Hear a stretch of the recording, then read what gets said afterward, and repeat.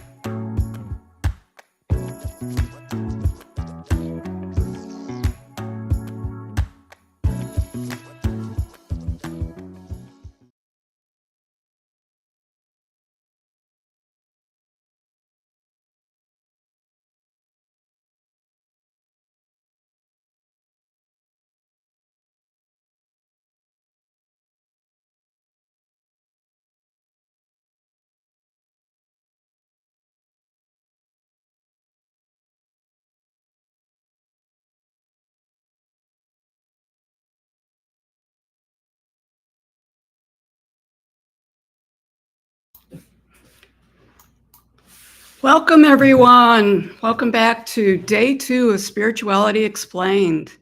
We are so grateful for all of you beautiful souls who joined us yesterday and are joining us today.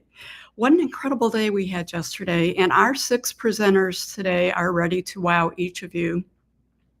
The presenters today are really excited to receive and address your questions. So if you've not already Okay. Apparently we have a little echo here.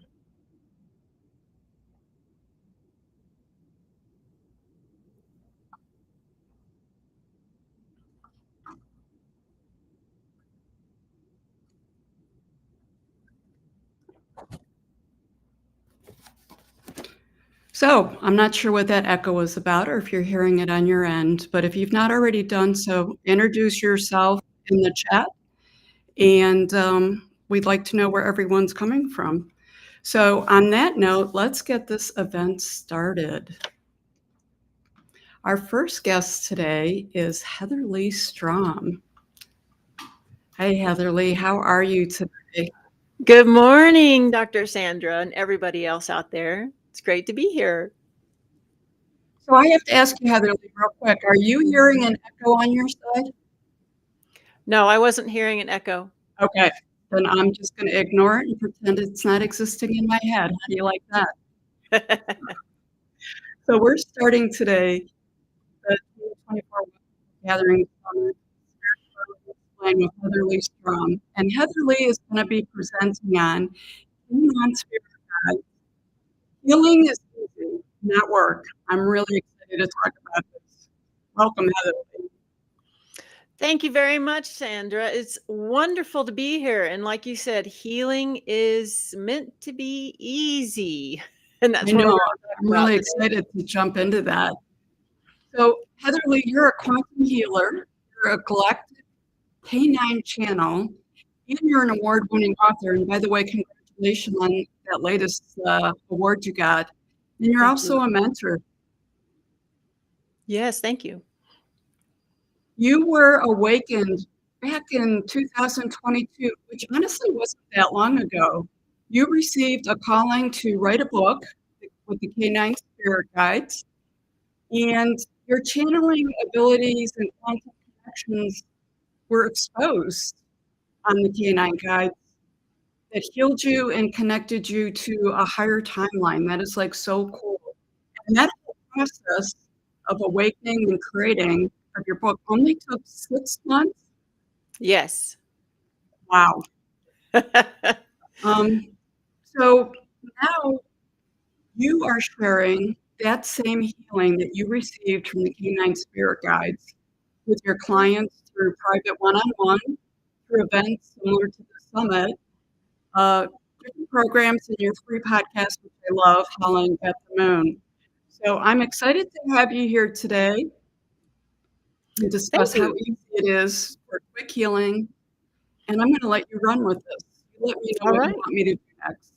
All right. We are ready. Um, Hello, beautiful souls. Thank you so much for joining us today. We're going to be talking about and connecting with the canine spirit guides.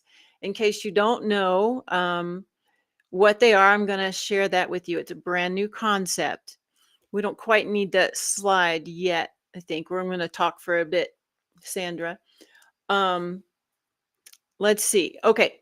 So there's a lot of frequency in this room right now. The canine guides are so excited to share with everybody. Their frequency is amped up. And so, for a moment before we start, I want us all to close our eyes, unless you're driving a car. Just close your eyes and just tap into this frequency that they're wishing to share with you. They are so excited to be here and to share with everyone who's watching live and also who's going to be watching in the future. So just take a moment before we start and just tap into that frequency. It's really, really powerful. If you can't feel it, don't worry. It's still working with you, and you're going to get a chance to try it as we go through our program today. So, as Dr. Sandra mentioned, I do have a very unique channel. They gave me the title Galactic Canine Channel because I work with and I channel in the frequencies of the canine spirit guides, which I will be giving you more information about. And what they do is they assist humanity with in executing these incredibly, extremely fast, deep healing technologies with alignments and reconnections. I haven't found anything they can't do yet. Some of the case studies I've worked with, these canine spirit guides are eradicating childhood trauma, past life trauma, limiting beliefs and fears, which I have to say is the number one thing that holds us back is our own beliefs and fears. They also eliminate masks of illusion that prevent you from seeing yourself clearly. And also they prevent you from connecting fully into your own soul. They identify and eradicate tags, which I'll explain, that bind you and prevent you from your own spiritual growth. So this can hold you back if you're trying to achieve that spiritual nirvana, right? And then ancestral patterns are identified and cleared by them, patterns you're not even aware of, oaths and vows that you might have taken in this life and other lives. Also, concurrent life timeline entanglements. A lot of my clients right now are clearing multiple timelines simultaneously and even opting to take on new timelines. So the canine guides are proficient in assisting us with this. And also restoring soul alignment, which many of us are not completely aligned with our soul and have never truly been connected deeply with it. Also in activating and connecting us with new higher timelines, which is what happened with me during my awakening, and reconnecting to other dimensions and also intergalactic races that you've been associated with before. So the guides will assist you in making these connections again and developing the skills you need to do that. And even business alignment. reconnection, or actually strategy. They're beginning to work with my clients on this as well. So I haven't found anything that they can't do, and I'm always amazed at what they're coming up with and sharing with my clients and assisting them with on their path. But like Dr. Sandra said, I'm a newbie. And this is very motivating to you guys who are just beginning your journey. I was just like you only 2 years ago, frustrated, aggravated. I knew I was supposed to do something. I couldn't figure out what it was. I just felt stuck. And I was in a cocoon. I wasn't meant to come out yet, but I was in a preparation phase. So while you're in this preparation phase, there's a lot that you can do to help yourself. And we're going to be talking about a couple of those points today. But first, let's start with, and if anybody has any questions, please put them in the chat. I'm sure there's going to be some questions come up. This is a brand new topic, a canine spirit guide. What is a canine spirit guide? It really doesn't have a lot to do with our physical dogs here, except that they offer the conduit for us to receive from the canine spirit guide. So they are essentially a spirit guide that associates with the dogs here on this planet, but the guides are not here for the dogs themselves. Like we have our own spirit guides and they're here to guide us. Well, the spirit guides that are here for the dogs that refer to themselves as canine spirit guides are not necessarily here to help that dog. They're here to work with you. So if you have a dog, then there's a canine spirit guide associated with this dog, attempting to connect with you, attempting to show you healing opportunities. Also, the fact that there are some things that need to be healed, drawing your attention to that. So everything the dog does is directed by this information from the canine spirit guide, whether it's a behavior, or maybe the dog gets sick, or maybe you just have a spontaneous dog show up, or a dog just unexpectedly leaves. So all of this is the canine spirit guides attempting to connect with you. They've been attempting to connect with me my whole life. They've been around since the beginning of time. So they've always been with humanity. But through my life, they were working with me, and I could not understand that. I couldn't see what they were trying to offer me. And that's what was revealed in my book, Canine Spirit Guides. And that's why they had me write this book, in order to introduce them to the world, to humanity. They're here to help humanity heal and grow spiritually. So my entire awakening is in this book. This book covers my entire life from the age of 4. And it also talks about the 10 dogs in my life that were working with me through these canine spirit guides. Now, this book only covers 4 of the canine spirit guides. There are over 50 in total. So there are more guides coming through. These guides are the what we consider the core 4. Is what they go by. Let's see if I can. Oh, it won't let me.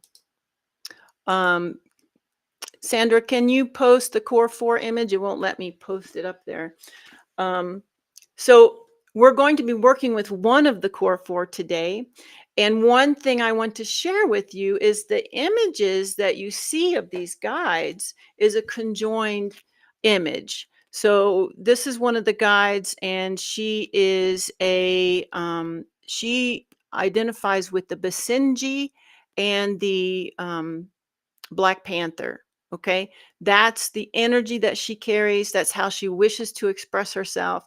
Those are the traits of the Basenji that she shares with us, and the energy of the Black Panther is what she shares with us when she appears in our life.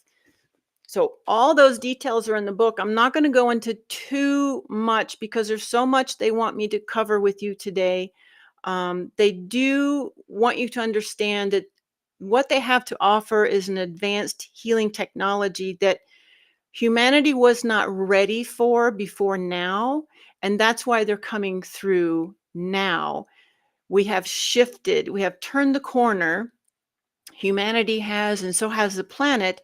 And so now we're able to hold a larger capacity of frequency, and our bodies are changing, our spiritual expression is changing, we're expanding as a race, we're growing and progressing. We are really, trust me, we are.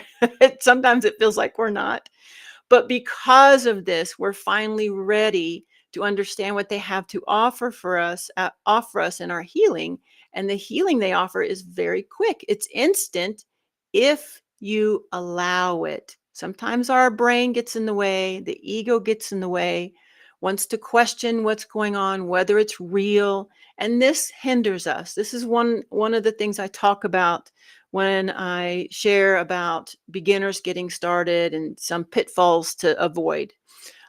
So if we can find that space where we're comfortable and we can completely trust and ready to surrender, the ego has to take a back seat. We have to be fully ready to surrender. And these guys will come in and show you exactly what needs to be done, give you pertinent information about your soul's history, not just this life's history, but your entire history when you need to know it, what's applicable to the healing that needs to happen. And they'll share that with you, and then they'll tell you exactly what they're going to do for you, and we'll do a healing session right then and there. My session's about 90 minutes, so this is how they work. And I had some people ask me, so why you? Why did this happen to you? Why all of a sudden were you chosen to be this conduit? And I had the same question because I was not a spiritual person when I received my calling, my awakening. And that story is in my book. It's very, very interesting how they communicated to me that it was time to get to work. Um, but I just felt like I didn't have the skills to step up to this task when I was writing the book. And what happened was the guides were healing me as I was channeling in this information that they wanted to have in the book. So their process of healing was incredibly powerful. In a single session with them through a meditation, I would heal lifetimes and lifetimes of pain, baggage, fear. They would show me, identify exactly where I was missing pieces or thought patterns that were circulating me back in the same old grind. And I just couldn't make any progress before. And this is very important to understand because healing and becoming fully evolved in your spirituality is not a state of mind, it's energetic. So it's very important that we heal the lower vibrational energies and get them out of our energetic system, allowing more space to come in, more expanded frequency, higher vibrations to come in and allow us to elevate our frequency. If we don't heal those lower patterns first, they're taking up too much space. It's kind of like being in a hot air balloon, and you know those sandbags on the side of the balloon. The sandbags help weigh the balloon down so it can come down and land. Well, if you have too much lower vibrational frequency, fear, negativity, anger, rage, insecurity, the ego just constantly banging your head about, you can't do it. These are all negative frequencies. And these need to be removed. So the sandbags have to be pulled off the basket in order for the balloon to rise, right? And spiritually, that's what we're trying to do. We're trying to energetically elevate our frequency so that we can become more of a collective society. So this is critical for humanity right now. We're at a critical juncture where we're really attempting to push through into this beautiful, harmonized collective consciousness where we only operate on the good of all. And this is necessary in order for this to happen. We have to heal ourselves before humanity can heal. As we heal each of our pieces, so does humanity heal. So, are there any questions about that so far? No. Okay.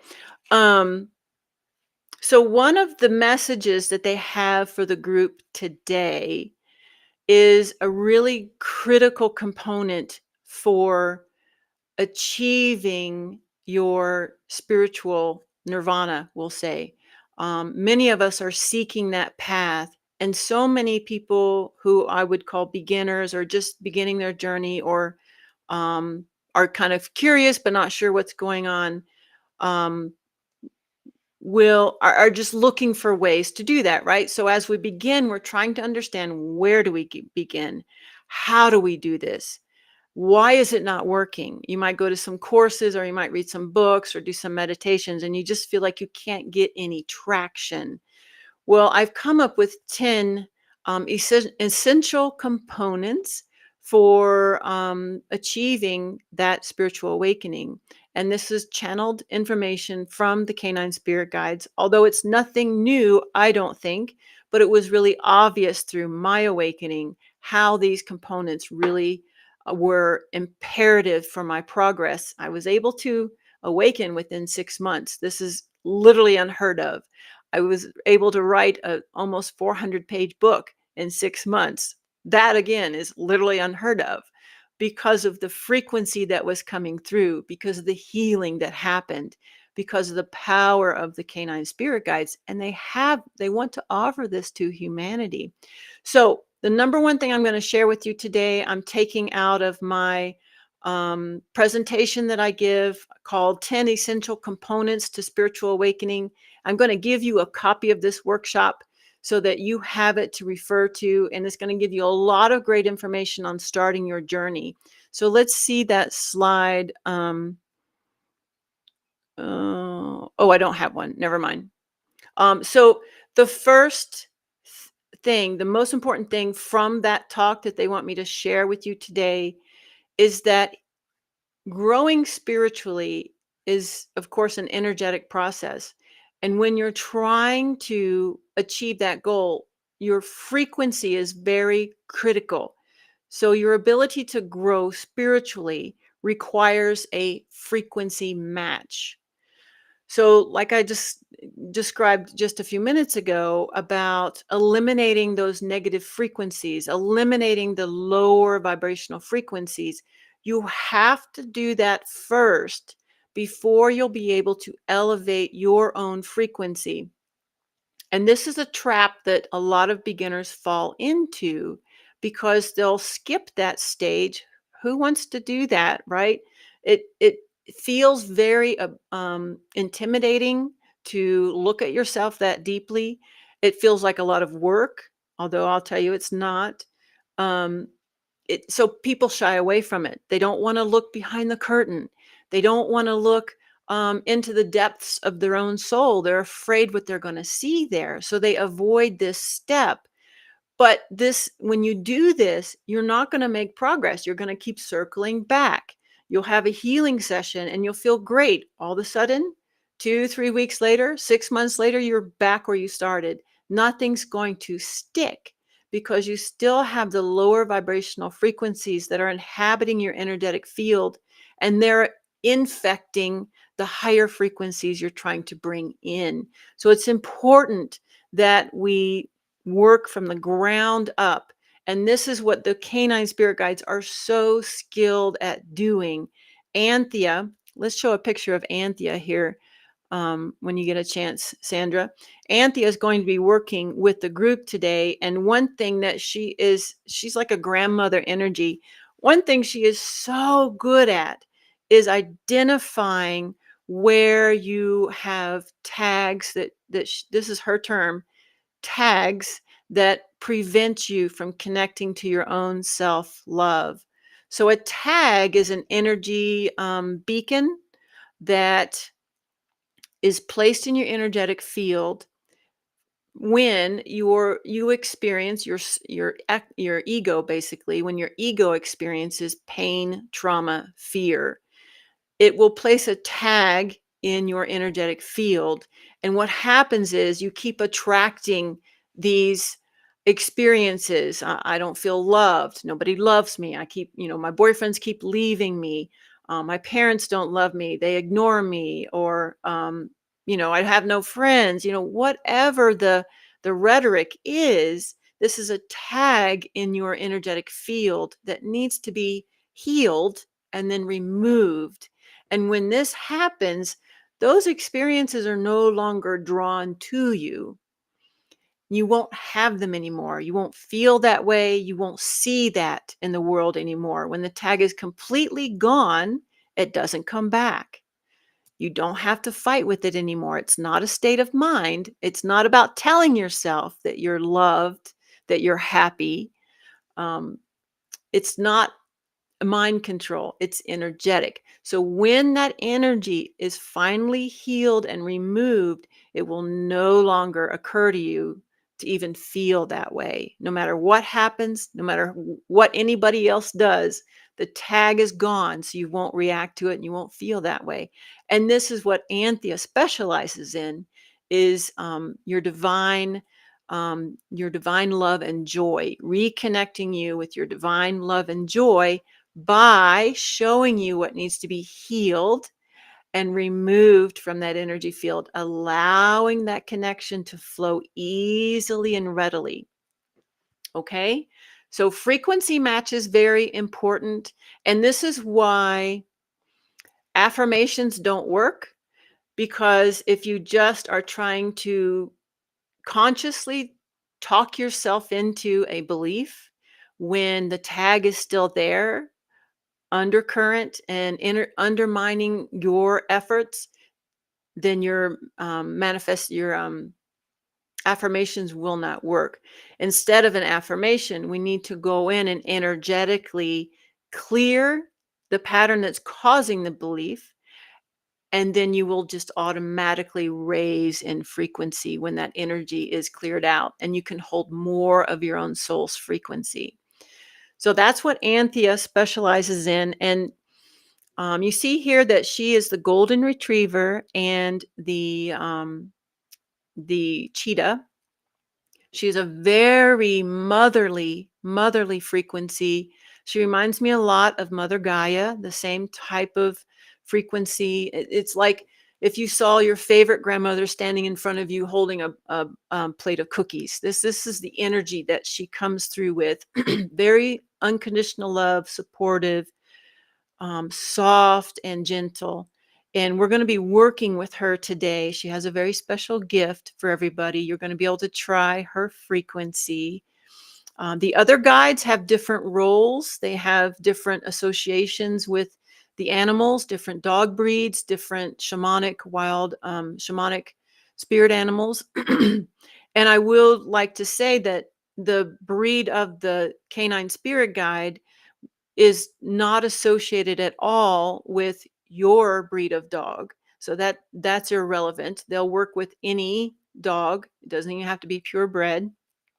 They also will work with you if you request their assistance and you don't have a dog.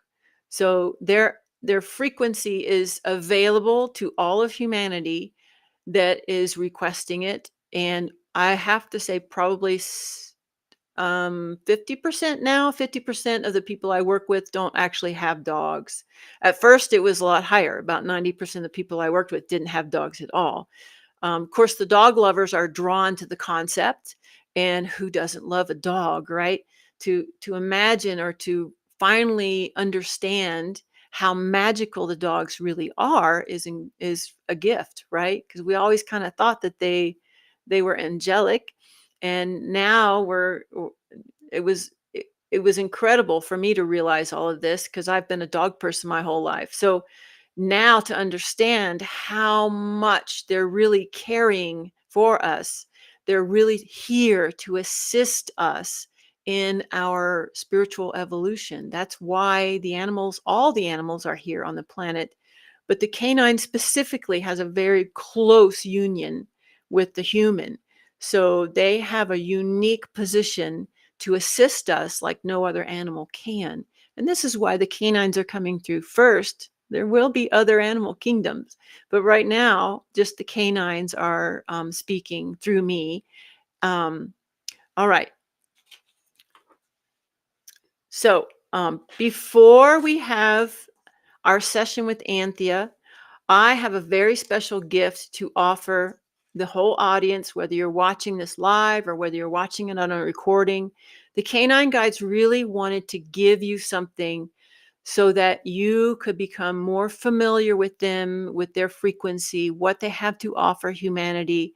So they've prepared a really special bundle for you. It's got a lot of information in it. Um, Sandra, can we put that first slide back up, please? They have this bundle I've prepared for you. You can access it on my website.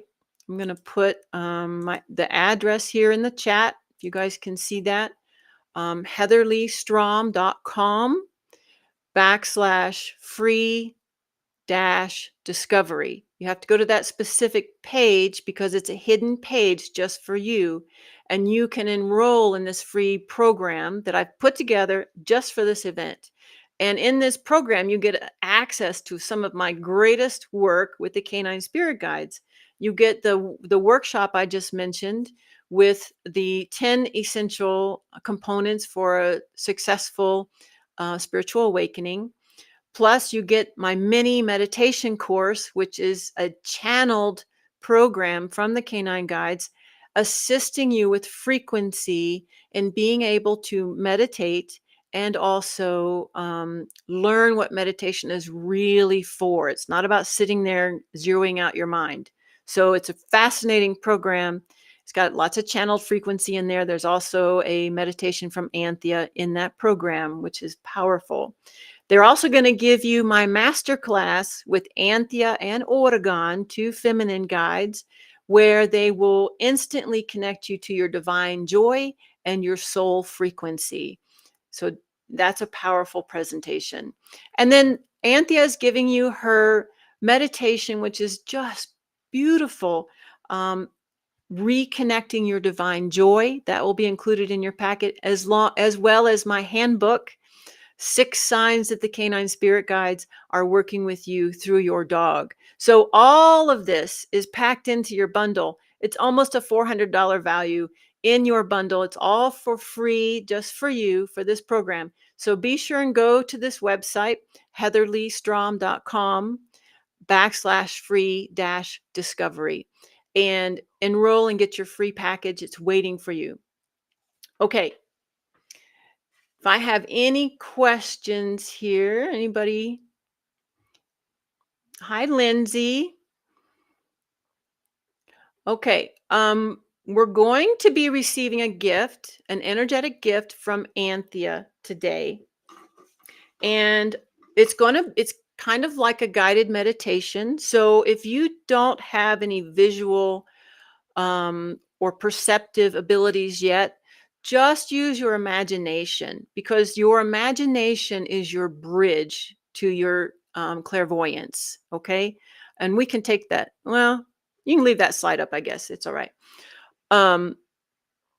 So just follow along with how I describe everything that's happening, and use your imagination if you can't see or feel or hear what's happening. Just trust that it is. And I've already sealed this space that we're going to be working in. It's a habit of mine. It's a huge space. All the canine guides are here, not just the core 4, but all 50 of them are here in this space. Very excited, lots of energy. And we're going to be focusing on working with Anthea, who is the motherly canine guide that I introduced you to, who is the golden retriever and the cheetah. I'm speechless. And the cheetah. All right. So for those of you who wish to receive the gift, just give a telepathic yes, please. I'd like to receive. If you just want to watch and you're not sure if you want to receive the frequency, just say no, thank you, and you can come back later and do it if you decide to do that. So it's totally up to you. Free will. It's a gift from Anthea, and she's going to be helping this group with a tag that could be impeding your own spiritual journey, and that's the tag of I can't do it. Because we get frustrated when we feel like all the effort we're making isn't getting us anywhere, right? So she's going to be addressing this tag in your energetic field, I can't do it.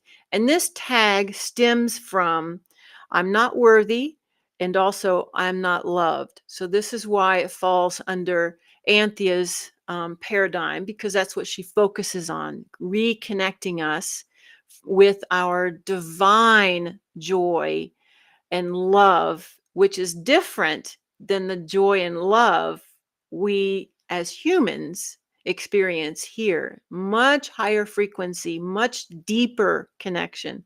So that's what we're going to be doing here in just a couple seconds, okay? Are you guys ready? Are you ready to experience the canine guides? Looks like Lindsay is. Hi, Lindsay. All right. I don't see any questions. All right. Okay, so those of you who are wishing to participate, have your feet on the floor, close your eyes, take some deep breaths with me in and out. Just get your body relaxed, and another deep breath in and out. Very good. And I want you to shift your focus to your sacral chakra just below your belly button. And from this space, we're going to be directing a grounding rod down through our base chakra, all the way out our energy field, down into the planet Mother Earth, Pachamama, all the way down to the center core crystal of the planet, and just anchor that in there like a fist wrapping around a boulder. Okay? Get that grounding rod nice and tight. Very good. As you connect in there, you're just going to feel the frequency of Gaia coming up through that grounding rod, all the way through your body. Feel that love that she shares with you, the protection she offers you. Just feel it coming up all the way through your body, comforting you, coming up all the way through the crown. As it comes through the crown, I want you to visualize, which is at the top of your head, I want you to visualize a window or a door just above the top of your head. And I want you to open that access there, because you're going to be receiving this frequency through your energetic field. So just open access, providing your consent to receive. And as you do, you feel this cosmic fatherly energy come down through you. It's a little bit cooler, crisper than the earth frequency you just experienced. Just feel it coming all the way through your body, all the way down your legs and out your feet.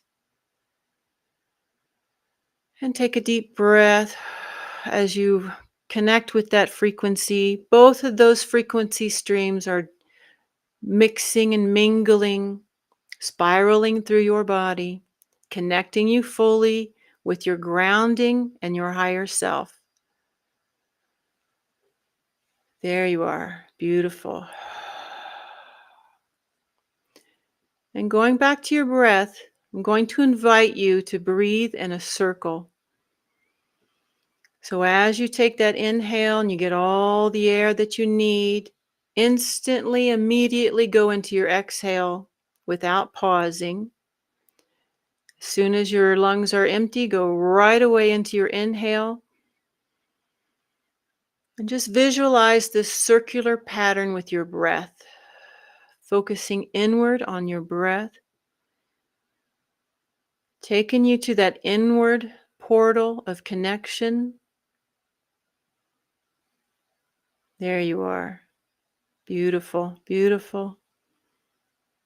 Anthea is coming into our space now. Just open up your abilities to perceive,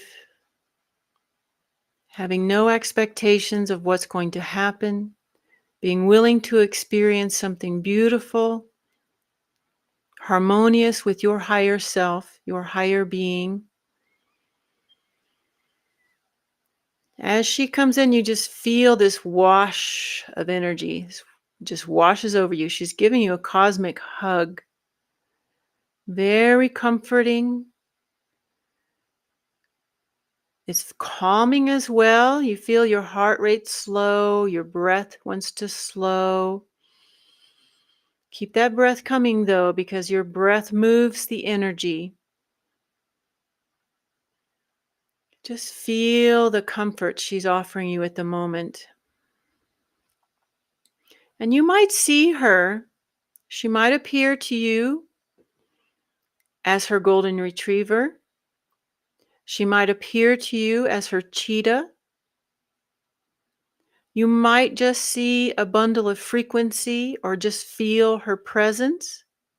And all of that is perfectly fine. I see her as a bundle of frequency, and she'll tell me which form she wishes to appear in. But however she appears to you is perfect for you. The golden retriever has a different message than the cheetah. So if she wishes for you to know that, she will appear as one or the other. She's just giving you this big, big hug. She's so happy that you're here. She's so happy to be sharing with you today. And as she gives you a big hug, she begins to connect with your heart. And you feel this connection here around your chest. It's a very comfortable connection. And through this connection, she's able to identify your tags around insecurity, feeling like you can't possibly achieve this goal of spirituality.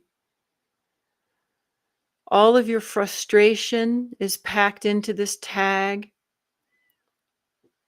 Any jealousy you might have for other people who are well on their way is also packed into this tag. Any fear you have of not being able to match up, not being able to achieve your goal is all packed into this tag. Any pain you've had in the past that talked you into believing that you couldn't do it, whether it be something someone said to you, a bad experience you had when you gave 100% before, all of this is packed into this tag. And as I'm talking here, it's just collecting in your heart chakra. A big old ball. It's very, very thick. It's all coming from different aspects of your physical body, your energetic body. It's all resonating with the frequency she's sharing with you right now. Coming into collection here in the heart chakra, ready to be expunged. So just sit with that a moment. If it's meant for you to know the source of this tag, the emotions, the memories, the pain, the fear, could even be from a past life where this has followed you through. If it's meant for you to understand it, it will be revealed to you. However, I will tell you it's not necessary for you to understand it. The only thing that is necessary is for you to be willing to give it up, willing to surrender and let it go. So hold that intention in your focus right now. As you hold that intention, Anthea is applying this massive suction force to the heart chakra, and you just feel this big wad. It looks like taffy coming all the way out the heart chakra. She's just pulling it out, pulling it out. Keep going, keep going. Finally, the tail is coming out, and it kind of looks like a big fat serpent moving out into the atmosphere. As this serpent, this taffy-like texture of a lower vibrational frequency moves further and further away, it suddenly bursts into violet flame. And you just see it disintegrate into all of these stars. And this frequency is being transmuted back to love and light. And it will be recirculated back into the world, into the universe, the multiverse. But it will not come back to you. You're done with that energy. You now have space to draw in more frequency, more higher frequency, elevated frequency from your soul. So she's sending some of this energy down to you through your heart. You begin to feel the influx of your own pure source energy drawing in through your body. It occupies the space that's now empty from what we just removed, filling you back up. It keeps filling and keeps filling until it bubbles outside of you into your spiritual energetic field, out about and around you like a bubble. It just keeps filling. Take a deep breath, and I want you to feel how different your body feels as you breathe in,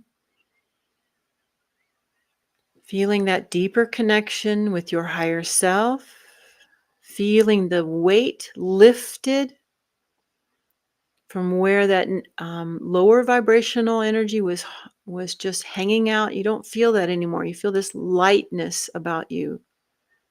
Beautiful frequency. Just sit in that moment. Sit in that space right now. Take a moment. I want you to be very familiar with how this feels. You want to sustain this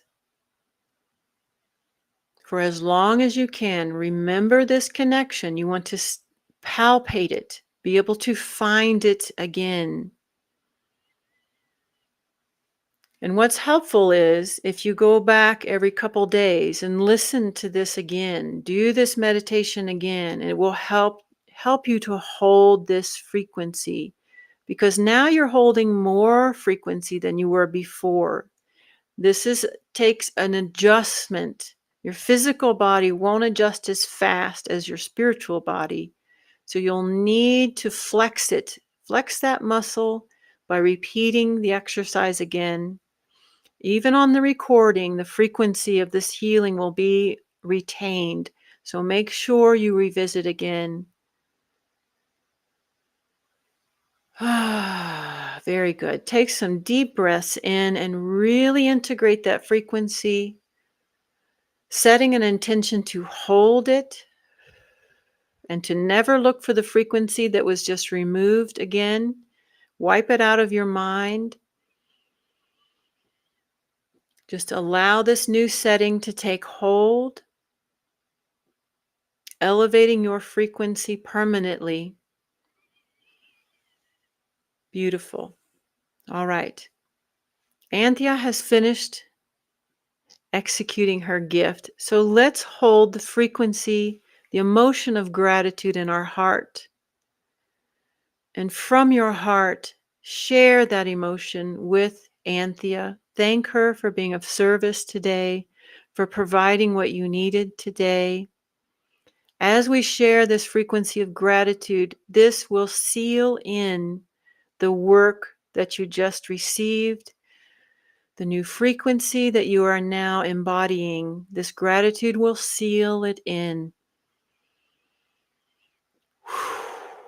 She takes her leave. Okay, so now let's connect with the breath again.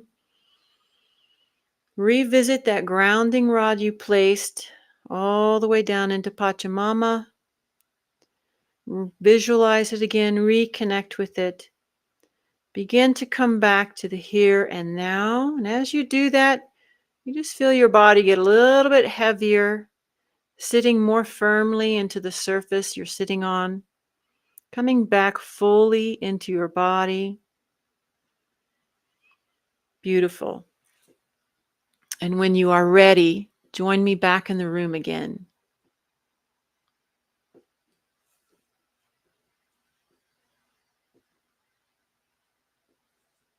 All right. How was that for everyone who's doing this live? And do you have any questions? The chat is open. So that was an example. Oh, we have a question. Lindsay was don't- ready before we start. Wow. Oh, okay. Are you going to share? Me? Yeah. Of course. You wrote wow. Did you have I the did experience write to share? wow. It was like, I was like, gosh, I've got a long day of a summit ahead of me. Like, I am like so mellow and melting into my chair right now. It was for me very powerful, and like my shoulders just dropped, I feel like 6 inches. So the stress that I was feeling before we got started was gone. And, it was relevant to me. One of the things I'll share, Heather Lee, is we did a podcast together. You were a guest on the Happy Hour for the Spiritually Curious podcast. And when I was preparing for the podcast, I always go and, try and find out as much as I can about the guests to be able to prepare for that. And one of the stories I tell with preparing for you was I got so lost in your free work. Always someone has something, I'm going to sample it, and, it gives me a sense of direction of where to go with the show. Yeah. Was I sampled some of your work, and then I got into your podcast that had a lot of free other work. And like 3 or 4 days later, it was 2 or 3 hours before the show, and I realized I didn't have any questions because I just like got so into your work and it felt so good for me. It was almost like not a good way to describe it, but almost like a drug it just made me feel so good. And I can't explain it. I couldn't explain it at all, but it profoundly affected me. And this meditation honestly was no different. I see Lindsay added her feelings on there. Yeah, peaceful. Yeah. Yeah. And, they have all of the guides have different roles and purposes and different types of frequency. So each guide carries a different frequency. And when you begin to work with them, you begin to understand and be able to identify that frequency. I actually just set up a course with the Canine Spirit Guides. So anybody who's wishing to learn how to integrate their frequency, how to identify them, and eventually how to do what I'm doing, I've actually released the first stage in this process. They call it the base camp. So I think there's 6 modules where you'll learn all 4 of the Canine Spirit Guides, the core 4, learn everything about them, you'll have experiences where you learn to identify their frequency. They have some energetic upgrades for you to energetically assist you in this process. So there's at least 2, I think maybe 3 learning modules for each guide. So it's a really good base training for you to expand upon when I get the rest of the training created. But the goal is for other people to be able to work with the Canine Spirit Guides after some training and integration of their frequency. So this is stage 1, is the base camp. So if anybody who's watching wants to learn how to do that, that program is available on my website. It's a pop-up when you get to the main page, so you'll be able to get there pretty quickly if you're interested. Wow, that's awesome. And I love that they're integrating themselves more into this earth plane and into humanity to spread this around and get the work out there. I mean, I'm so excited about healing not being work and being easy. So as we're moving out of this old third dimensional paradigm and we're evolving on so many different levels, I think that it's really cool. And you called in an advanced healing technology. Yes. Is that just basic things like how we heal ourselves or what that looks like is going to change also? Because, we talked about it on one of your podcasts, is so many people have like their whole life gets consumed with healing themselves. And Yes. I feel like they miss out. And I mean, I myself, there's times that I've reached out to professionals to help me through a situation and those kinds of things. And it was beneficial. But boy, if you can get it done instantaneously and just move on, what a great gift as we're moving and upgrading through humanity. So Yeah. I love that. And the other thing I want to say, you mentioned it briefly in this meditation, or Anthea did, is you talked a little bit about ancestral work and healing that. I know you get into it more in that show we did with the podcast, and actually you share a very great personal story, and I do know that it's in your book.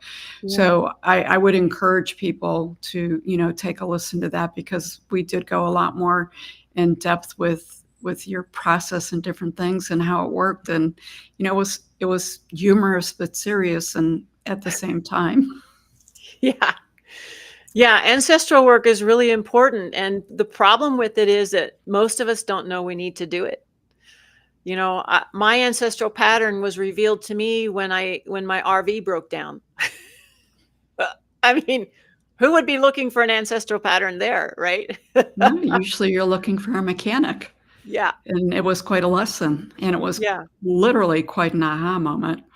yeah, yeah. So, and part of the learn as a beginner, it's so hard to sometimes connect with those messages when they're coming at you all day long, messages from your higher self, messages from your spirit guides, and the hard part is seeing them or hearing them or understanding that an event is a message or something that comes out of someone else's mouth.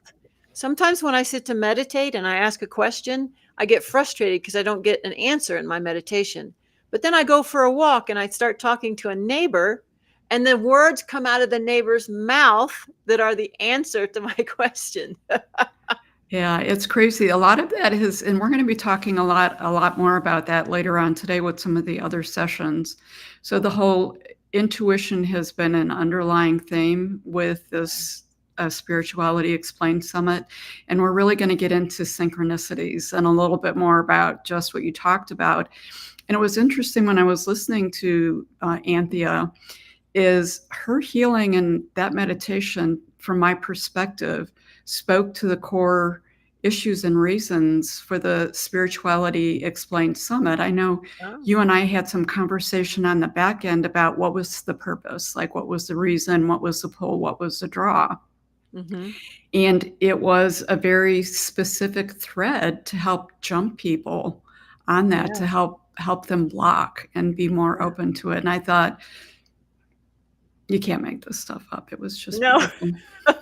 No, and she actually offered that probably about a month ago, but I wrote it down. I said, "Okay," because typically they won't give me specific detail until right before an event. So I thought, well, just in case she changes her mind, I'll just hold on to this. But I know, and I know that you've had that happen before where you thought you were talking about one thing and it ended up yeah. being something else. Well, we're almost close to finishing up our hour. That went really quick. You talked a little bit about what you're working on now. What Yeah. is there anything else on the horizon that's big? What's your next thing? Well, the next thing is establishing programs in person. Right now I have a number of programs virtually, and I'm going to be doing I'm hearing, I haven't set it up yet. If anybody's watching this and they're interested, let me know. But I'm hearing that I need to take a group together through this healing process with the core 4. So in October, I'm going to be starting a group journey to take people through the process of healing with each individual guide, kind of like what I experienced. So I don't know if that course will be 6 months long. I don't know.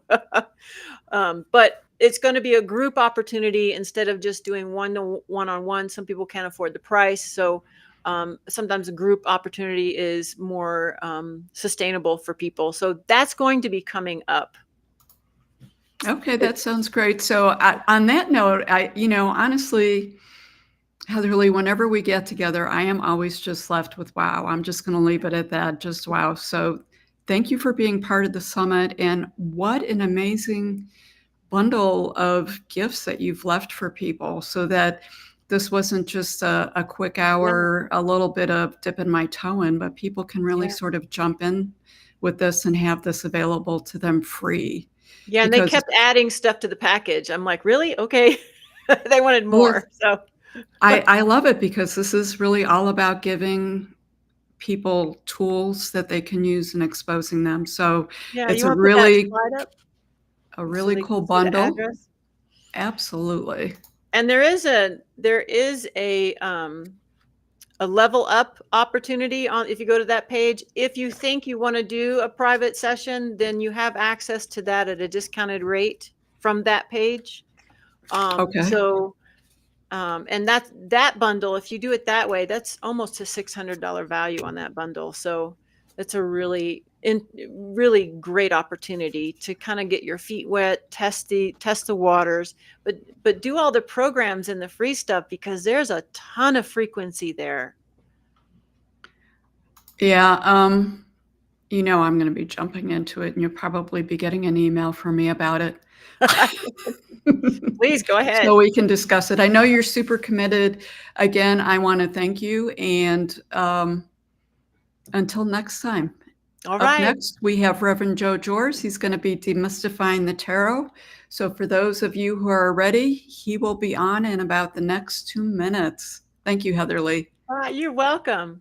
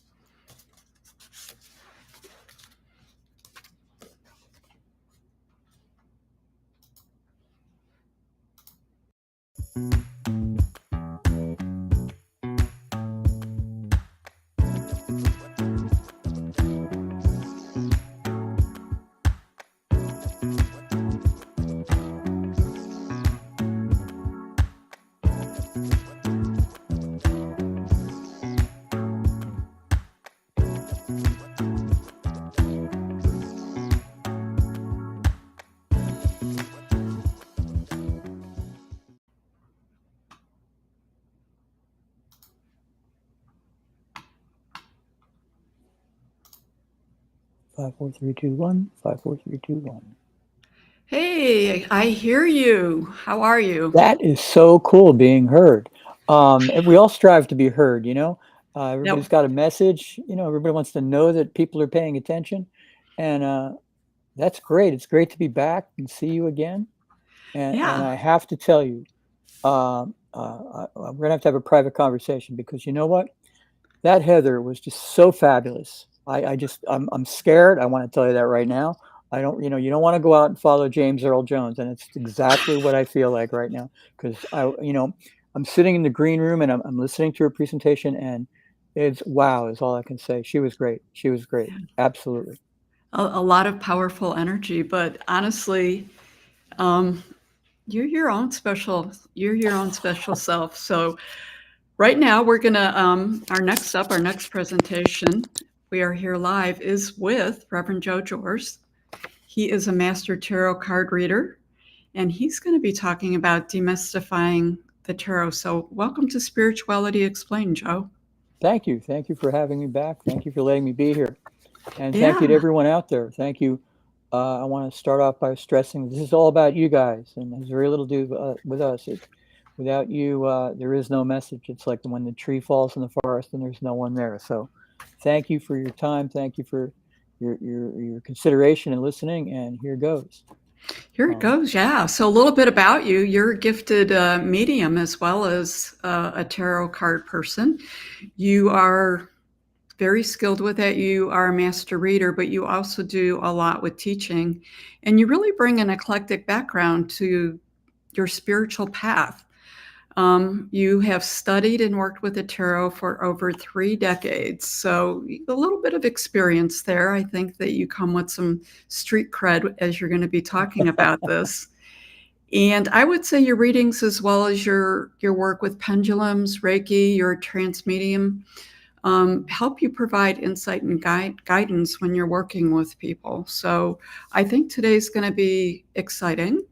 And I will have to say, Joe, for me, it is always a treat when we have a moment to reconnect. You're just full of so much information, and you come with all this history that you bring with it, along with the wisdom. And I always learn something new and walk away with an aha. So I do want to encourage everyone who's listening to this to introduce themselves in the chat, say where you're from. We're very open to any questions or comments. A lot of folks have a lot of questions about the tarot, and this is really a great opportunity to ask these questions because, as I just said, we have a fellow here who's been doing this for over 3 decades. Thank you. Yes, it's been a great journey. And I think it's awesome. It talks to something that's been going on within human society for, politely, I would say tens of thousands of years, but that pesky science and archaeology and sociology, they're just getting in the way again because they're pushing the boundaries in all directions in quantum physics, in sociology, in history, archaeology, and they're now pushing human civilization back far beyond 5,000 years, far beyond what we've ever been able to conceive, what with archaeology going on in Turkey and in Europe, all around the world. This is an amazing time to be alive. And throughout that time in history, man has striven, or strived rather, I don't even know if striven's a word, but has strived to connect and We could answer make the it a word. questions. Yeah, we could. We all have questions about our existence and afterlife and things like that. How come this happens? Or just plain old give thanks and stuff. And that's been something we've been doing literally for almost hundreds of thousands of years. This is one of the things I discovered in working on my class for the United Metaphysical Churches. And I really love this. There's an archaeological dig that was, I don't know if it's ongoing, but this goes back to 2021 in Israel, the Middle East there. They were uncovering some artifacts in an archaeological dig, and they came across these bones. And what was exciting to the archaeologists about the bones, they call them the Rami bones, there were these markings on these bones, but they're not the markings of a hunter who has had a kill and is now cleaning the kill to eat. These are specific markings, specifically placed, completely different from any other marking you would expect to see in that case. And what the archaeologists and sociologists have come up with is that this is perhaps an example of the hunter-gatherer giving thanks to the animal for its sacrifice and giving thanks to spirit for the abundance and stuff. And this is amazing stuff because the dig is dated to 120,000 years ago. So for at least that long, and even further back, man has been using symbols to communicate, to help things make sense in their day-to-day world. And that's kind of what tarot is all about, because it's pictures, and it's things that trigger the subconscious to connect, much like, all the visuals around us and even the audio signals around us. When you, I don't know, go to a famous museum, Philadelphia Museum of Art, Museum of the Met in New York, or perhaps the National Gallery, you're going to be exposed to all these images and all these pictures and all these things. And after a while, things are going to start to resonate to you. Perhaps you like this, you don't like that, this clicks. I feel something from that. And you move forward from that to the things that are around us, these little guys here that we carry with us that have all these images on them, and the TV and the movies and things. These are all moving pictures. These are pictures sending messages, helping us connect and working out that resonance, if you will, to not just help us feel better, but to be better. Thank you, Melissa. I'm going to give you a shout out now. I see your name pop up there, and she is just brilliant. She's a real dear friend of mine. She's been around for a very long time, and I had a feeling, I heard somewhere that you have her coming up in day 3, maybe. I do. She's going to jump us off on our final day, day 3, her and her mom, and that's going to be a special one. Oh my goodness! you folks, please, this is a shout out to Melissa and her mother. Please hang out for that. They're going to be really fantastic. They really, really, really well. And thank you, Sandra, for populating this blog here, this summit. This is a great thing. But going back to the talk of symbolism, we all feel isolated. We don't really feel connected sometimes. But just talking about cave time, or prehistoric, let's say, symbolism, there's also someone who's taken the cave art from around the world and codified it, compared it, laid it down. Oh, these are feather symbols, these are squirrels, these are this, that. It turns out there's an alphabet, if you will, globally, in all these cave things, that they all refer to they all refer to things in the lifestyle, in the experience of the people that drew them. And it's a way of communication, as it turns out, globally. And, this is deep science. And I'm like, oh my God, this is crazy. This is amazing stuff. And so that's where my theories come from. That's where I think that it's spiritual in nature, because it helps us connect and help us bring spirit into us, because it's always out there. Spirit's always out there. At least for me, working with tarot over all these times, it's helped me open up to the beauty around me, to the resonance around me. You can always find something to be happy about, and always find something that's abundant, and always find some connection to help you out. I remember walking my dog, walking down the street one morning, and all of a sudden I was completely stunned by the beauty of the sunlight coming across the lawn to my left, to my right. There's all these brilliant dots of light, and like there's a sea of pearls and diamonds, and I was like, wow, that's great. Now, how many of us really take the time to notice that? Do you know what I mean? Yeah. And something like that can happen to you all the time. And that's one of the things work with tarot can help you do, is open up, slow down, and see the stuff that's happening around you. It's actually a very, very good thing. It's not just Can you about, expand on that a little bit? oh yeah, the more you work with something, it's like the old joke, how do you get to Carnegie Hall? Practice, practice, practice. The more you work with a given discipline, and there's so many out there, they're all correct to someone. But in terms of working with art and tarot to connect, the more you work with it, the more used to using symbolism you get. We start out with things like the red traffic light, or the stop sign, or the men's or ladies' room signs, different kinds of symbolism there. And we get wrapped up in modern life and get so busy that we don't really think much about all the different flowers, or all the birds, or the various trees, or the sky, or anything like that.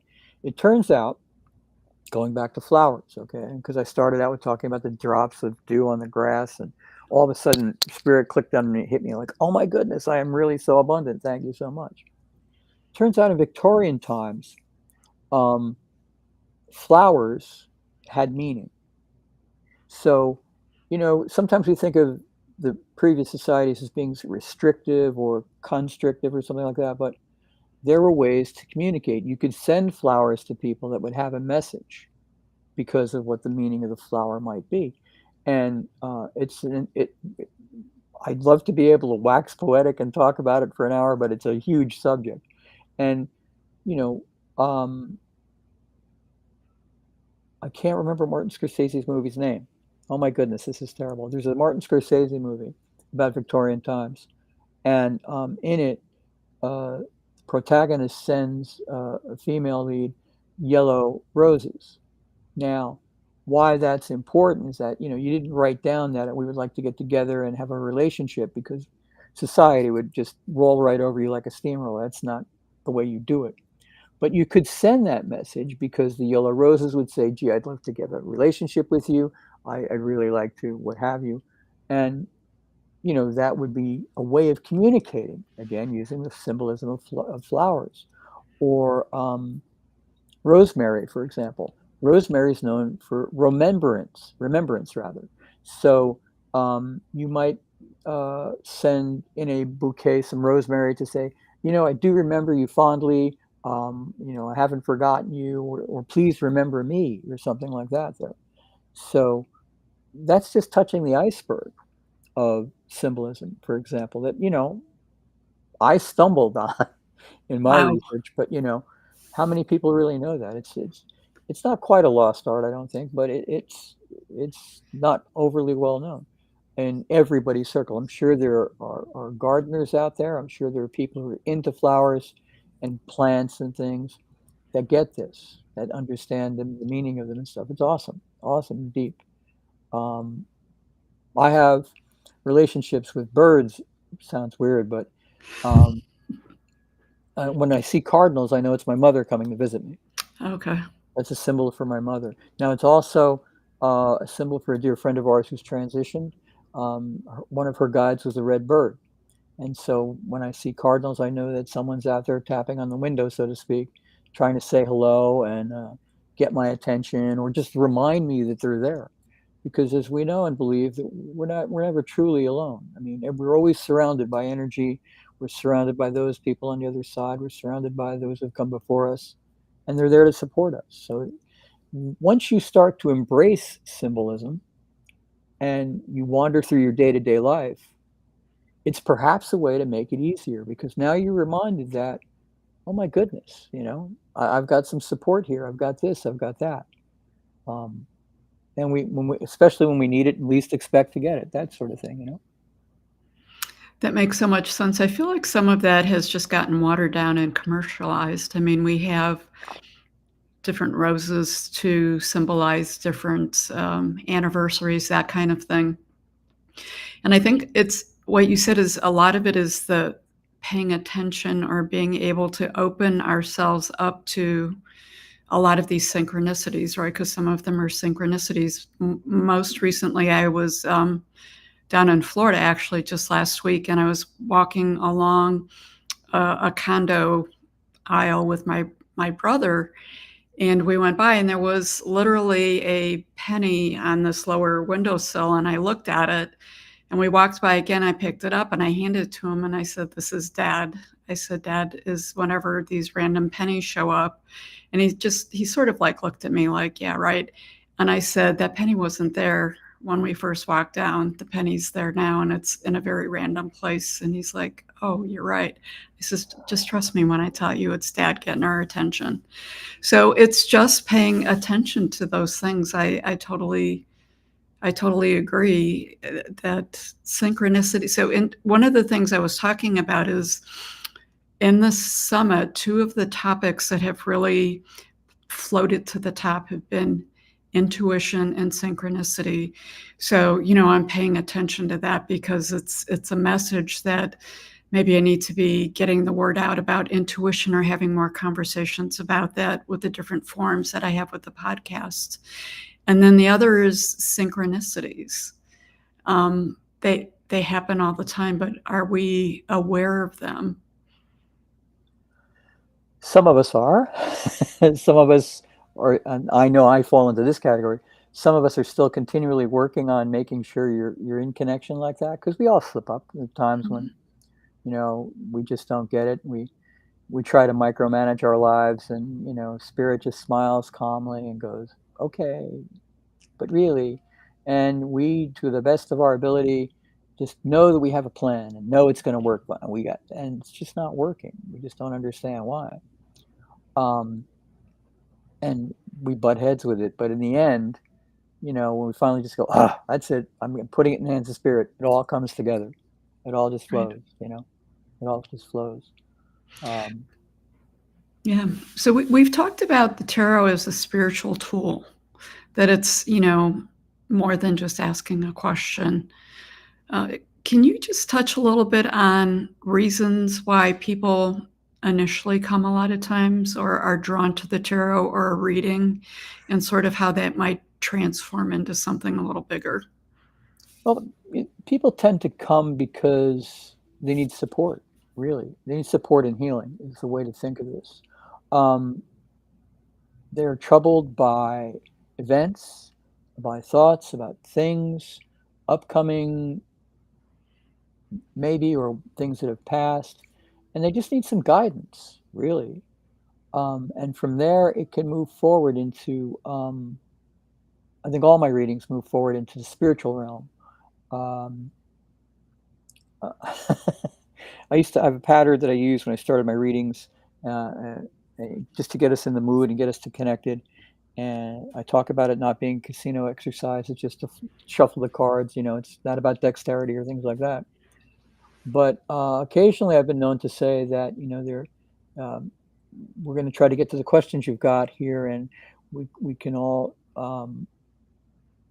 How do they used to phrase it about, unfortunately, they're not going to give me the lottery numbers, and everybody's looking for tall, dark, and handsome, and you're unfortunately going to have to pay taxes for the rest of the time. And everybody would jiggle and laugh and things like that, and we would break the ice, if you will, and get into a connective spirit kind of thing. I don't remember my readings, which is a pretty good deal. I, I believe in just being isolated from that. But I can say it's my feeling that so many people come for generally the same reason, not the specific reasons. They are looking for assistance and help. They may feel to some ways. I used to phrase this as like a marble in a Cuisinart. You feel completely overwhelmed by life, let's say, or the subject at hand, and you're just looking to see if there's a way of getting some clarity, getting some feel for perhaps a way to move or some better understanding of the things around you. And that's what I do. That's what we do. It's non-judgmental, first of all. We take the cards and use those images to connect. And you can have you have a fairly universal agreement on what the cards mean. And I go through this in my classes. I have to caution us when we say cards mean, because it's much like the way we learn to read.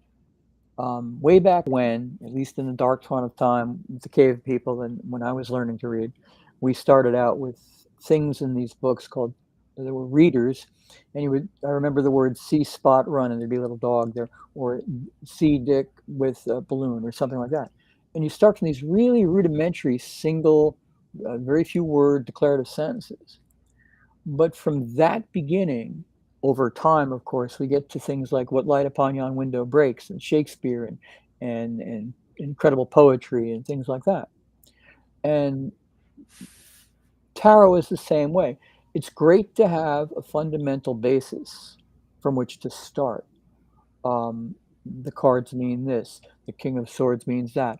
One of the 6 spooky tarot cards comes up, Death Tower, and I'm going to not touch on that. It's another lecture.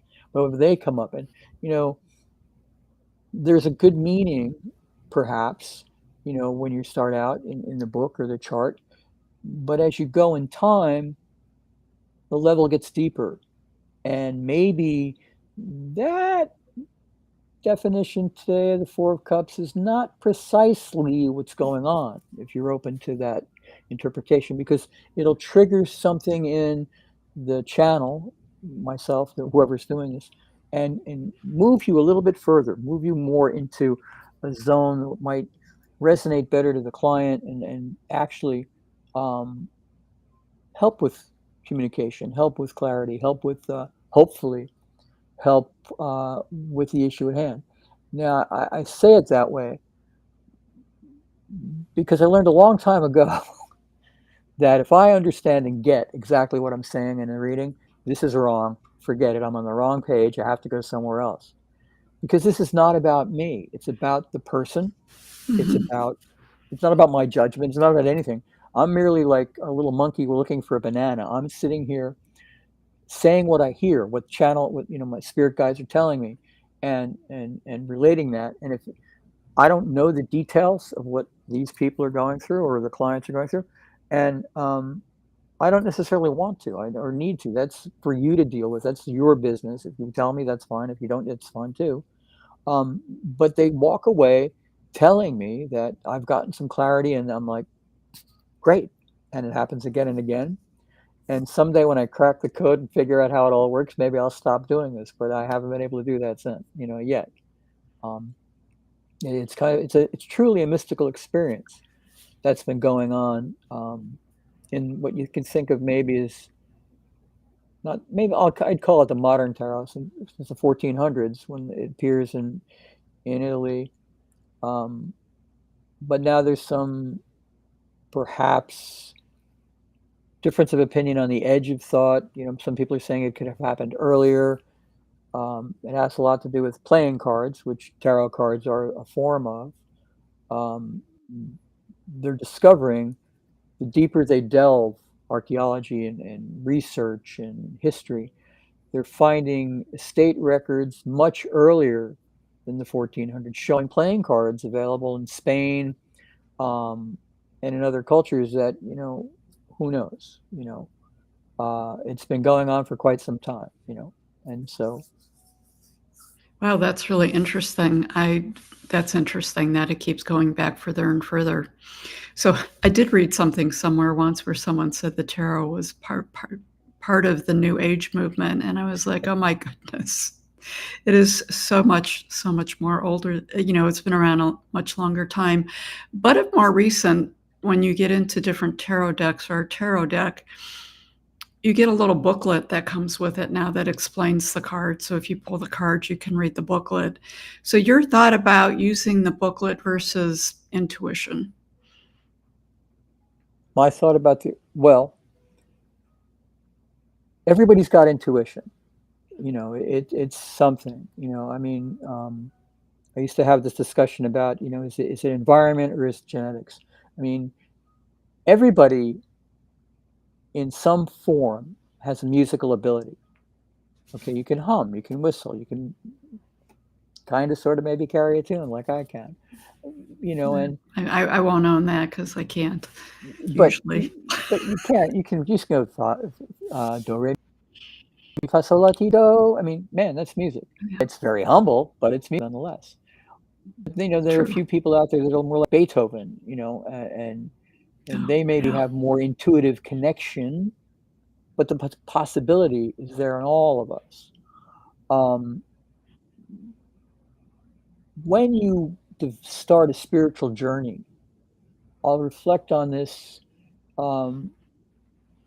by talking about my parents. My parents were these crazy, wonderful people that were kind of out of time and space when I was growing up because they had these differing opinions, and one of which was that we really should be able and could do anything we wanted to do, just go out and try and be good at it, And I come from a Roman Catholic upbringing.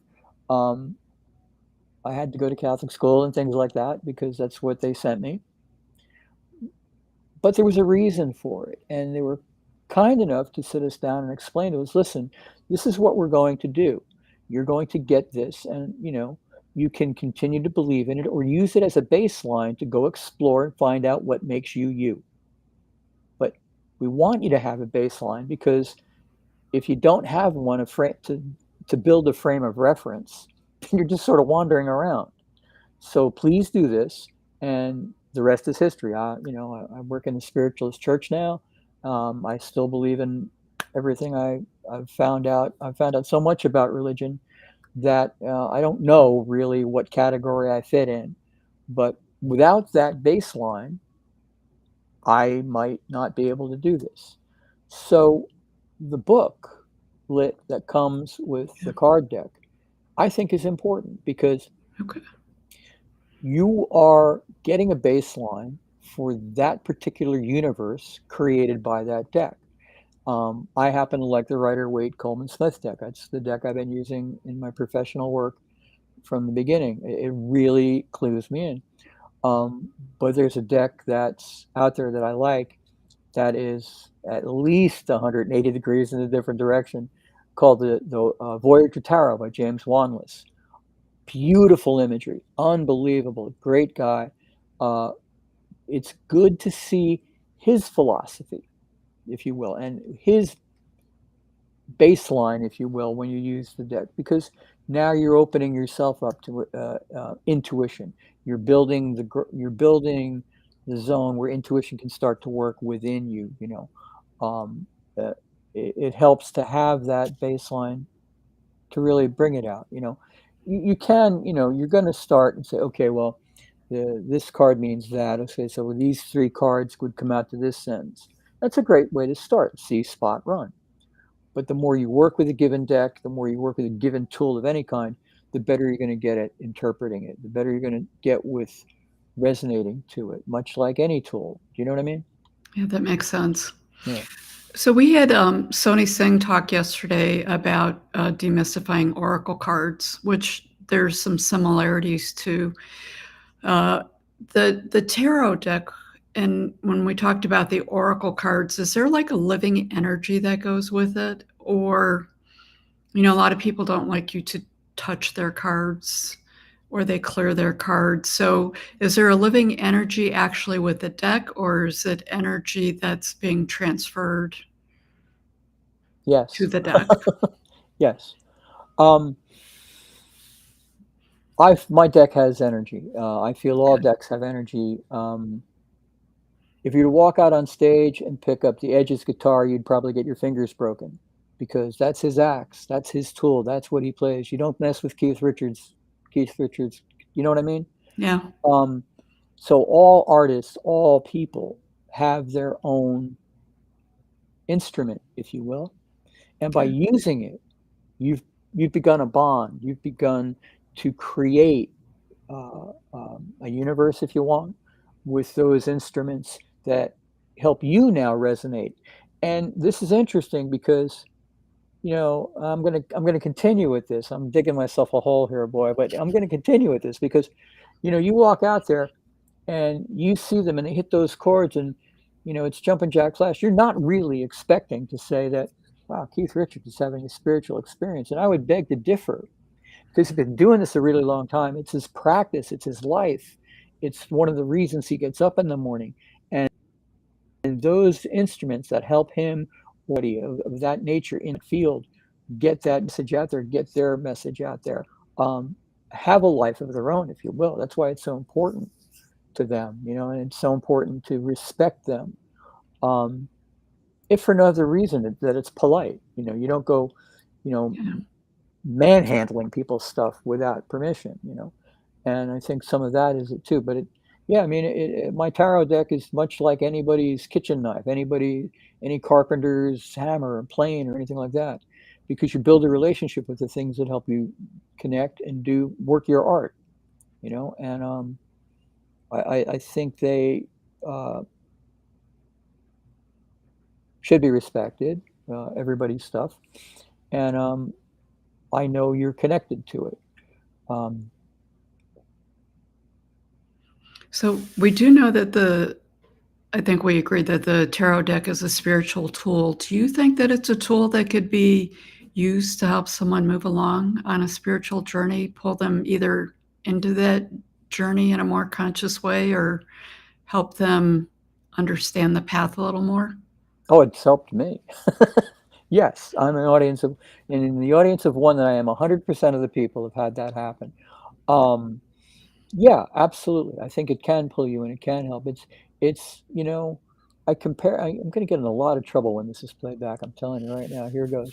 When you look at the religions in the world whose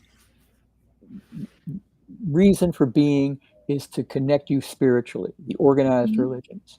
And I'm not limiting that to a number. In my definition, that's actually a very broad realm of faith and belief. In like Islam, they do not have graven images, but in their discipline, they have these incredible geometrics that are like mandalas that you would also find in the Indian religion, the Hindi and religions from the Asian element, So there is a way of connecting that way. And then when you come to the Western religions, like in Catholicism and some of the cathedrals and things, there's this incredible statuary, incredible stained art, and again, mosaics and things. And all of these things exist to either remind you of a story or to connect you better, to help you on your spiritual way. And from that, we get to art. Art does the same sort of thing. Art can be very controversial and make people angry and stuff, but it's also there to resonate and help make you think and help make you connect. And that's one of its functions, and that's what it does. Um, I would take this out as far as that's the word, indigenous peoples around the world, their belief systems.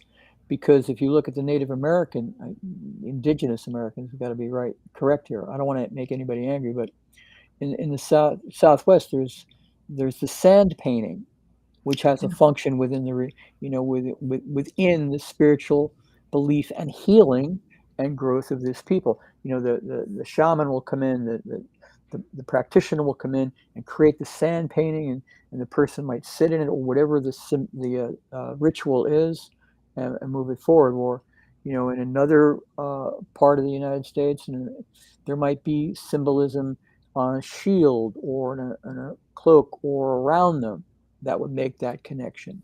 So again, it comes back to a universal thing of this as an art form, which is a very important spooky card, which happened to be on the bottom of the deck, and I wish I could have staged that. But that has a way of drawing us in and getting us connected and moving, to a higher self, a higher being, a higher place, to help us get through things, help us have some meaning and stuff like that. Wow. And of course, that wasn't random that you pulled that up. But when you talk about that, because that's my other question, is people in a lot of my conversations absolutely have a load of curiosity about the tarot, about the oracle, about a lot of the different cards, but there's a hesitancy, and there seems to be a fear with that. And sometimes it's hard for them to language it, but they're like, yeah, I want to do it, but I'm afraid. Sure. Where do you think that's driven from? And do you think that's always been around? I think it's been around since sometime after the 1400s, when the powers that be, I'm trying to be really politically correct here, I don't want anybody knocking on my door, but if you look at history, I won't tell them where you live. Constraints, thank you. There are constraints against practices in the doctrine and dogma. And around the 1400s, when tarot becomes popular as a game, but also as a fortune-telling tool in Italy, there were constraints in papal bulls and proclamations and things that you couldn't go to a fortune teller, you couldn't go to an astrologer, but they were never mentioned. And it turns out that until later on in history, all of a sudden, it became a problem for you to use these pasteboard things. It might have had something to do with the revolt against taxes on pasteboard. I don't really know. Maybe. But nonetheless, the people that were running the show basically dictated, no, this is not good. Over time, it's been repeated and been repeated and been repeated and been repeated. So when you grow up, you learn that these symbols are good, but don't be going over there. That they're not. We don't do those. And for you, that may be valid.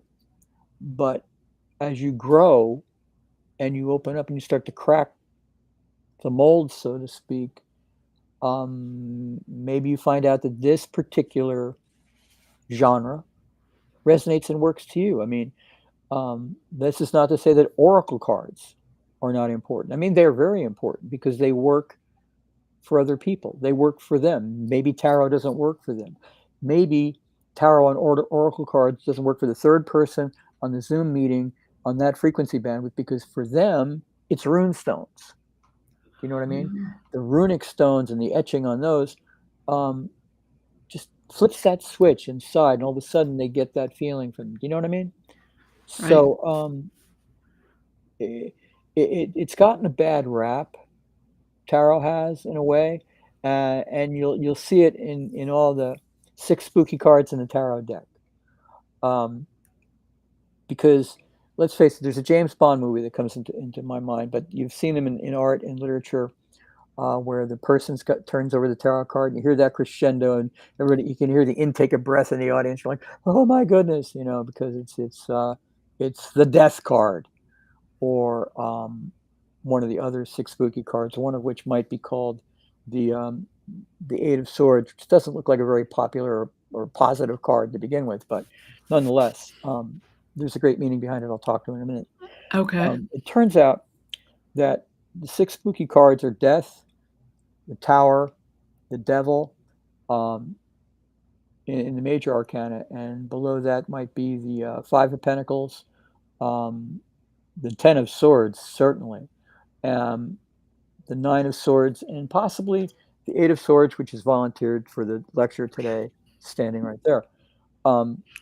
We're going to leave the minor arcana cards down to the side for a second and talk about the big three: Death, the Tower, and the Devil.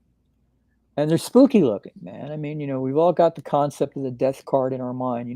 The skull and crossbones, the specter coming across the landscape, and desolation and things. The Tower is a building being hit by lightning and people falling off. And oh man, that doesn't look positive today either. And the Devil is being held with this big ogre guy kind of standing there, or growly wally.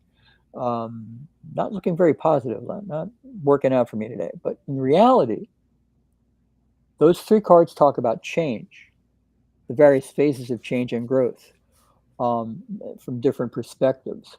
And again, I'm working with the Rider-Waite deck, a Coleman Smith deck there, but it occurs thanks to the universal messaging, the universal meanings of these cards in the various other tarot universes. At least when I look at them and I resonate, because Death talks about evolution. It talks about change occurring in a naturally evolving way, growth, and one's foot in front of the other, that sort of thing. The Devil is a great card. Even when you get the Devil in a reading with me, I'm excited for you, because it talks about you taking back your power. You're basically saying, nope, I got this. Because when you study that card in the deck, nobody's really tied up or anything like that. They're all just sort of accepting what's going on. You don't have to. You can institute change and growth in your life at the drop of a hat. Well, at any time, drop of a hat might be too quick. By simply saying, this doesn't work for me. I'm not judging it for you guys. It works for you guys, that's fine, but this path in my life isn't working. I'm going to make a change. So that's the 2 ways. The Tower, with the bolt of lightning hitting the building and people falling down on the rocks below, oh my goodness, is another great card, because you were talking about listening before and micromanaging your life and saying, I've got this, I'm Spirit, I know. And Spirit goes, Joe, come on, we got this plan for you. And you go, I've got this, I know what's going on. Okay, but we really want to consider our idea. And then, no. And you get caught in that, somebody in my experience once called the velvet rut. The velvet rut exists in our lives when we have things to complain about. Maybe they're justified, maybe it's an opinion, but we complain. They're not working out. It's not good, but it's so comfy here. I don't know if I really want to make a change. I could complain a little more. And Spirit's got a plan for us, and the clock is ticking, even though their time works are different. They might be going, come on, Joe, let's. Finally, they just go, all right, you asked for it, and bam, they blow you right out of there, and they blow you on to growth and things like that. And that's what I call externally induced change, and it's all good. It's all about growth and moving forward with those cards. Linking in. I haven't talked about the minors yet. Do you want me to do that? Yeah. Okay, the six spooky minor arcana cards. Okay. Well, they're not 6. I call it 6 overall in the deck, but the 10 of Swords is another card that people get. You can feel the air stop in the room. It's face down in the mud, sword sticking in your spine all the way up, mud and gloom and red and black sky. But the meaning in the card really comes from the horizon line way over there, It's all about the new beginning because this is finality defined. It is about being over. You've run the race. There it is. You've run the race. And you've won. You've got it. It's all about Okay. not being face down in the mud, not being not being gloom and doom from the cloud, but the sunrise at the other side of that. Swords are air Wow. signs. They're tools. They got sharp edges, but they can be used as levers, ladders, all these things. Fencing, you're protected, and you've got a passel of tools to use to move forward with this.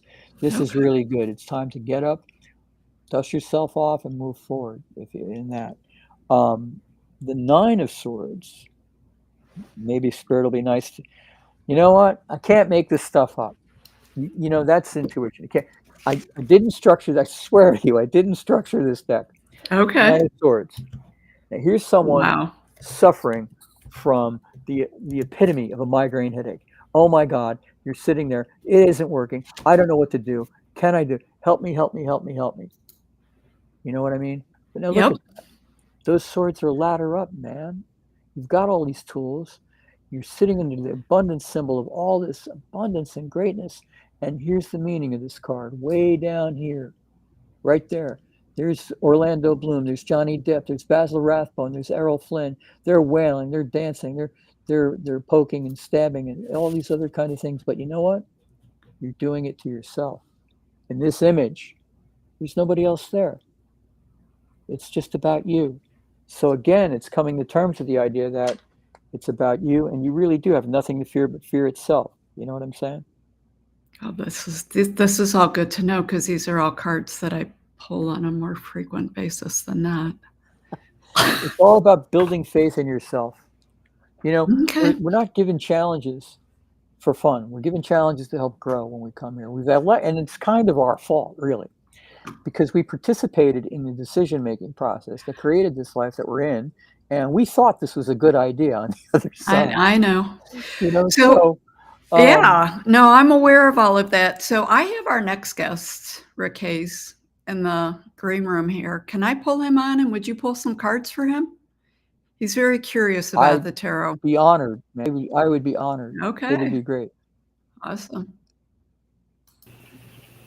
Rick. Hello. Good afternoon. Good morning. Good evening. Absolutely. Hello, Rick, Rick. this It's is great to meet you. Joe.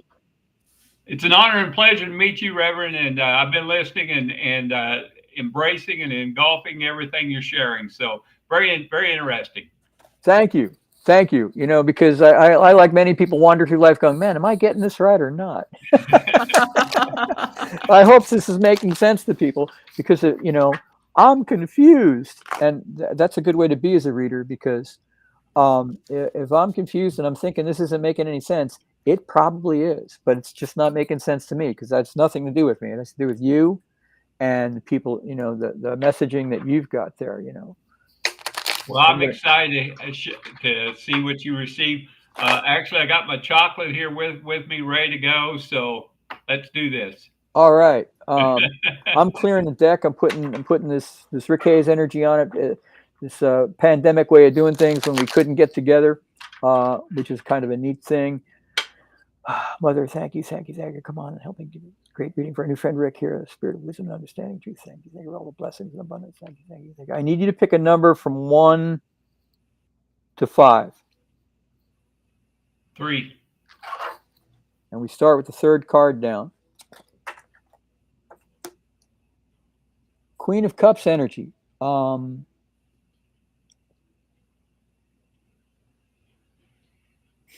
Really intuitive, really, as a human being, you're not moved to use blunt trauma first as the way to get anything done. You've got a great sense of sensitivity, a great connection, especially with the water sign of cups. Hugely powerful in your own right, in your own right, but not necessarily, like I said, we have these concepts of man and woman and masculine and feminine, and they're kind of behavior things, whereas I define kings and queens as incredibly powerful, but the kings may be, masculine and result to blunt trauma first before reasoning. And the female energy doesn't do that. Well, they are completely capable of blunt trauma in the time when it's needed to. It's a good balance there, I think. Next card down is Four of Cups.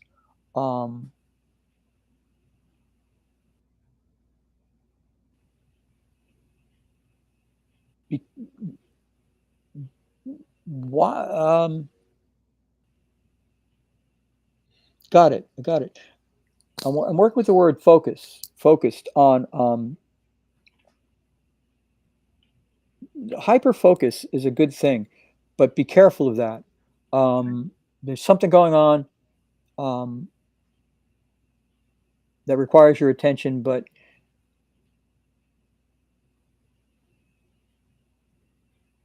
be careful of it encompassing all of your attention, if that makes any sense to you, whatever.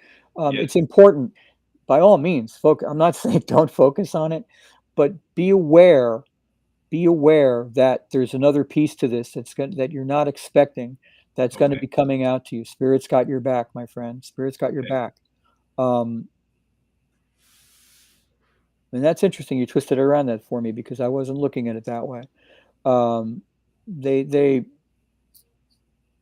If you in your discipline, I'm sure this happens to you, they suddenly realign you and say, no, over here. And yeah, just be careful of that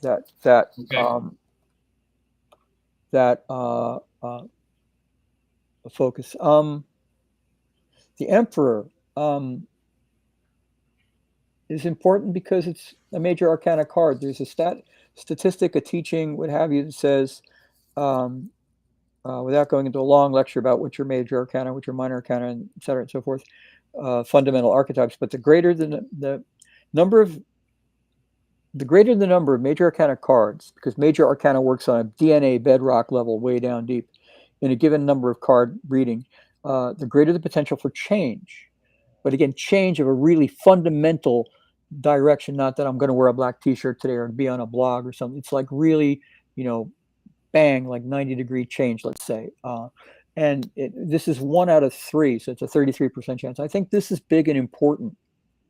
An important direction in your life, and it's big and important, and you're paying attention to it, and it's going to work out great, I think. But definitely, not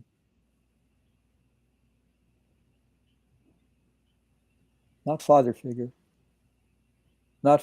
but be careful. Be careful of solidifying, if you will. Do you know what I mean? Mm-hmm. Keep that flexibility. Keep this flexibility. Do you know what I'm saying? Because we have a trend here of getting more and more and more I want to say like granite, like the granite in here, or like concrete, or dried concrete, or something dried. You know what I mean? Keep the flexibility, keep the fluidity available, because that's going to be important in the resolution of this. If that makes any kind of sense whatsoever. Okay. Absolutely. 2 out of 4. Okay, it's a very big deal for Rick.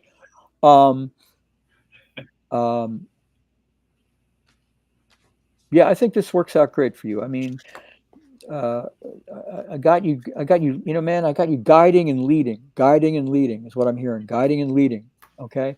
And doing a profoundly good job at that. And I honor you for that, because thank you. The Hierophant, it's got that kind of official religion, biblical kind of looking at, teaching kind of thing, but it's not quite about that. It's about your guidance to people and the way you're going. And I think you're moving in a new direction. I think this is going to be really, really great. I think you're going to be really, really great, because I've got red in these 3 cards. I've got red. As we're walking down this pathway, we're getting redder and redder and redder. And you're going to say, so what? Well, I'm heavily influenced for somewhat, whatever reason, for a kid, Irish American kid from suburbia, by the Asian culture. And in the Asian cultures, red is so important. It's such an honor. It's amazing color. It's high abundance, high good luck, high benefit. It's an amazingly important color, and you're getting more and more of that in here. So it's not like a danger zone. I think it's speaking to the abundance and speaking to the benefit. It's speaking to the positivity. Thank you, the positivity of that direction. Does that make any kind of sense to you? Absolutely does. Absolutely does. This is scaring. It's amazing. It's amazing how these cards fell into place with, just what's been going on in the last 2-3 weeks for me. So it's all incorporating perfectly. So yes. I just want you both and everybody out here to know you're scaring the life out of me because we've never met. I mean, we're not even in the same part of the. I don't know where you are. I'm in the bottom of New Jersey here, and this is where. But that you see, this is why you say, why is it mystical? This is mysticism, man. This is like shamanism. This is like going back to the campfire and dancing to connect and talking to the animals because we so desperately need them. You know what I mean? This is that kind of thing, and it's an amazing, amazing thing that works here. And I'm sure it works for people with the oracle card. I know it works with the runes. When this happens and connects like that, that's mind-boggling. It's still mind-boggling after 40 years. It's mind-boggling. Well, I appreciate you pulling the cards, and it's again an honor to meet you. Thank Doc here for putting this summit together so we can meet. And you're going to be a hard act to follow, but I'll do my very best. No, man, no. Look, believe me. The hard act to follow is Heather because I'm heavily into dogs. We've had Labrador Retriever for 40 years. Upstairs in the kennel is our latest Labrador Retriever, who's Lily. She's a really special puppy. She's going to be 2 years old in September. And I appreciate Heather's work with the canine archetypes because they do resonate to humans so much, and I've learned so much from my dogs. I can't even begin to go there. I mean, they're great. So again, thank you, Sandra, for hooking Rick and I up. Thank you for letting me do this. This is really truly an honor, and I mean, it's great. It's great. Oh, well, that's for me as well. And you just I want to just thank you for your service that you're giving to others as well on this world, and keep going forward, Joe. Thank you. You too, Rick. Thank you very much, man. All right. I'm gonna get myself ready to try to follow you. Okay. Okay. All I'm right. gonna put you back in that green room. See you in 5. You were spot on with those cards. Man, thank you. Thank you so very much. This guy knows what he's doing. This guy knows what he's doing, everyone. Thank you all. Blessings to all of you, man. Blessings. So just real quick as we're going to finish up here, Joe, that was super powerful. And I think actually I appreciate you doing that. Watching it in action, it's a whole different energy and explanation to it, right? Oh, yeah. So what do you got going now and what's coming down the road for you? Well, I'm told by the people around me that we're going to be doing more things like this. Okay. Currently, we might be hosting some things like that. We might be knocking on Dr. Sandra's door to see if she wants to I'm here. tap in and tune in with us. Working with the United Metaphysical Church, of course, in seminary programs. And I've been featured on, they have a little program every month called Thoughtful Thursday, which is an exploration of various forms of spirituality and thought. Happens once a month. And I understand from the powers that be that I'm slated to do the December one. Okay. But I'm going to be featured, instead of doing tarot, I'm going to be featured doing trance channeling, which is an interesting development. I'm working more with that. We're attempting to put together perhaps a monthly meeting, either a Zoom meeting type of thing, which would be speakers perhaps, or messaging, and perhaps different things every month. We're still exploring that sort of stuff. And if people, you see that little thing down there, Reverend Joe G at Comcast.net. If you want to contact me for readings or for classes or to see if I have one, if I can put one together for you, please do not hesitate to reach out, because I'm more than ready and willing to talk to you. Okay, that sounds really exciting. I'll make sure that I get that information out. I love that you're going through some changes and some different things are happening. It's really sort of interesting because I was really pulled to get the summit done on a bit of a short notice.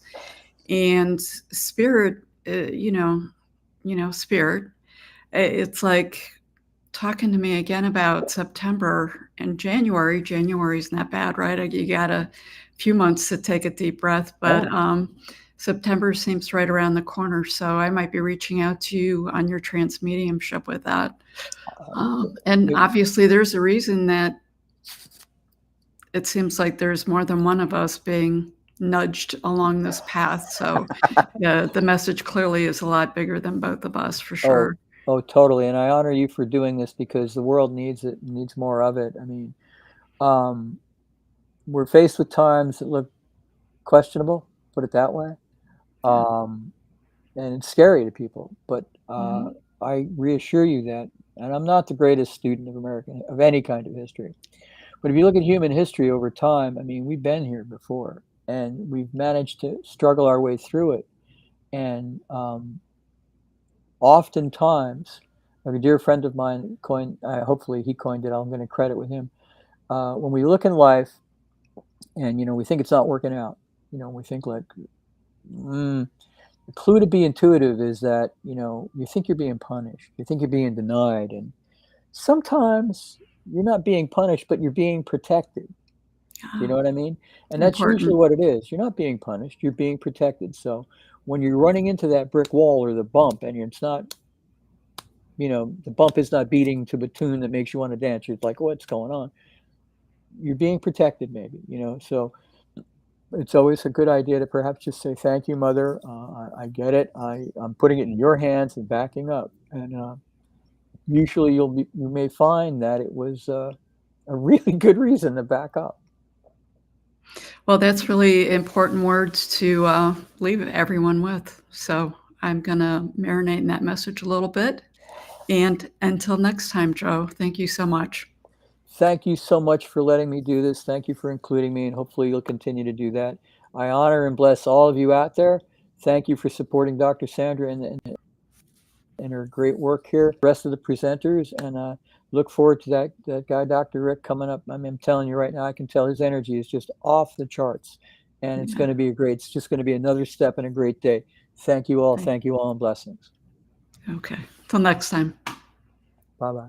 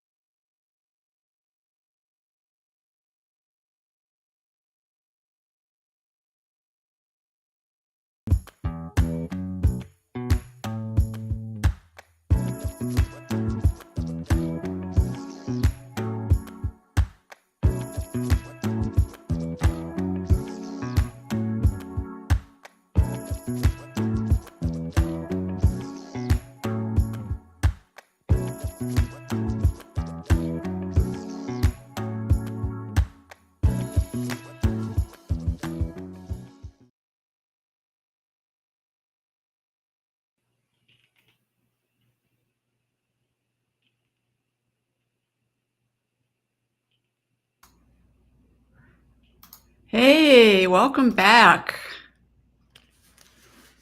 Can you hear me okay?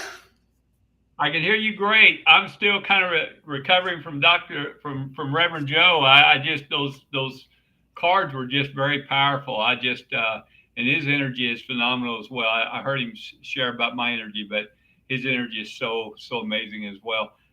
I share this. I don't know if he's still listening. As we were talking, he's talking about his dogs.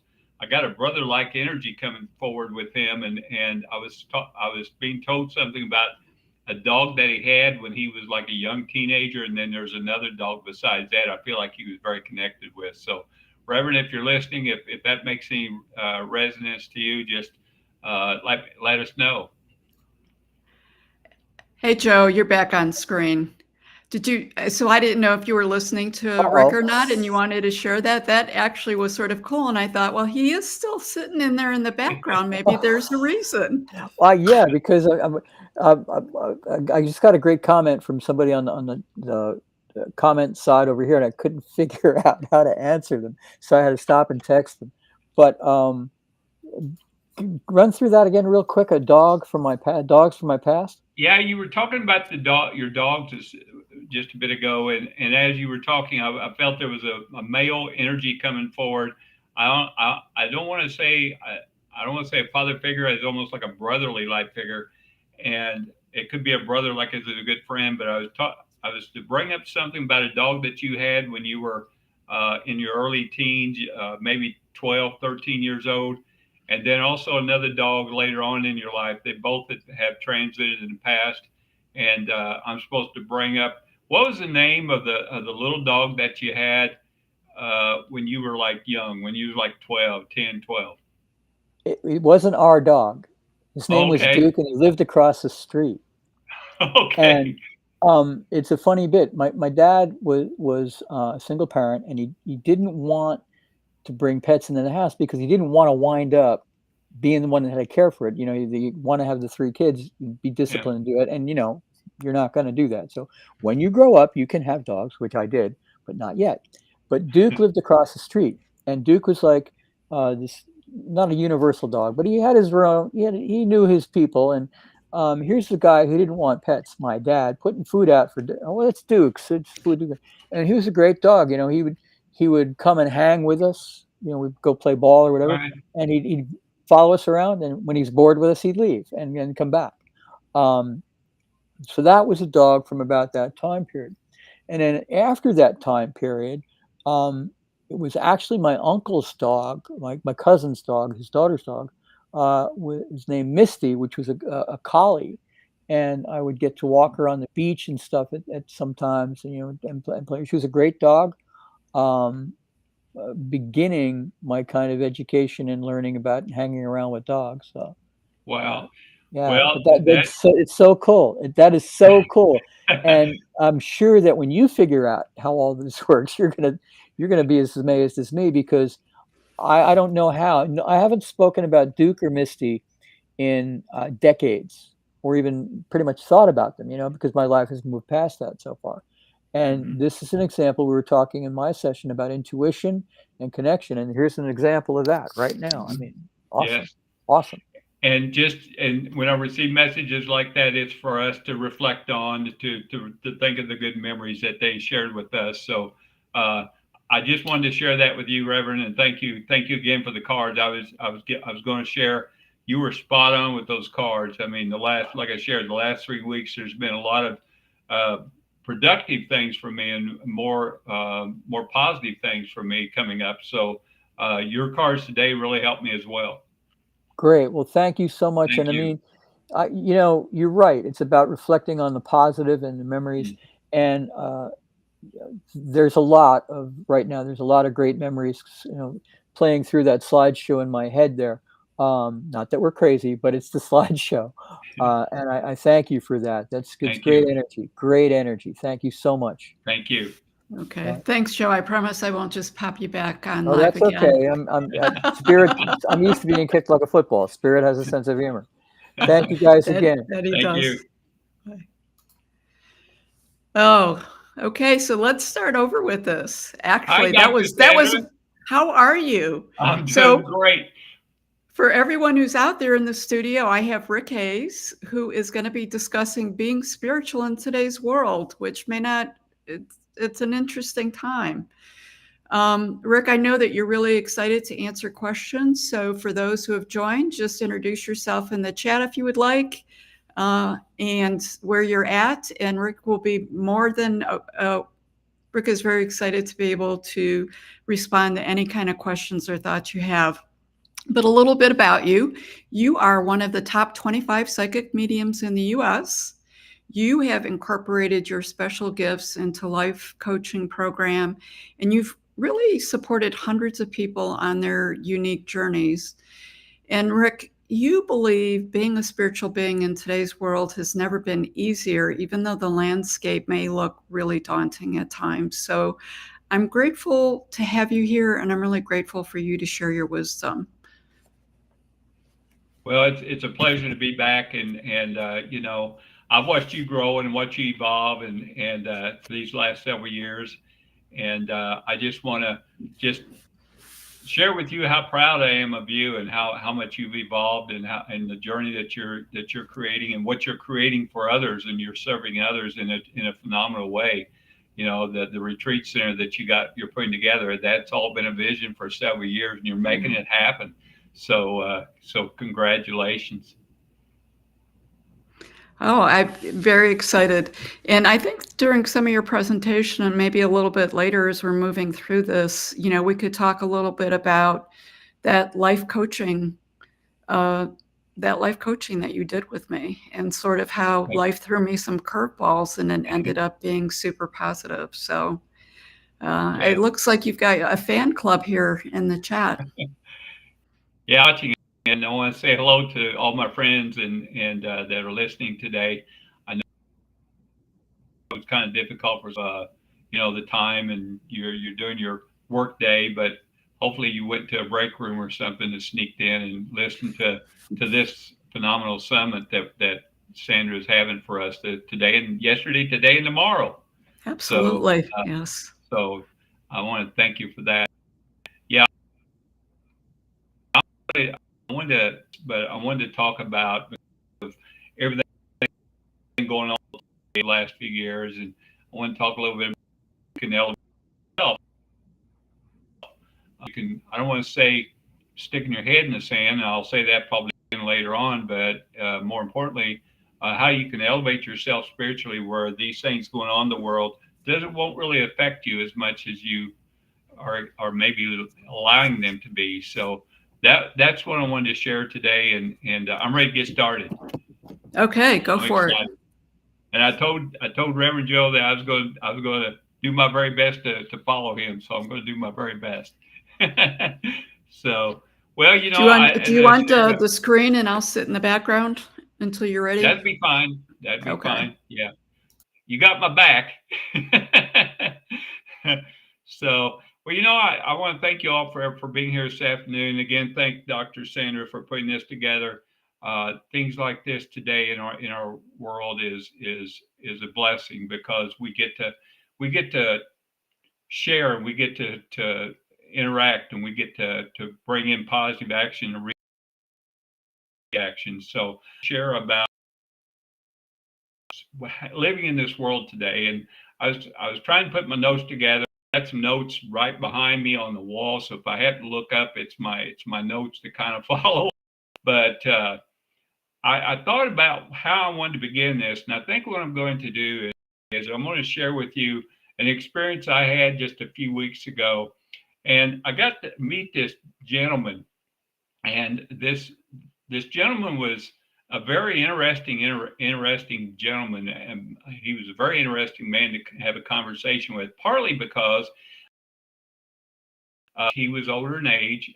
In fact, he bragged to me that he was 20th birthday in just a few weeks. And so, but I really enjoyed spending time with him and having a conversation with him and talking about his life. And he asked me this question, which really kind of got me off guard, but he asked me this question. He said, "Young man," and by the way, when he said young man, he is like, yeah, I like that. He said, "Young man, how do you see the world as it is today? How do you see the world as it is today? And I thought about it, and before I gave him an answer, I thought I need to think about that. How do I really see the world? And so I looked at him and I said, you know, sir, my world is filled with happiness, and it's filled with peace, and it's filled with a purpose. And he actually had a little twinkle in his eye, and he looked at me and he said, not like a lot of people today. Okay. He said, you know, in this world they're filled with chaos and worry and fear and anger, and even some look at the world as not having a future. And what they don't realize, he went on to tell me, he said, what they don't realize is that back when I was a young boy in the 1930s, my dad was expressing the same about the world. He said, we were still in the time of depression. We was getting through that time. And he said, and most felt the world was done. It's over. And he said, he looked at me and he said, but you know what? Funny. He said, we're still here. I thought about what he shared, and you know what? He was right. What we're experiencing today is just an advancement of the same as it was in the past. Nothing's really changed. Because just as in the 1930s, we had the choice of living in the world of chaos, we ended to have the choice to live in the world of doom and gloom, and just assume that's the way it's always going to be. Or we can choose, because we do have choices in life. That's a gift we're given. We can choose to say, I'm going to be my very best in my own little world. That conversation really resonated with me for that, but also I think because I've really seen this, like we shared, Dr. Sandra and I just shared earlier. I've seen everything being elevated, and so I thought about that, and actually for the past 20 plus years of it's been about 24 of serving, what I call serving and sharing my given spiritual abilities, because it was given to me to share and to serve.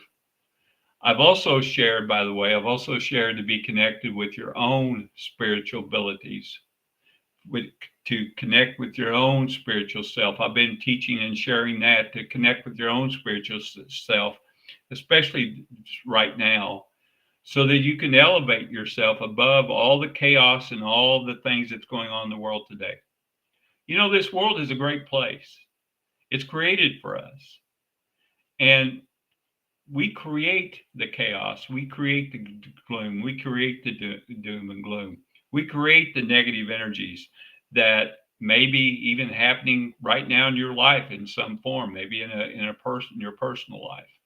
But we all actually have the choice to continue to create that, or to continue to change and make a different creations. You know, I love this one that this life coach shares, and I've heard it for years. He said, you know, that you can't, if you keep doing the same thing over and over, you're going to get the same thing over and over.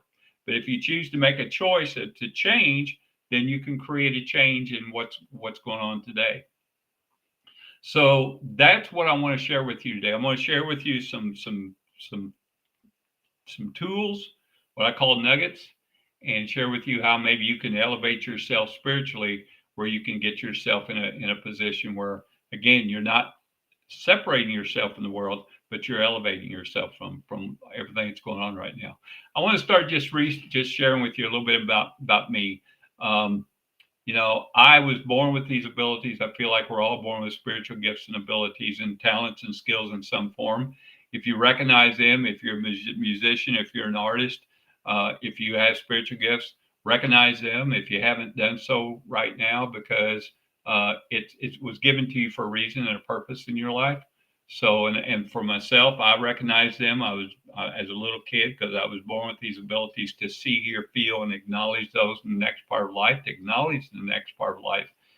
And I grew up with them, and just to share with you, it wasn't easy for me because, give you an example, going through school in my elementary school years, I was bullied. I was bullied at school. There were several reasons for that. The first was that I was sent. I was first of all, I was one of the smallest in the class. Gets till freshman year of college is like grew up all that at that moment is like, here we go. I'm 6 foot now. But as a little kid, I was actually one of the smallest in class. So I was bullied for that. I was also bullied and teased because I've just always has been me. I've never been tried to follow, follow the followers, and I just followed what I just felt within me and just followed myself. And good example of that is, giving an example, is as a kid, the boys in my class were wearing the jeans and they were wearing the flannel shirts. Not me. I'm talking third, fourth grade here, but I was in bell-bottom jeans and patches on my pants because I put them on there. I wore the hippie shirts and the Nehru jackets and the necklaces, and I was just I was just me. That's who I was. And so I was bullied for that. And I struggled as well because I was struggling with my confidence. I was struggling with my insecurities because of these abilities I was given. I was kind of being taught that what I was given was not of the Creator. And so I struggled with who I was. My confidence level even continued to fall even farther down, and my insecurities started rising up. And so I really struggled through especially my elementary years of school. I just said, I got what I got. So, but as I went on through life and I became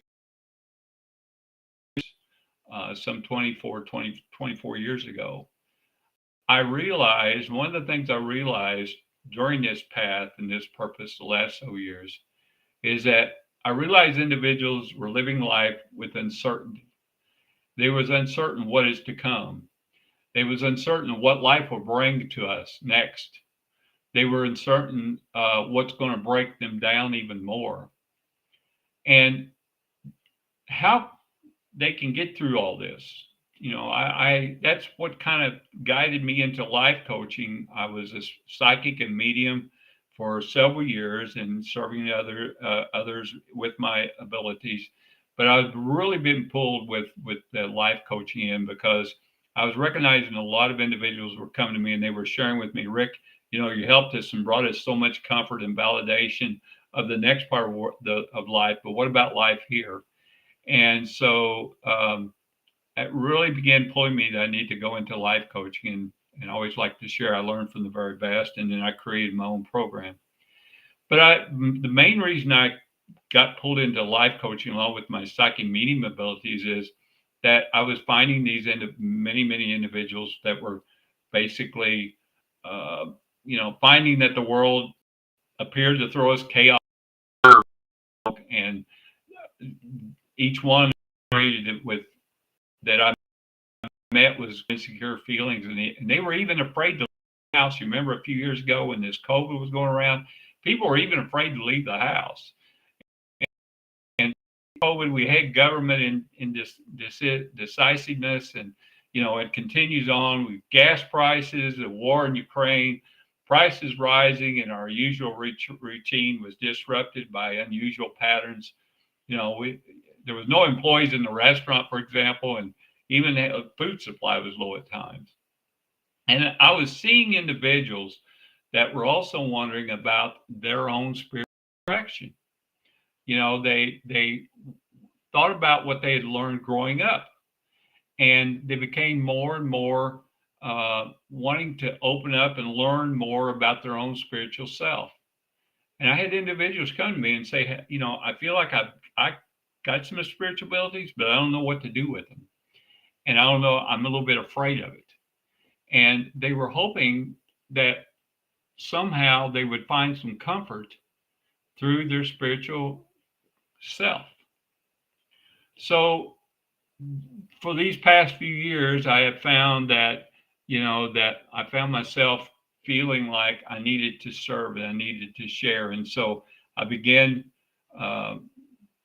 adding that to my day and helping those with their own spiritual abilities. Now, I want you to understand, as I said this earlier, I'm not saying you stick your head in the sand and you ignore what's going on around us. I'm not one to watch television, especially the news, because I've shared this once. In the morning, one morning several years ago, I woke up one morning. I thought, you know what? I'm going to just get a cup of coffee and I'm going to watch a little bit of television. I turned it on and there was a show on there, and I won't say the name of the show, but it was a news type show. And they started out, their intro was "Good Morning America." And they began showing these positive photos, and they was like upbeat music, and it made you feel really good. And then once that intro was done, the host began sharing, "Today in such and such part of the world, chaos happened and killings and murders." And I thought, oh my gosh, what a way to shift everything. I started watching that show, and it was Good Morning America. I felt good, and my brain was telling me it's going to be a great day. And then all of a sudden, switch, and all of a sudden, boom. And so I quickly turned it off. I thought, I'm going to stick with the Good Morning America. So that's why today I'm going to share with you the techniques I personally utilize each and every day to bring an elevation of vibration, proactive life, and a positive mindset. And also to a spiritual set so you can receive an abundant life each and every day. I've been teaching this for years. I truly am a believer in this. If you keep this, the mental and the emotional health and strong, it's going to take care of your body. So today I'm going to start by teaching you. I'm going to teach you a couple things. I'm going to teach you how to start your day. I share this in my master class. I'm going to teach you how to begin your day, and then I'm going to teach you how to end your day. And as I'm sharing this with you, excuse me, as I'm sharing this with you, I want you to make a mental note that you're going to apply this. I challenge you to apply this for 27 straight days. And why 27 straight days? Well, there was a survey in England that they did a paper on habits, and they found that individuals, if they do something every day for 66 straight days, it becomes a habit. In my classes, I teach, do this for 27 straight days, and you're going to find it'll become part of your routine. So, and then I want to share with you briefly how to find your spiritual strength, your what I call your spiritual core, your spiritual strength, and elevate and connect. So let's start off by sharing this, your morning elevation. And as you already probably recognize, I don't use the long words. I don't use these mystical words. I'm just who I am, like I said, since I was a kid. So I'm going to use words I feel comfortable with. So let's start with your morning elevation.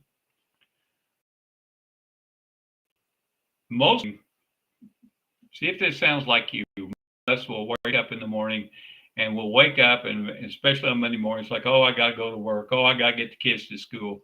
And our mindset starts thinking, oh, I got to get down and get me a cup of coffee, or I'm not going to be able to get through the day. And all this feeding our file cabinet in our brain of this right away, saying pressure, stress, lack of confidence, insecurities. So you want to change that. When you wake up in your morning, is when you wake up, when your eyes open up, first thing you do is say thank you. Say thank you. And here's the reason why. Because You've been given a day like no one else. Think about that. No one else in this world is going to have a day exactly like you. You've been given this day just for you.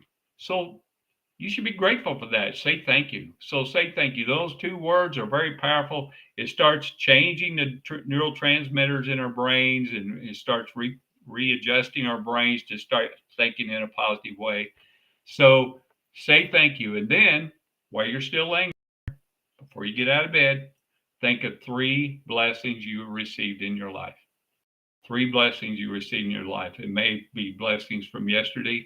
It may be blessings that's been in your life for some time, but just put your mindset on those 3 blessings and just take a couple minutes to think of those. Why are you doing that? Again, because it's found that the brain is like a file cabinet, and it's stuffed because of the world, because of everything around us, where it's stuffed with negative files. And so by bringing in the positive thoughts, it's going to create a change and adjustment in your brain. It's going to create those fluids and those brain functions that will bring a change in your day and a more positive day for you. And then the next thing you do is energy bar. So let me share with you what that is. Get out of bed. Oh, do this too. Smile. Just put a smile on your face. Do you know that a smile, the muscles in the smile actually creates some kind of something in your brain that again readjust it? A smile changes the brain structure and will actually make you feel better. So smile.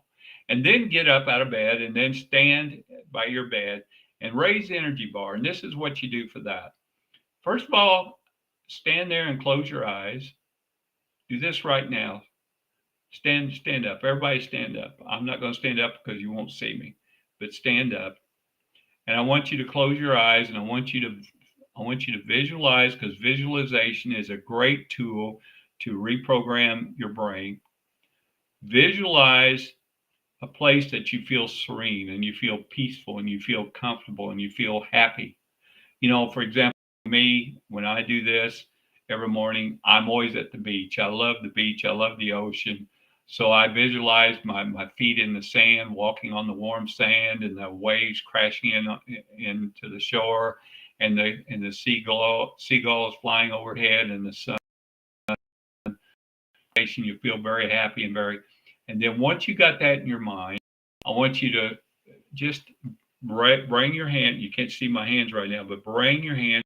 Imagine, just visualize a metal bar going across above you, and it's filled with electrical energy. Hold on to that bar, and then as you're holding on the bar, visualize your place of peace and serenity. And as you bring it down to your chest level, to your heart chakra, exhale through your mouth. And then as you bring it back up, inhale through your nose, and do that 7 times. Let's do that right now together, okay? Let's do this real quick.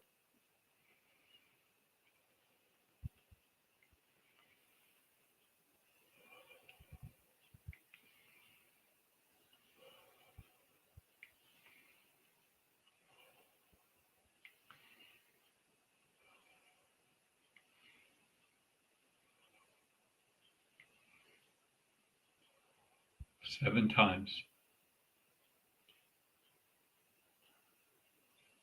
Now you can do that at the speed that you feel most comfortable with. But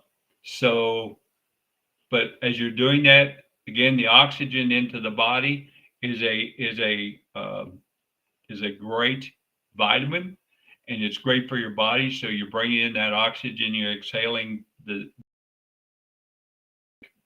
bad, and it's going to create a change in your body. And so when you get done with that, just put your hands to the side, visualize yourself at that place for a couple more seconds, and then start your day. And you're going to do that for 27 straight days, and I think you're going to find there's going to be changes happening in your days. So that's how you begin your day. Now let's talk about how you end your day, because you've been through your day, of your environment.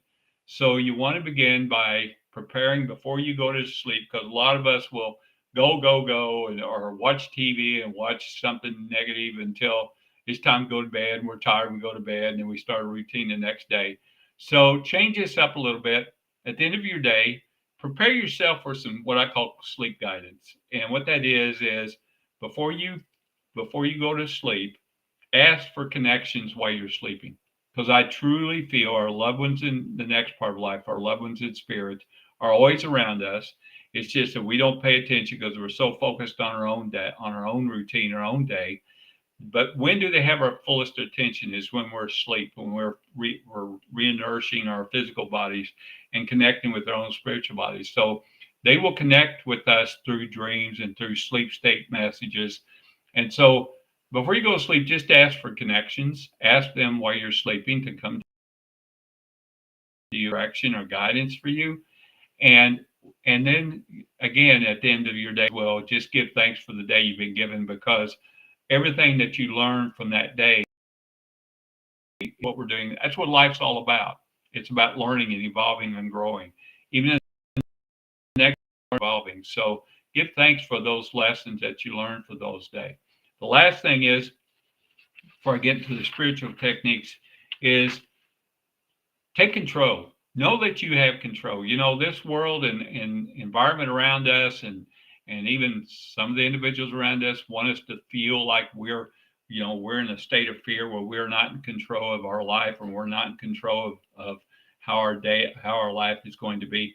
Absolutely, you have the control to create and manifest how your life wants to be. I'm a great example of that. Like I shared, I struggled for years and years and years with my abilities. And about 20 some years ago, I recognized the message I received. And for the last 20 plus years, it's been a phenomenal life. And part of that is because I took control of acknowledging that I had my spiritual abilities. It's time for me to quit being selfish with them and start sharing them with others. So just know that you have control. Now let's go into the spiritual techniques. I want to save enough time for any questions you all have. So I wanted to share with you just a few minutes of techniques, because you're sitting there right now and you're saying, well, I may have spiritual ability, some spiritual, I don't know what they are, and I'm not quite sure. And I may be even a little bit afraid of them, of what ifs. And so, like I said, we're all given spiritual ability at birth, and it's to guide us to have a purpose here in life. And so, of these is what I'm going to share with you, what I call the spiritual cores, the spiritual strengths. And what you're going to find is you may find that you might be an empathic. You might find that you're a psychic, or you might find you're a medium. For me personally, I found that my core strength is a medium. I can connect with those next part of life, but I'm also have been given psychic abilities and some other, what I call some other abilities in my umbrella of life. So I want to begin. Just people ask me, how do you begin your day, Rick? I begin with the things I shared with you, but before every session, before every connection, prepare for my day, I will do what I call just asking for guidance. Some in this industry likes to call it meditation, praying. I just ask for guidance. And what I do is, and this is what if you feel comfortable with this, now what I'm sharing with you is what I do, so it doesn't mean you have to do this. But I began by just putting my hands in this position, the two fingers like this. You got the thumbs connecting down like that. I put them right in the heart chakra, and here's like this. And then what I do is I breathe in and breathe out, and I do that sound. And then I do tapping. I don't know if you're familiar with tapping, but I started incorporating this for the last couple of years. But I do some chakra tapping, and what that is I do the third eye chakra. I just breathe and take your two fingers and just tap in that area. I do that 3 times, And then I do again right below the heart chakra 3 times. Now I do that to bring a calmness, to bring a connection with me.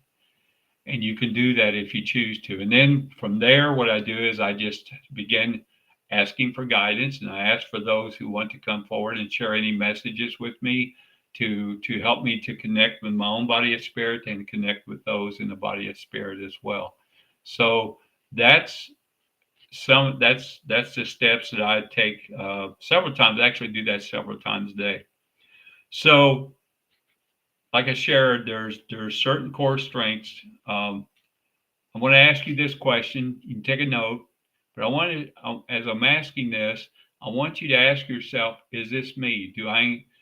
Ask yourself, do I have this very often? Do I have this every so often? Do I have this not happening at all? So the first is feeling the energy. Give me that. Is there sometimes you're in a room by yourself, but you feel like someone else is there? You just have that feeling someone else is there?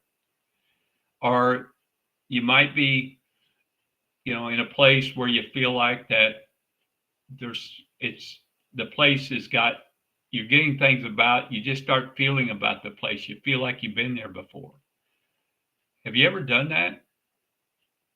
If you haven't, that's fine. But if you have, what you want to do with that is when you feel there's a presence, most times there are a presence, acknowledge them, acknowledge that. Don't second guess it, just acknowledge it. And where do you feel it's coming from? Once you receive that, where do you feel it's coming from? Is the energy a close family member? Is it a friend? And then connect with that. So do you do that often? Do you do that every so often? Do you not do that at all? See, have you ever seen a spirit? In other words, for me, most often I will see them as an elongated light, very, very colorful in the center. This way, it's been with me those in spirit most often. People have asked me, is that their bodies now? I know they're not in an earthly body, so it could be we're of energy. But when I see that, I know there's an acknowledgement of a presence with us. Sometimes I will see them in the forms of a shadow, and not very often, but most of the times when I'm in historic locations, they will show me what they look like in their physical body, and they're doing that to help me to understand the time period they were there, or when they maybe they worked there or was a resident there. So, and again, they're doing all this to help me. They're not doing this to scare you. They're doing this to help you to get the messages to understand. So, hey, do you often see them? Do you see them often in that type of form? Do you not ever, maybe just ever so often, or do you not see it at all? It's okay if you don't. And then here, have you had this happen where sometimes you felt like you actually heard your voice? You heard a voice, or you heard someone say your name, or you just heard a whisper? Well, again, acknowledge that. As soon as you hear that, again, I say this a lot, don't second guess what you're receiving, acknowledge that. And then the last I wanted to share is empath. Being empathic.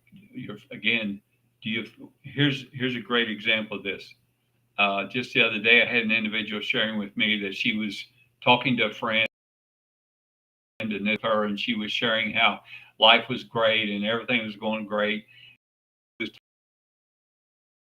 She was feeling like she was absorbing this different type of energy. She was thinking, yeah, you're telling me these things, but I'm feeling like you're sad for some reason, and I'm just feeling that. Well, that is what they call empathic, and that is where you're feeling, you're absorbing, you're getting what that energy from that person is within them.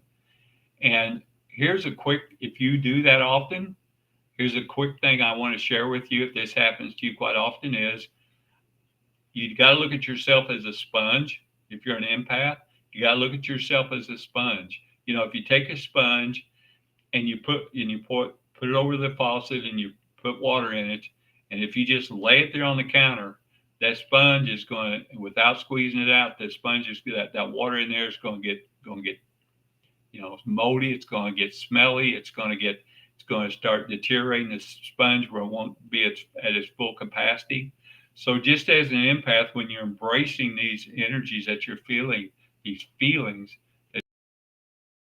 once you receive it and once you help in some way with what you're receiving with that person you're with, once you're done with that, be sure and squeeze out your sponge. In other words, let it go. And there's some steps that you can take to learn how to share that with, at another time. But be sure to squeeze out that energy you receive within yourself, because if you don't, it will drain you. It will create a lower level for you. So what I'm saying here is it's all about connection. It's all about connecting with those in the next part of life. It's all about elevating yourself and adjusting yourself to a level that is above everything that's going on. Very good tips I've shared with you that you can do to start this is doing these tools that I've shared with you today to elevate yourself, to bring your mindset, your emotion set, your physical set, and most importantly, your spiritual set to a higher level where all these things going on around you will not affect you as like you're allowing them possibly to be right now. You can also eliminate some of the negative things that may be around you right now. You get up in the morning and first thing you do is turn on the news and, turn that off. Find something positive instead to do. If you're around someone, I love when someone shares this with me, because I'll say, if you're around someone that is constantly negative and constantly bringing negative into your conversation and constantly, Facebook's really good at that, by the way, but talking about the things in their life that they're just feel like they're hopeless and they have so much fear. Work to find individuals that's going to bring good this today. If you're here today, energy to us, positive energy to you. And this is what that's all about. But create a circle around you that will create that positive energy. Now, when I say that, sometimes individuals will say, do you know my family? Have you ever been around my family? I can't get rid of my family. Well, I understand that. But what you can do is when they start sharing with you these negative conversations, just kind of step yourself away from it. Kind of put yourself in a mindset where you're not going to be a part of it. And because if you want to elevate your spiritual self, you got to maintain your positive energy. Think about this. You were created before you became into the body of the earth. You were created as the spirit and soul, and the spirit and the soul was then placed into the womb of the mother and evolved and grew into a physical body for us to learn and grow and evolve on this earth. And then once we complete this part of life, we just simply leave the physical body. We transcend into our next part of life. We go back to what I call original body. But that spirit and soul that you have within yourself, that you started with, is filled with joy, love, happiness, peace, positive energy, because that's what it's all about. And so pay attention and elevate yourself. Pay attention to these things we talked about. The last thing I wanted to share with you is this. When we're talking about all these things, it's very, very important that you and you lower your insecurities. Growing up around the environment we've been in, it's constant creating insecurities within us. It's constantly lowering our confidence within ourselves.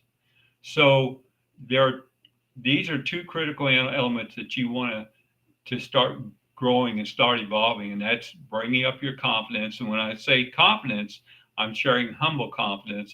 Don't be into a confidence level where you become feeling like you're better than everyone else. I've been in this industry for many, many years, and I've seen psychic mediums come and I've seen psychic mediums go. The ones that are no longer with us, around us, are no longer in this field are the ones that got into it for the wrong reasons. They got into it for the limelight. They got in. Sorry, I'm ranting here a little bit, but they got into it for limelight. And they got into it for this. And you're going to find that when you're in your true spiritual self, your only focus is to serve others. And so by doing so, what I call humble confidence, you remain humble with who you are and understanding that your spirit is, as all have a spirit within ourselves. And so you want to understand, to create that confidence within yourself. You have it. There's some tools you can do that I teach in my life coaching classes to create yourself. And by doing so, you'll lower the insecurities within yourself. Confidence, and you want to build your spiritual security. Those are two essential things. And then the last thing I want to share with you is give yourself an unplugged moment. Each day, give yourself an unplugged moment. Okay. And what I mean by that is you're in your day, you may have a hustle and bustle day. My schedule is unbelievable. I literally just got into my office just an hour or so ago, but schedule and the world around you can be chaotic, and like we talked about. But you, at the end of your day or sometime in your day, find yourself an unplugged moment, and from everything, from your work, from your environment, from the family, from just connect with yourself, and give yourself that time to renew yourself spiritually. One of the things that I do is I've got a nice comfortable chair up in my master bedroom. And at the end of the day, I will go up there in that chair and I will sit comfortably. And sometimes I will do this, but I will just release all that I received in that day that I was carrying me on my shoulders. I release all that and I focus on myself, and I start thinking about the positive things in my day, and I start building that up. So give yourself that time each day. For the business owners that I coach, I share with them, find yourself a breakaway day or breakaway afternoon, sometime in your schedule. Find that day to get off the grid and go for a walk, or just to have a nice afternoon with family or spouse or loved one, and just spend the day just enjoying it. You create your schedule, make yourself a breakaway day as well, because it will rejuvenate you and renew you, and you'll be ready to get up and get going. So, and the last thing I wanted to share with you is this: be a friend to who you are. There again, as I shared earlier, there is no one else in this world like you. You've been created unique like no one else. You're a masterpiece. And so recognize that, and recognize that you have a life and a purpose like no one else, and you're like no one else, and make the most of that. And I hope this has all helped you in some way. If you want to know more, if I can help you more, you can go to my you can go to my website and check out or email us about the life coaching services I can help you with. I also have a program for just spiritual focus that we work on as well. So, and the last thing, Dr. Sandra, I'm going to say this: believe. Absolutely believe. That was just a beautiful presentation. Thank you, Rick. There was a lot of really positive comments in the chat, but I don't see any questions. So if anyone does come up with some questions, please throw them out. But after that tarot card reading from Joe Jories, I have to ask you, what are you working on now, and what's on the horizon? I feel like there's something coming up. Well, I've got a few things going on. I got some events. We just signed another one. Actually, yesterday. I'll be near the Atlanta, Georgia area in November. So, but I'll be up in the Iowa area. So we got events going on. I share with everyone. I share all the times to my team that I'm going to slow down because I got my Medicare card last year, but it doesn't seem to be happening. So, one of the things I've been working on for the last 2 or 3 weeks is, and what we've been talking about today, is the spiritual, some type of spiritual advisement course, and that we've been working on that. We actually have had it in place for the last couple of years, but we incorporated some some fun, exciting new stuff into the program, and more interactive, and it's more online actually, and it's a lot of fun. We can, I just had a couple of my coaching clients this morning. I got a little ding on my phone that said that they had sent me a chat on this program, so I was able to respond quickly to their chats and help them with something they was going through this morning. So I got that going on. For the last few weeks now, I've been working on something. You and I talked about this. I've done television. I've been on television for several times, through the last in my career. But I've actually turned several down. Last year at the beginning, I am, and show on it. They don't want me to be who I am, and so I've turned a lot of those down because I don't want to be somebody I'm not. So I turned those down, but I'm working on a project right now. It's a television project. It'll probably be about another year, but we're working right now. Maybe A&E. We don't know yet, but we'll see. So, his cards were spot on. I've got several other projects going on. So I just saw in the chat room, someone's asking me if their surgery is going to go okay on the 31st. Well, first of all, I want you to say to yourself, Tabitha, I want you to just say to yourself, my surgery is going to be successful. My surgery is going to make me heal. My surgery is going to make me feel much better. It's going to be a positive. Say that, put that out there, because I'm one of those that feel that if you put it out there in the universe, it can be manifested. So put that out there. I feel like the 31st is a good date for you. I feel there's good positive energy for this. I also feel I'm going into readings now, Doc. But I also feel like there's something about the 4th and the 5th after that. So I feel like what that is sharing with me is that after the 31st, you need to really, really rest and really, really not do much for the next 4 or 5 days after that. So you'll be fine. Say it. Say that say the surgery is going to make you feel great. That was beautiful. Thanks, Rick. Any other questions out there before we get you to sign off? Next up, we have Nick Musica, who is going to talk about intuition. So intuition and synchronicities, big topic for today. Okay.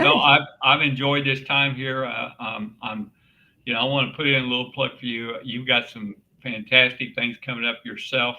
I'm looking forward to the retreat center. Hint, hint. And just keep going forward. I'm very, very proud of you. We have a session tomorrow with Catherine Troyer where we're going to be talking about spiritual ceremonies and spiritual altars. And we had a couple sort of dry run kind of events over this past full moon solstice kind of thing. So we'll be sharing with people some events that did happen on the farm here during that time. So it really was a snapshot of things to come. So on that note, Rick, I want to thank you. And until next time. Thank you.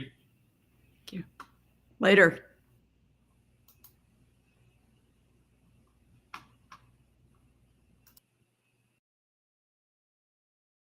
Hello, Dr. Sandra Marie here. Take a moment to pause and enjoy these series of poems from the Doctor of Divinity and award-winning author, Soni Singh. Hey, Soni here again to read a poem from my book, Embrace. This one is called Perfection. I am a recovering perfectionist, so the topic of perfection has come up quite a lot. And one of the things that I've had to work the hardest at is recognizing that perfection doesn't exist. So this is a short poem that explores that idea. Perfection. There is no such thing. There is no need, especially not to be Goldilocks. Nothing is too easy or hard, too small or big. It is perfect, just the way it is. In all its crooked glory, perfection is a construct, not a reality.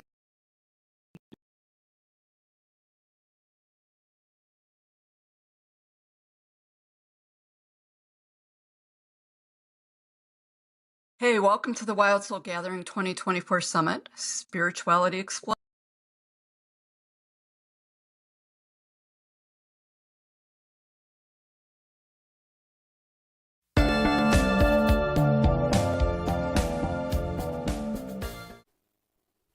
Hello, everyone. I have two beautiful souls with me here today to talk about decoding spiritual terms.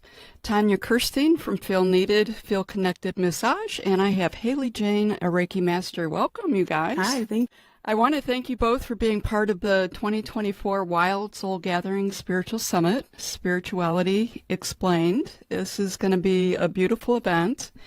And we're doing something a little different with both of you. We're pre-recording this session, and we're going to be presenting it in snapshots with the information over the next 3 days. And I really appreciate both of you being open to being out of the box with this. So how this is going to work is I'm going to throw out some spiritual terms, and Tanya and Haley are going to share their insights on the terms and what they mean to them. So if you're ready, let's get started. Meditation. We talk about meditation all the time, and many people, when they're first starting out, honestly find meditation unattainable or painful, or they struggle with it a little bit. We take the term meditation for granted. How would you actually language what meditation is to someone who's just starting out in spirituality? And they're like really curious about what's this all about, and is this something I want to get into? I just tell my clients it's not, sitting with your legs crisscrossed and your hands open and trying to reach that perfect set. Meditation is whatever it is to you. So, for example, my mom, she has this thing where if she's clean, then she can totally clear her mind. And so whether that's, cleaning some part of the house or doing dishes or folding laundry, whatever, it's her way of completely clearing her mind. And that is essentially all meditation is just letting go of everything, letting your mind clear, almost so that it can kind of rest and be able to kind of come back, and you can be then your best self at that point. Also walking, going on walks, sitting in nature, anything that brings you joy and can clear your mind. That's simply all meditation is. What a cool explanation. How about you, Haley Jane? I How was would you going to say the describe it? same thing. You have to sit in this pose and you have to do this mudra and you have to breathe this way. And it can be done that way and have profound effects, but it can also be something as simple as doing the dishes. For me, I love dancing. I love drumming. I love singing and doing music. I love walking in nature. I mean, it's all kinds of different things. It's whatever can get you kind of to that brain state where you're in the seat of your soul rather than your critical thinking mind all of the time. That's all it is. You're just getting out of your thinking mind. And that's not even to say that you won't have thoughts that arise, but it's whenever you're in a state of meditation, or I even like to use the word flow, then you can kind of view all of these things objectively and watch them almost as a passerby. So you're not being ruled by your conscious mind or your unconscious mind. You're kind of just floating there to be able to hold space for whatever is coming in and going out and all of the other things. Wow, that is just an amazing explanation, and I think that is going to really shift a lot of ahas for people, so I thank you for that. I mean, truly a rock star way to describe that. I love it. Consciousness. I feel like it's just kind of the ability to release attachments and have awareness and know that consciousness it's inside and that and it's everywhere. And I feel like it kind of ties into that enlightenment as well. Consciousness versus spirituality, same or different? Really, what consciousness is the basis of all things. So you could look at consciousness almost as if it's God's source. It's what everything is in its own specific design. So you could look at consciousness as this giant lake, right? And then you have all of these different streams of consciousness that come out of that lake and branch off and into all of these different things in reality.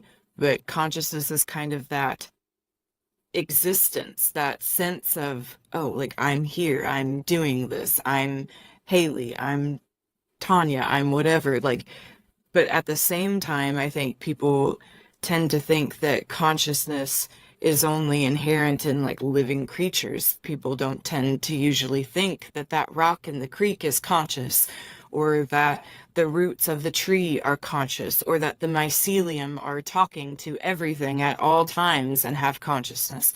Consciousness is the basis of absolutely everything. It just is expressing itself differently through different things at any given time. Nice. So do either of you have a spiritual word or spiritual term that I've not thrown out there that you would like to talk about for the folks listening? One the other day, and it really tripped me up, and I was actually texting Haley about it because I was like, what is this? But I had a client come to me and she was talking about unclaimed energy. And I had never heard that term before. And I was really baffled because I was like, if energy is everywhere and is everything, how can it be unclaimed? Something has to claim it, right? Yeah, I've never heard that. Haley, did you have some wisdom? Or were you baffled? Well, I heard it's one of those kind of like residual funks that you see in someone's aura, because the context was like it was left behind from someone else when they left the room. And so my first thought was maybe that it's not necessarily unclaimed, but it's just like that trail that I see. I don't know if other people do or not, but that you can see when somebody gets up and kind of just leaves a lingering energy behind in some way or another. And that's as far as I had gotten with it. Off the top of my head, no, I couldn't think of another term either, so. Okay, so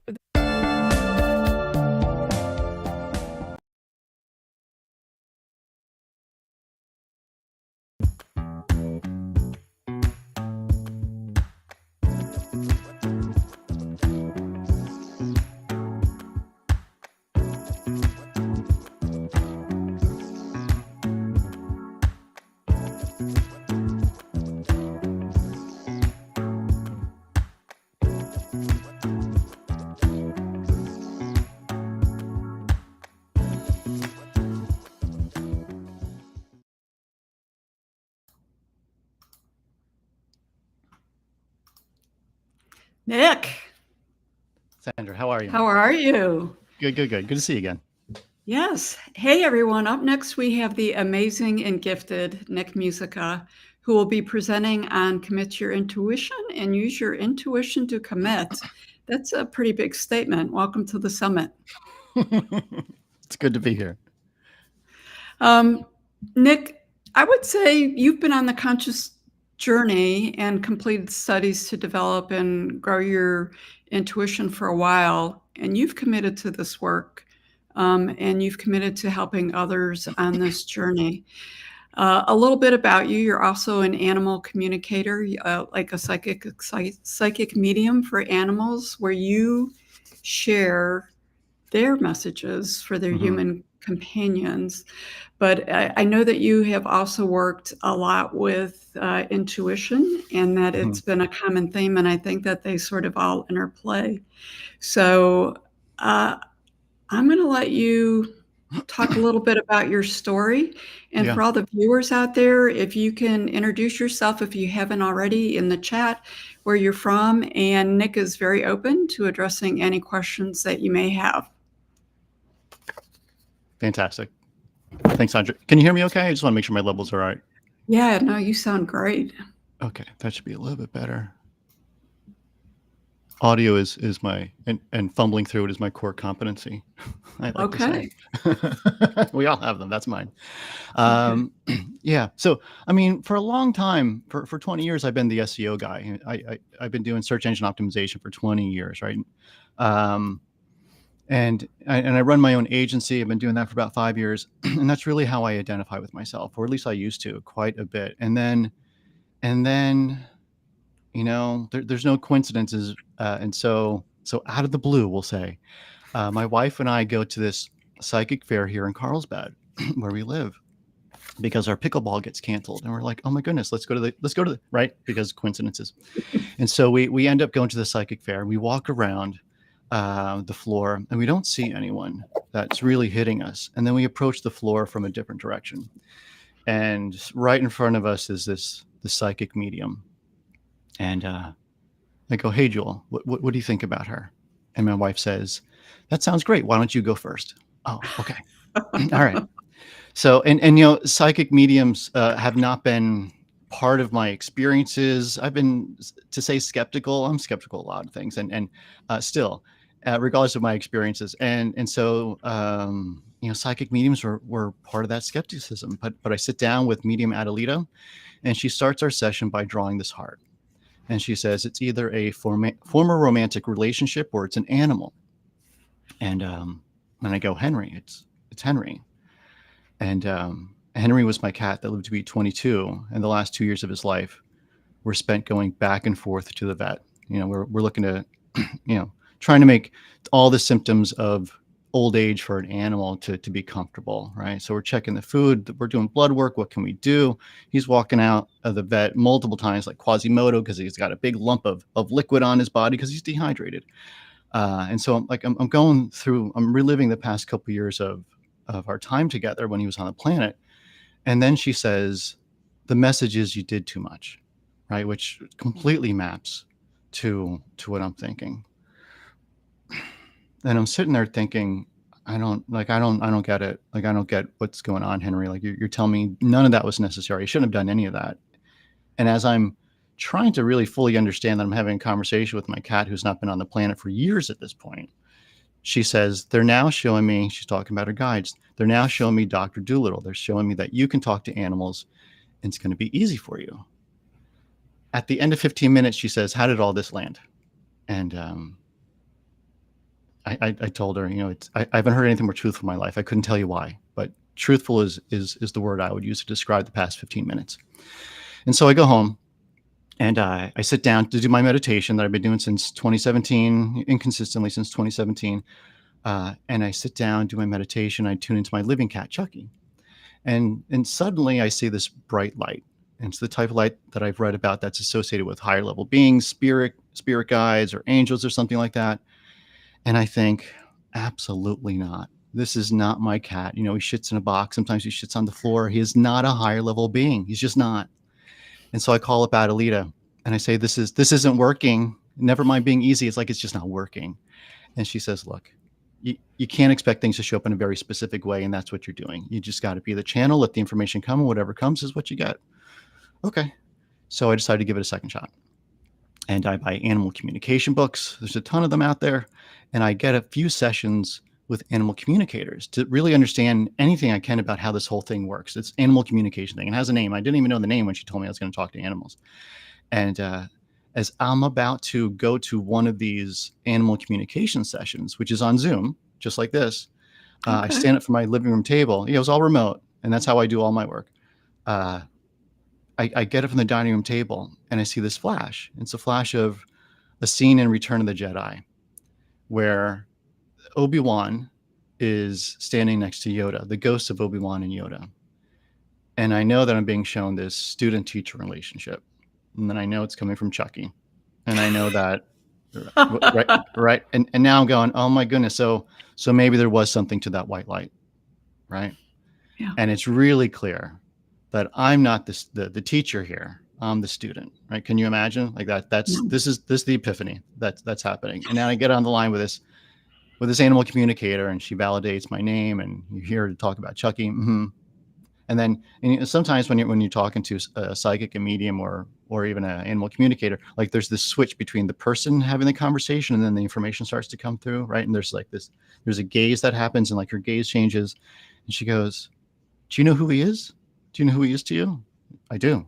And then we talk about Return of the Jedi, and she says, "Yeah, that's what he showed me, not how he showed it to me, because I don't know that movie, but that was the essential communication that he gave me." And then we spent the next 15, 20, whatever it was, minutes talking about it. And he has been a wonderful teacher. I joke and I say my therapist is a psychedelic cactus and my cat, and it's true. It's not everyone's reality, but it's certainly mine, and so yeah, go ahead, please. Is that how you got your website title? My cat schooled me? Yeah, it is. I mean, it caught my attention, but now it all makes sense. Yeah, I mean he's been amazing, and he is all animals are such straight shooters, and he is a straight shooter, and he doesn't accept steering away from the path. Like I've done it, not intentionally, but he's like, we're coming back to the path. Like we're here to do some work here, and that's what you were doing is just it's a distraction. You're wasting time. Come back to the path. It's amazing. Wow, that's interesting. Yeah. So then, how did you get on the path? Because I know that you did a lot of work with intuition. You took classes, and I think at one point you were doing a podcast with that. So you've incorporated both of these skill sets or gifts, or Yeah, I mean, I think about it as sort of one good time, and that includes however you want, whatever the language you want to use, be it intuition, consciousness, animal communication, psychic, mediumship, even plant medicine, psychedelics, and some folks use it for PTSD, and there's a lot of research and a lot of great case studies around trauma and PTSD, and that has not been my experience within that context. It's been more of a growth thing for me. And so I attribute it all to one thing. And here's how I think about it is, if you were to take this concept and equate it to the Empire State Building, when you do meditation, like you could, if you're new to it, you could walk into like the lobby, the equivalent of the lobby of the Empire State Building. Like as you get better at it, maybe you're going to the third, fourth floor. When you're talking to animals, you're a medium or something. When you have a higher vibration, when you get to a place where you're channeling information through a different source, then maybe you're up to floor 10. And with psychedelics, it's you get into the elevator and they shoot you up to the observation deck, right? And that's what you see up there. Yeah, they're in control, and you said yes, so you better be ready. But they're showing you what they want to show you when you get up there. And so for me, it all makes sense to me. All the things that have come to my doorstep. And so, so what I do in addition to the animal communication is I work with people on developing their intuition. Because, I can't promise you that you will talk to animals, will communicate with animals, but you may. But I think learning a couple, and I call them 3 critical steps, which are, and they're called 3, I call them the 3 C's. If you learn the 3 C's, it's going to open up something for you. And trust that it's the right thing to open up right now, is my take on it. Okay. Can you talk a little bit about these 3 C's? Yeah, absolutely. Yeah. So the first C is coincidence. And so Einstein has a great quote. It's something like this. There's 2 ways to live your life. One is as if everything is a miracle, and the other is as if nothing is a miracle. And I think consciousness can be thought of very similarly. I think you can say coincidences. Everything is a coincidence, or nothing is a coincidence. And so if nothing is a coincidence, then it's got to be something more to it, right? It's got to be synergy. It's got to be breadcrumbs we're picking up. There's got to be messages to it. The events are just not random. There's no randomness to it. I remember when I was a teenager and I'd be thinking about a buddy, and then all of a sudden the phone rings, and I go, "Oh my God, I was just thinking about you. This is so weird," right? And a lot of folks have had similar type of experiences to that. And here's the thing: you can't do anything with weird. You can't do anything with accidents. You can't do anything with coincidence.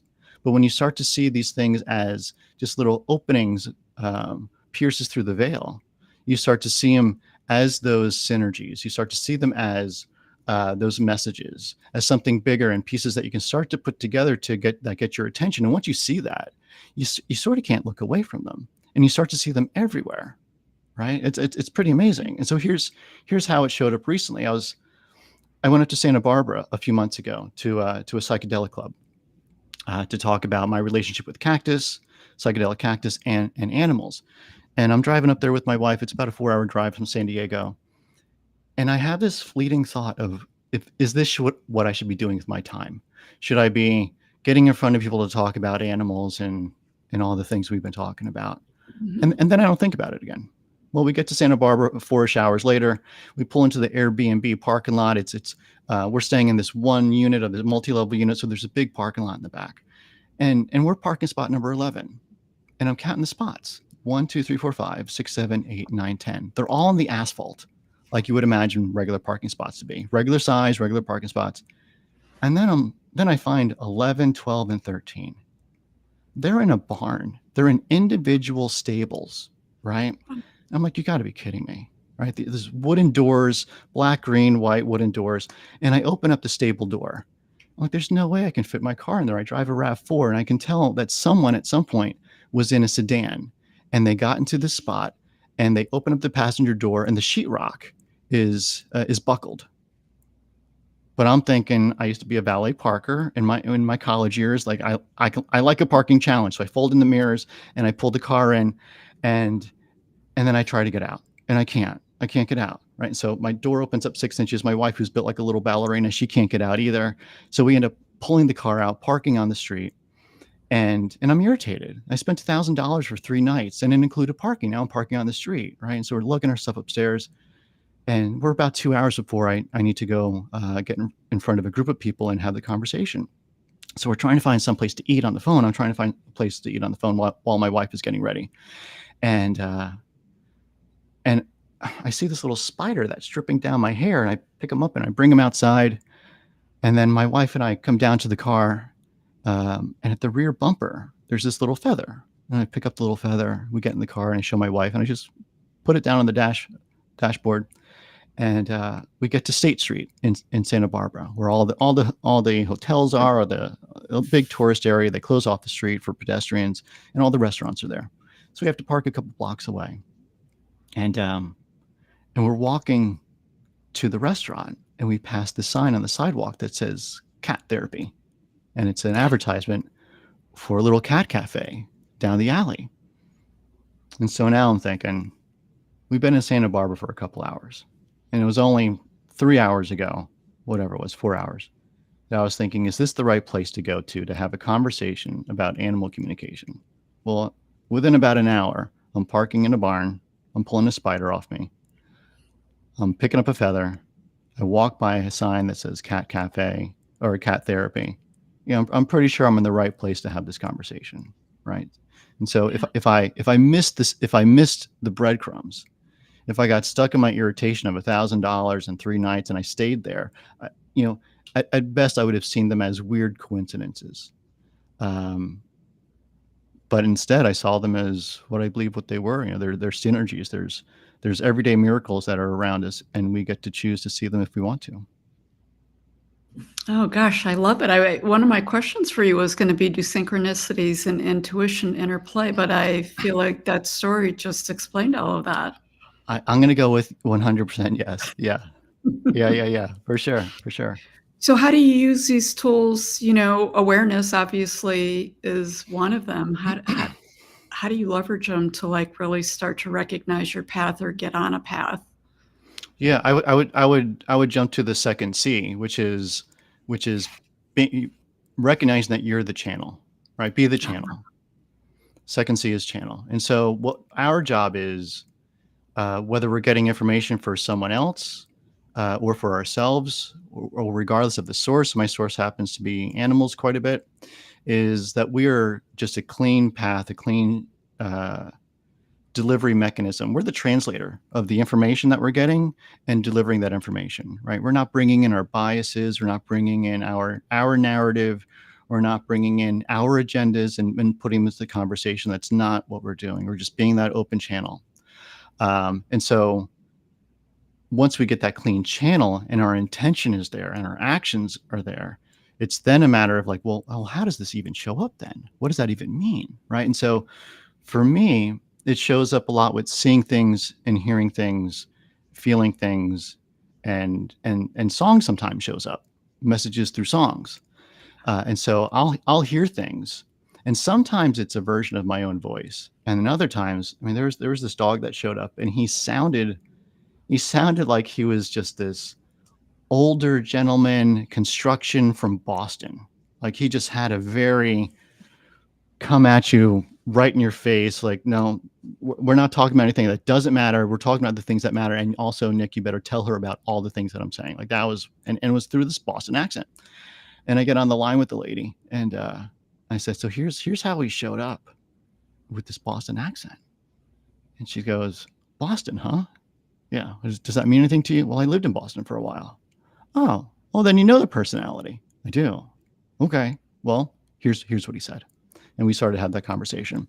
You may see things in a quick snapshot. There's sort of a screen that's in your mind's eye. It could be a picture, it could be a quick video, something like that shows up. And then there's feelings that come through. You know, sometimes when I'm sitting with someone who has a lot of emotion tied to something, I can get emotional about it. Like it comes up super quick and then it goes away quickly, but it's a signal of, and specifically when I'm tuned in, this is not mine. This is part of the conversation. This is part of the information that's coming through. And then there's the songs that come through. You know, I was sitting with a young lady, and for about 45 minutes, we're talking about her and her health and how to take care of herself, and the dog's perception of when she comes home hot from work and she doesn't go to the gym and burn that off, like how that shows up to the dog, right? And so part of the conversation was, well, maybe you should go to the gym first and then come home, or when you come home, tell the dog you're going to the gym, because the dog recognizes that you're hot, you know, emotionally hot coming in from work. And then at the end of the session, I said, so what does Bruce Springsteen mean to you? What does Born in the USA mean to you? And she goes, well, Born in the USA, nothing. But, you know, when I was married, I'm divorced now. But when I was married, my husband, for whatever reason, treated me like his little brother. And we would wrestle. And it got to be a little too much sometimes. And the safe word was Springsteen. Oh, Okay. interesting. Right. Okay. So let's review. For the past 45 minutes to an hour, it was about health, and here's all what it looked like, right? All very thematic how it showed up. And so it shows up in those, you know, seeing, hearing, feeling, and there's, if you look for psychic clairs online, you'll see it's basically the 5 senses plus a little bit more around. There's physical senses, but then have this intuitive twist to it, and that's how information shows up. But it could show up in very specific ways for very specific people. Like for me, songs show up in addition to that. And I'm working with a young lady who showed up because she saw me on Instagram.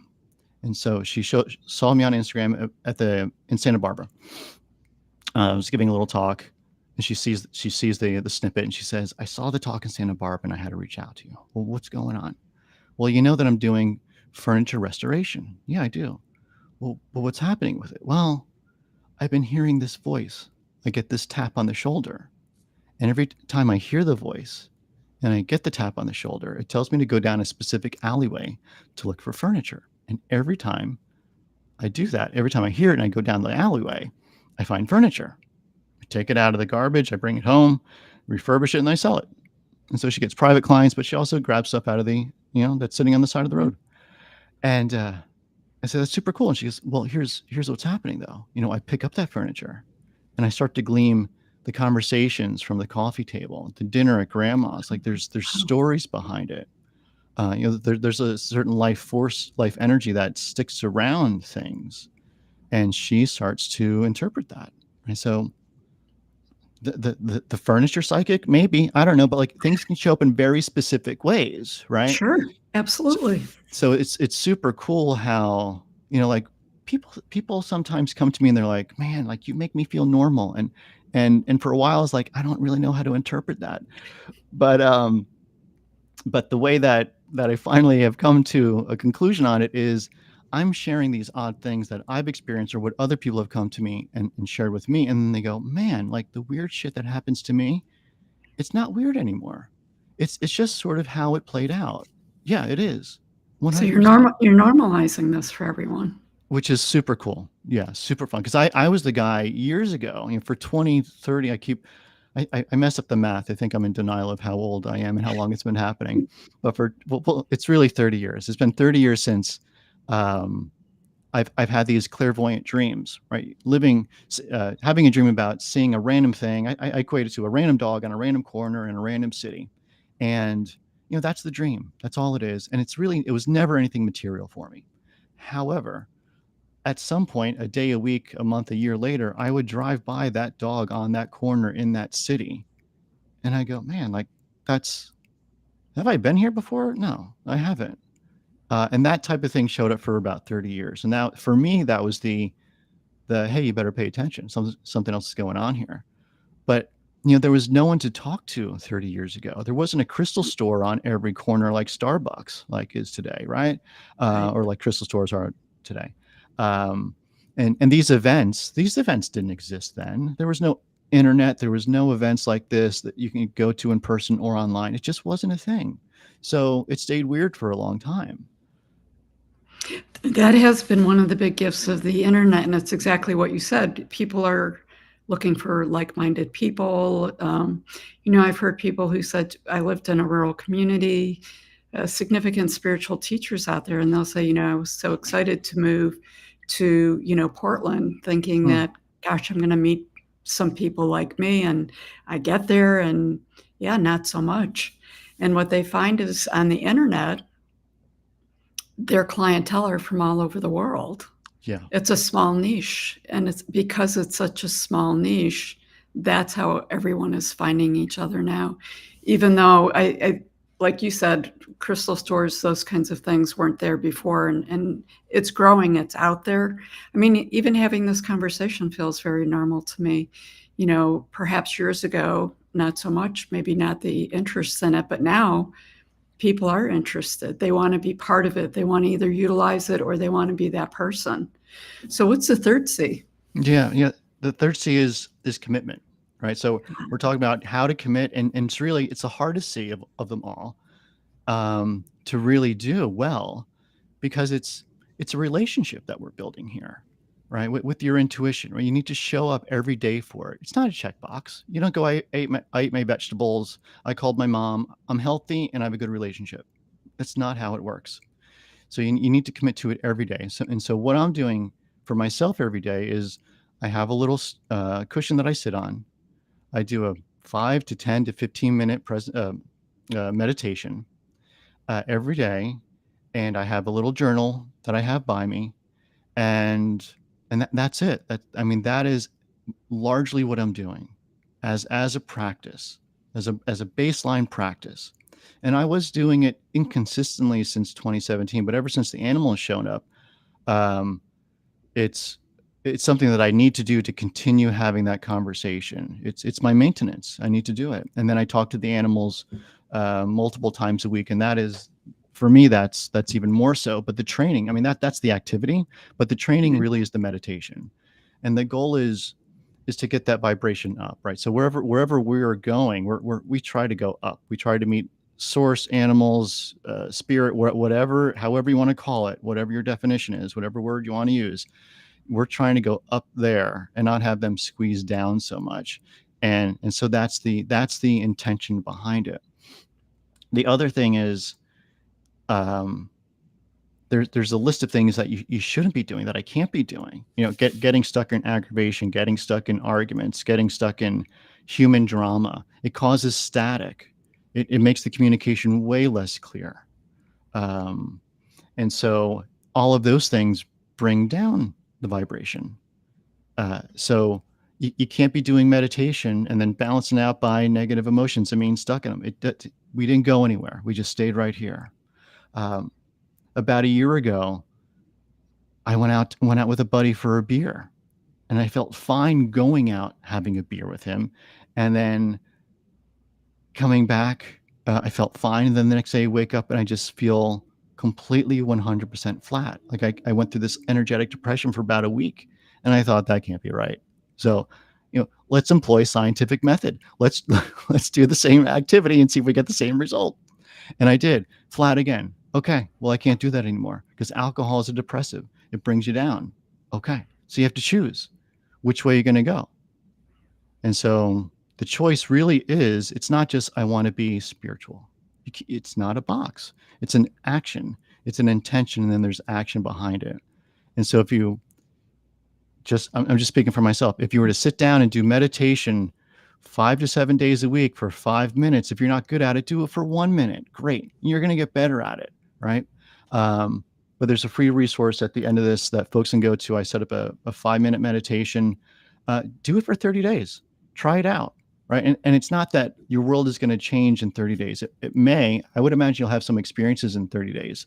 But really, 30 days will help you start to build that momentum and start to build those habits so that you can continue to do you can continue to do the meditation. Because if you have a journal, optional but super helpful, have a place to sit, have a certain time, and you do it multiple days a week, you have everything you need, certainly to start out.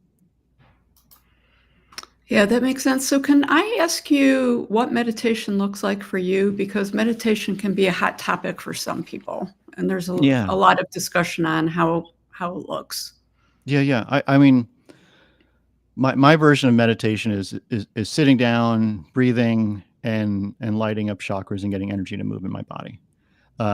There's other forms of, I would say, energy management. This is how I would describe it, where if I don't go for a surf on a consistent basis, I feel gunky. If I don't go out into the woods and go for a walk, I feel gunky. If I get stuck in a negative pattern, I feel gunky, right? So those types of things need management. But for me, my go-to meditation is sitting down, grounding, and going into a meditation, opening up the crown. But there was a few folks who were on before me, and they're talking about walking and exercise and a bunch of different versions of it. Right. I mean, I agree with, generally speaking, the overall shape of it. But I don't know if I'm going to be able to talk to my guides while I'm hiking as intentionally as I am if I'm just sitting still in the space that I cultivated for the specific reason of talking to them. Okay, so for you, with the work that you do and being a coach, a mentor for someone who really wants to hone and develop their intuition, which will open them up to more awareness of their synchronicities. Yeah, That's some of the commitment that you're talking about. absolutely. Yeah, It's not a multitasking kind of event. I don't think so. Yeah. And I'm not encouraging don't do those things. That's not what I'm saying. Well, it's a different type. Yeah, I think so. At least for me, it is. Okay. So one of the things that you brought up, and it seems to come up more and more, I don't know if it just always was or it's just more in my awareness, but I feel like it's just growing more as I really consistently hear the importance of using nature to connect and to grow your spirituality. So you just touched on some of those things with an overall broad stroke, nature and growing spiritually. Mm-hmm. Your thoughts on that? Yeah, it's necessary. I mean, so here's how I think about the animals, and it's sort of it's a very specific use case for me. But here's, I think, how it's a framework for how other people can think about animals and trees and getting out to nature. If you surf, great. If you like to go for hikes, great. If you like to just put your feet on the grass, fantastic. But we have this misconception that there's this big bubble, and we call it nature. And then we have this little bubble, and it's outside of the big one, and it's called us. right? It's me, it's my name, it's people, it's not nature. And it's become very, very clear to me that that little bubble is just a label within the bigger bubble. And within the bigger bubble are all the trees, all the animals, the rocks, the streams, all the things that we see out there that we classify as nature. And when we say that, there's this inherent separation between us and it. And that's a problem. It's a problem because then it becomes, if that's your perspective, then with the wrong motivation, extraction is really easy, right? There's taking from, not stewarding of, not protecting of, right? There's the Native American saying that goes, I'm terrible with remembering quotes and sayings, but it goes something like take care of the planet like it's like, so in seven generations that it's going to be there for those people. And it'll be in a healthy state for those people. I mean, that's a long years away, seventh Yeah. generation, versus, hey, where's the next place we can drill? Oh, it's in their backyard. Oh, well, nature is separate. Also, economic class is separate, and I'm okay drilling in their backyard. Right? It breaks things apart. There's so much evidence to just take a look outside and go, when we separate ourselves from nature, what happens? When we make it part of us, when we see that we are part of it, more specifically, now what happens? Very different relationship. That makes so much sense. Those are important words. So what else do you have going, and what do you see down the road for yourself? What is Nick got going down the road? What's your big vision here? Yeah, I mean, animals, talking as many animals as I possibly can, because I think that normalizes the conversation we just had. Like, Right. did my cat really say X, Y, and Z? It did. My dog really wanted to talk about my job because it's not good for me? Yes, right. And so it starts to shift how we perceive the thing next to us, the animal, the tree, it changes things. It changes perception. I also work with folks around developing their intuition. So if you're interested in starting a conversation, that QR code on the right-hand side, take a picture of it, send me an email. And so I work with folks in three general aspects there. And it's anchored around intuitions, right? Using your intuition to navigate.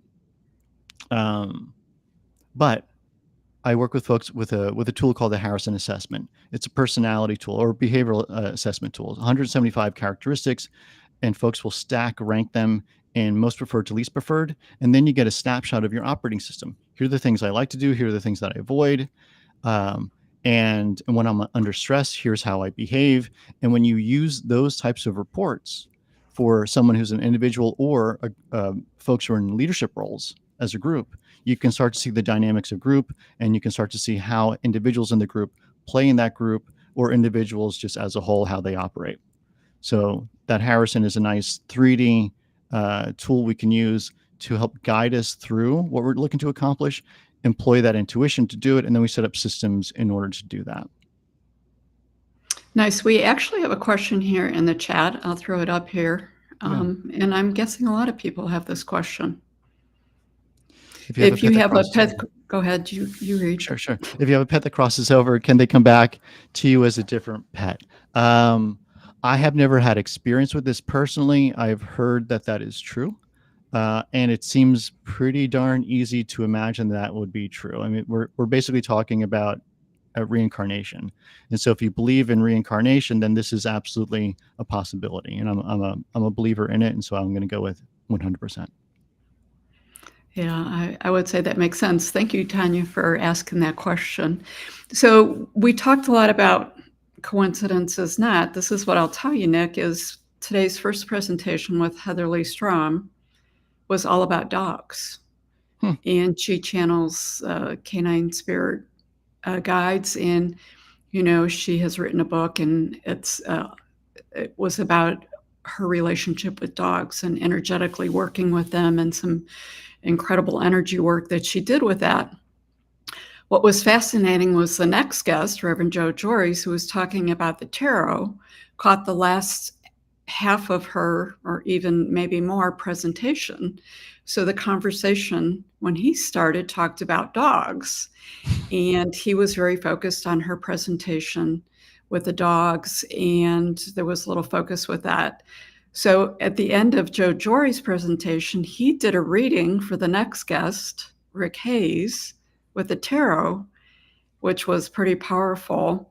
We were flipping over to Rick starting, and I had just clicked Joe off, but he was sitting in the background in the green room still, which is interesting because pretty much everyone jumps off pretty quickly, but he stuck on in it, and it caught my attention, right? So this all plays together. Yeah. So Rick goes, that last guest, I really want to thank Joe, but I'm getting this message from these dogs, from a dog that I think was his childhood dog. When you see him, can you share this with him? And I says, well, what? I see him. Let me just pop him back into the live stream. And it was like, hey, by the way, Joe, you're live again. And they had this big conversation about this dog from when he was 11 or 12, which wasn't his dog, but it was a dog that lived across the street. Oh, interesting. And now I'm talking to you about intuition and animal communication. So what I'll say is there was clearly no planning on today's speakers or the events that, hey, today is Animal Dog Day, right? Yeah. But And out there's Chucky. speaking of animals, Yeah, he does like to come visit.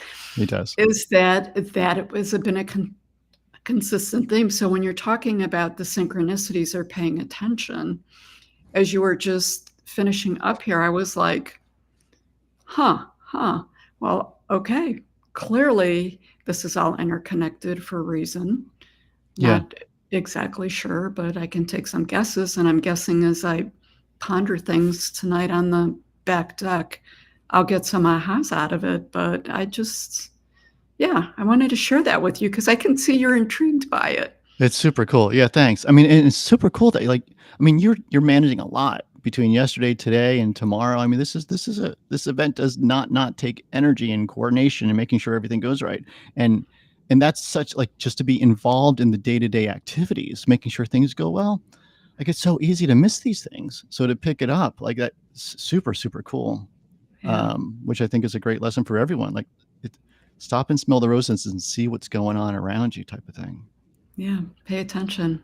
Totally. Well, I absolutely want to thank you. Thank you for taking time out of your day. I know that you're busy because you also juggle multiple balls, and I'm still always amazed that you do the SOE work and you do this work, because they're just at such opposite ends of the spectrum, and I'm sure that there's lessons and reasons for all of that for you. But yeah, fascinating. And I'll make sure I get your information out there. I'll get it added to the YouTube. Fantastic. And until next time, thank you so much. Sandra, thank you so much. Take care. Bye. Bye.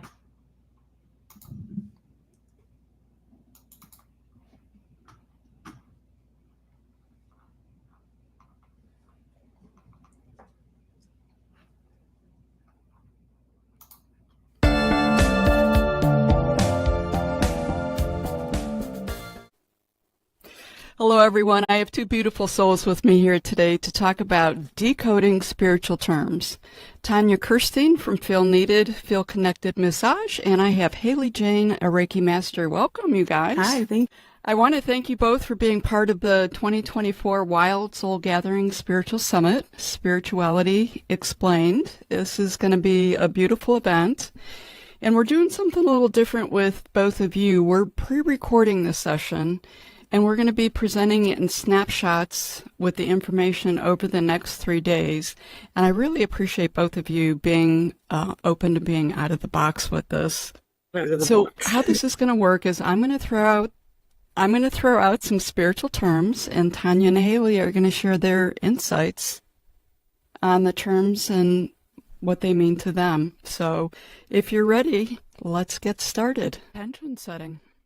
I feel like these are all playing off of each A other. little in bit. Tanya, do you want to take that one? unintentional way when they were listed, but you gotta love how spirit works.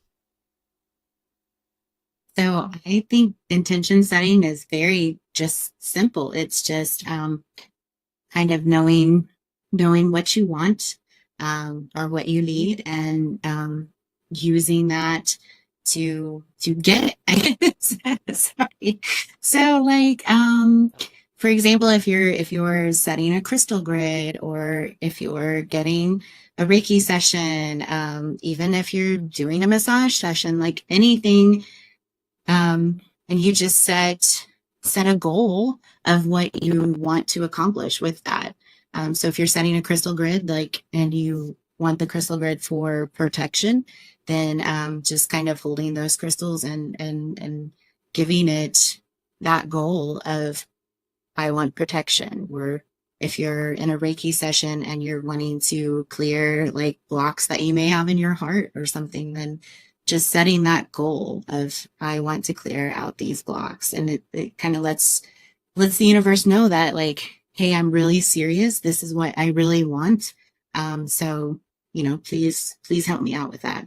It's interesting. A practice that I've recently gotten into over the last month or so is setting intentions before I go to sleep, because there's so much work that occurs in our sleep space that either we're conscious of or unconscious of. Excuse me, that we're either conscious of or unconscious of. It just seemed to become important that I set an intention with that, so that I'm sort of utilizing all the tools that are available to me. We're going to say something? Intention is kind of the prerequisite to manifestation. So setting the intention is just putting out there what you're wanting to call back to you. And doing an intention is doing it in a very conscious, very powerful way, because you have to be very precise about what you want and put that out so that it can ripple back to you. Yeah, I will say that I have set, thank you for saying that, especially the preciseness, because I've certainly set intentions and received the manifestation of it, but I clearly didn't think it through once I've got the result. Be careful what you wish for, you just might get it. The next time, right? Exactly. Soul Tribe. Any being that is in your core vibrational wave space. So that can be people, things, whatever on this plane. It can be out of this plane. It can be kind of an amalgamation of all different kinds of people. It could just be your family or your friend group, but it could also be your spirit guides, people that you've had a pre-birth intention of having as a part of your experience in one way or another. Could be positive, could be negative too. Some people, you've agreed to have them come in and cause havoc in your life a little bit for you to learn specific lessons and things like that. So it goes both ways, but it would just be anyone, anything, any being that is here to help you in your expansion on whatever plane that may be.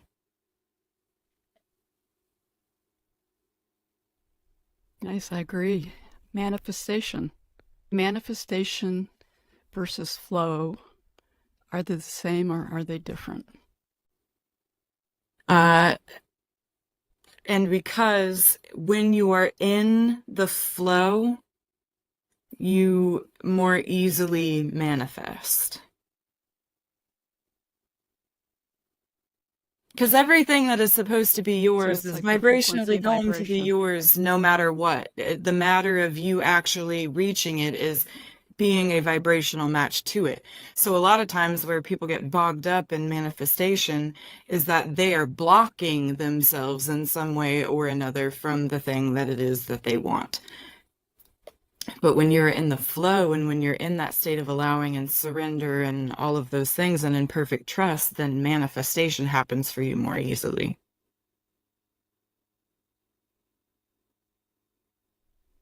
Okay, so we have the intention, the manifestation, and the flow. It almost feels like it's a process there. Okay.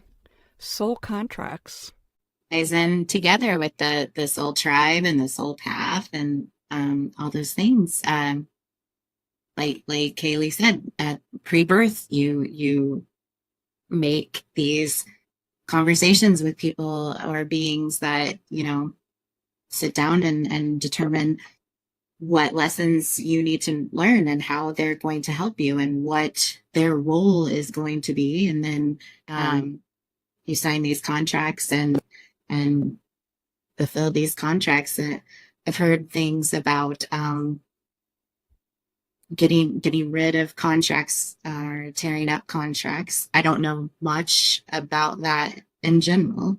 I don't know if it's after one has been fulfilled or if it's, just maybe it's not working. I'm not sure how that works, but yeah. I had not heard that. Interesting. So yeah, it piggybacked off of what we had just talked about. Quantum healing. You, Haley. Quantum healing is, to put it in words that are easy to understand.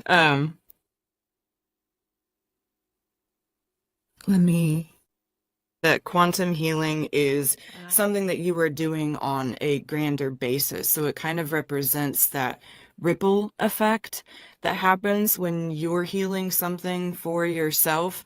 You're not just healing something for yourself, you're healing something for all of the generations that have come before you.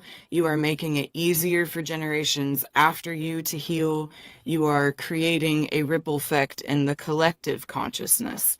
So you are quantumly affecting everything that is around you. So would you consider, we're all Reiki people, would you consider Reiki healing a version of quantum healing? Oh. I was going to say, just that's sort of a core thing with the three of us. And I think it's when you say the word quantum or physics, either or, it sends people off in this, like, it's beyond my comprehension. I can't understand that.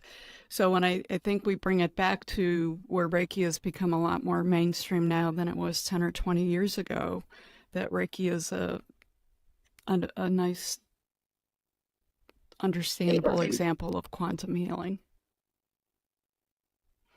Sacred geometry. Sacred geometry's come into the forefront a lot. Geometry makes up this entire dimension, really. The organization of energy and matter to project forth the manifestations that are inherent in the 3D construct. It's kind of the building. So I've heard it described as the mechanics of spirituality. What do you think about that? Yep. Yeah. I've always heard it as the building blocks of the universe that's found everywhere. Yeah, I feel like there's this whole thing in the unseen that is just sacred geometry is part of that mechanical process of how this all works, especially bringing us down as spiritual beings, as humans. Should be connected to higher self.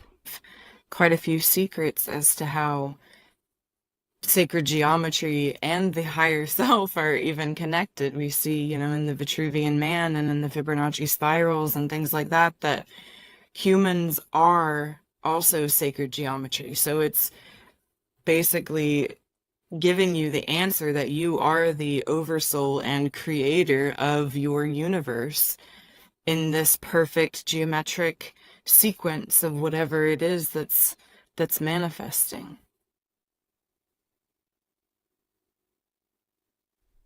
Nice connection. And thank you for bringing up that Michelangelo's work, because he put it out there a long time ago and people just didn't pay attention, or it didn't serve a purpose, I think. There were more than one Renaissance alchemist. That was a big Renaissance period, and exactly. And I feel like we are now at the beginning of another huge Renaissance period, and a lot of alchemy that's happening, and multiple layers. So that's interesting.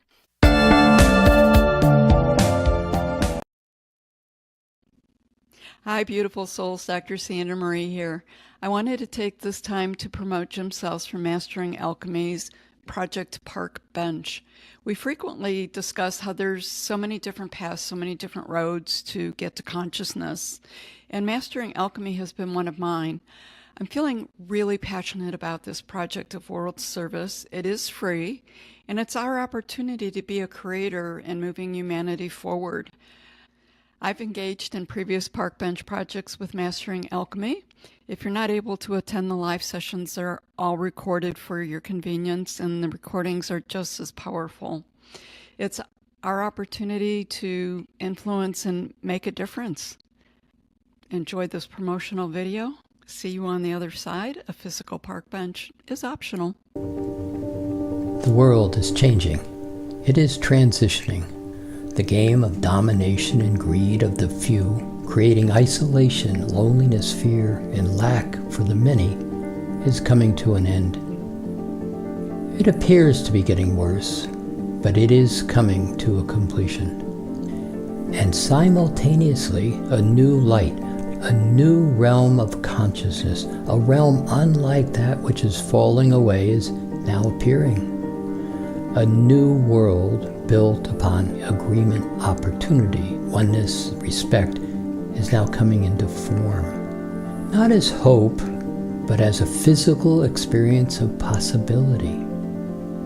This creation is about you, about each of us. This is why we came here. This is why you are here at this time. We as spiritual beings came to bring into physical consciousness a new architecture. One without fear, one that has been dreamt for many, many eons of time. A landscape that is built upon respect, appreciation, laughter, co-creation, and well-being. We're inviting you to join us to sit with thousands of others once again on the park bench, all in agreement, not as a hopeful meditation, but as an intentional, conscious co-creation. No longer as just a thought, but as a tangible experience that we all have always known is possible. So please, come create with us in this project, where two or more are gathered in service to humanity and the earth.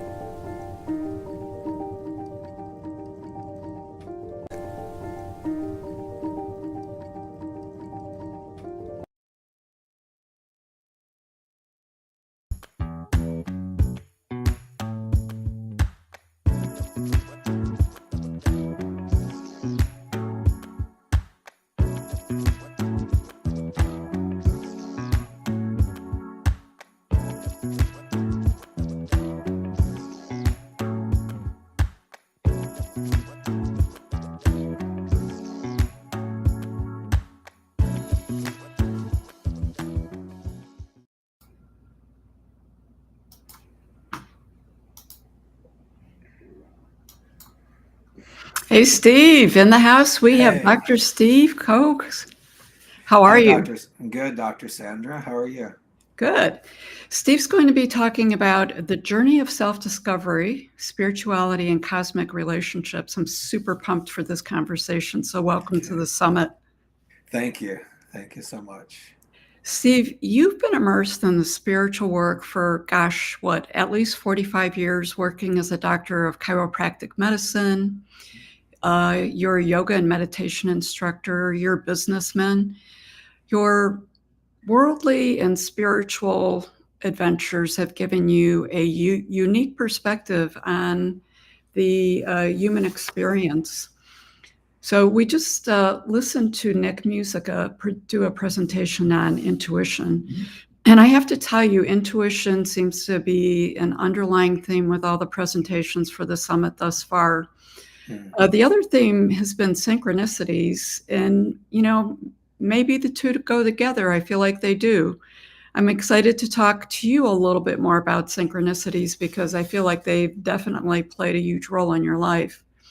But before we get started, can you share a little bit about yourself, your story a little bit? Sure. So, first I want to say thanks for having me on your summit here. This is pretty exciting.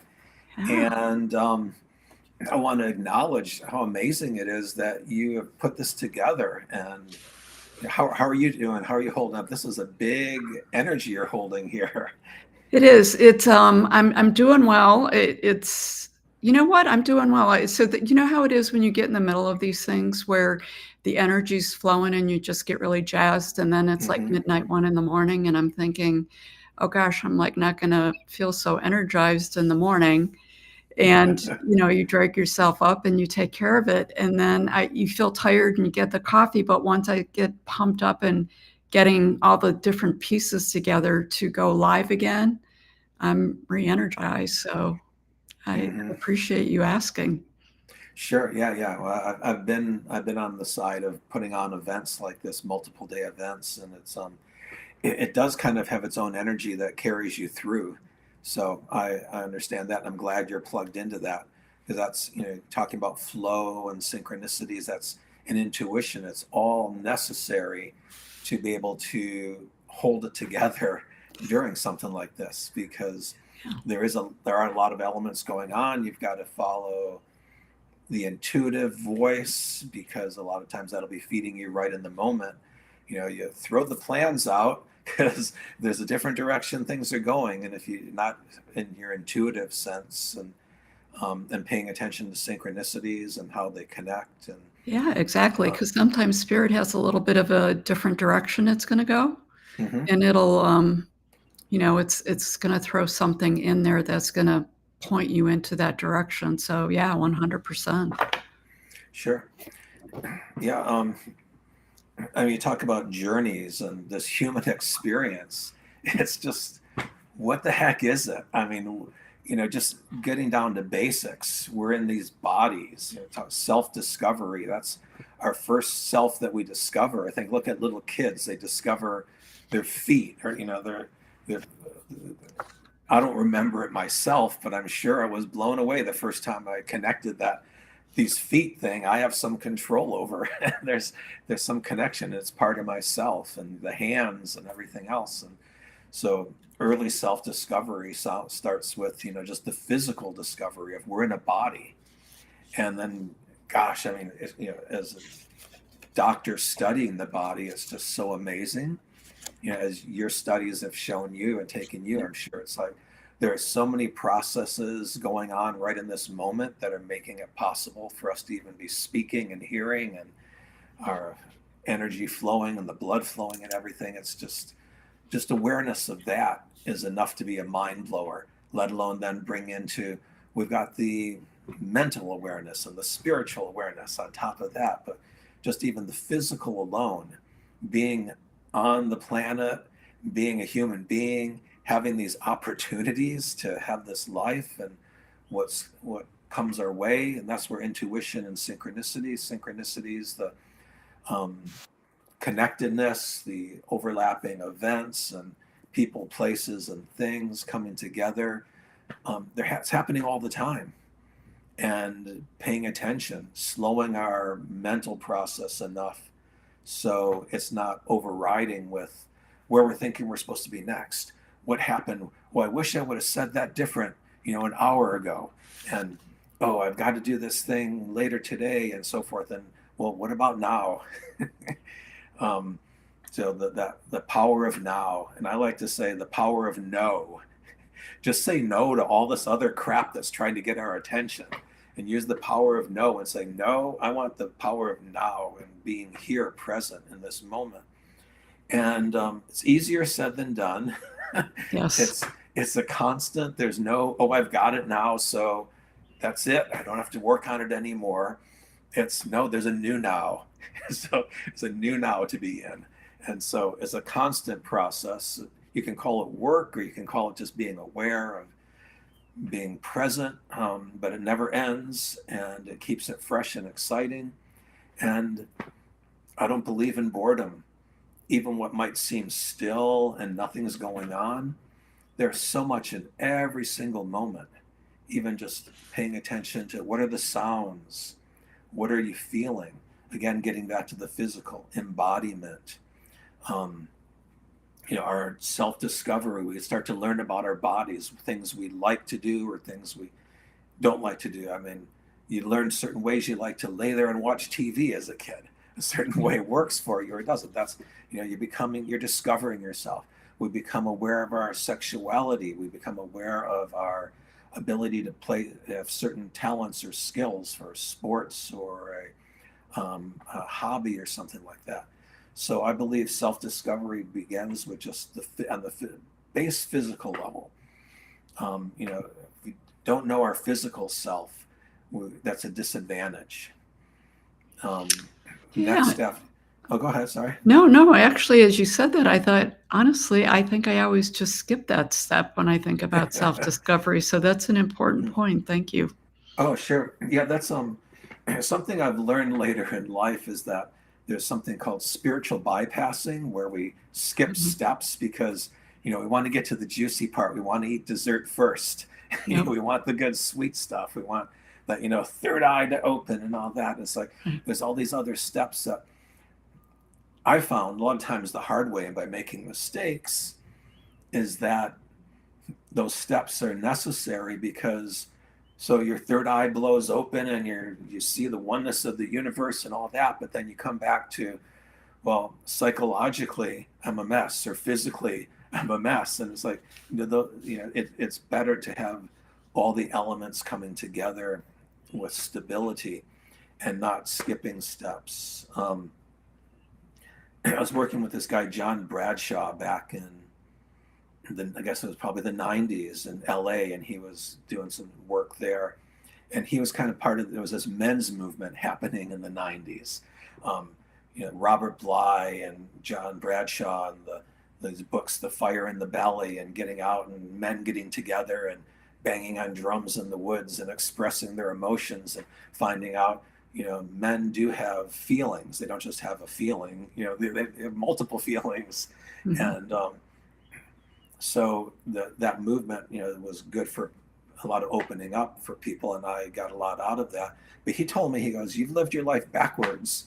I go, "What do you mean?" He goes, "Well, you didn't do the physical and then develop emotionally and then develop spiritually. You just instantly jumped into spirituality." Because maybe 4 or 5 years old, I was already, laying in bed at night, astral projecting and going off into infinity and experiencing my connection to that and having these experiences that I, didn't have terms for or didn't have an emotional capability to process them. And from there went on to more and more just always going after the spiritual. But he said, you did it backwards. Excuse me, getting ahead of myself, get so excited. I don't believe that it was backwards. I don't think there is a linear order to any of this. But I understood what he was saying is that don't skip the steps. Don't miss out on having a well-balanced fullness between the physical, the mental, and the spiritual. And, early on, I got a lot of exposure to religion, which I rebelled against, and a lot of different times in my life was religion bad. Oh, that's funny. I'm even doing a cross to block out religion. That's just for vampires. But so I, rebelled against it. But I look back now and I think that religious, I was baptized in 2 different religions, one by birth and one by choice, as later on in life. And I felt those were, looking back, important steps of learning basics, learning principles, learning, there's a lot of controversy now about people forcing the 10 Commandments in schools and stuff like that. And I'm not for forcing anything on anyone, but I appreciate that I was taught early on, hey, here's a list of some things. If you follow, maybe it'll help your life. They were calling them commandments and stuff. I look back at it, there was just kind of like some guidelines of, don't kill, don't make a mess, don't lie about stuff, don't take stuff that's not yours. Good principles. It's got wrapped up in centuries of a lot of crap and people controlling people and manipulating people. But I do appreciate the influence I got from my parents and the religious training I got. And like I say, I rebelled against that. but I didn't know where to go next. There wasn't a lot of offering in the public in, like, say, the mid 70s, like what you're doing now. There wasn't anything to tune into and just hear about all this stuff. The only thing I had was they'd play some Ellen Watts on the local FM radio station in the morning, and I would listen to him on Saturday mornings and get, you know, these mind-blowing ideas from things he was talking about. But I rebelled against traditional Western religion and sought out Eastern religion, and found a lot of depth and wonderful stuff in that.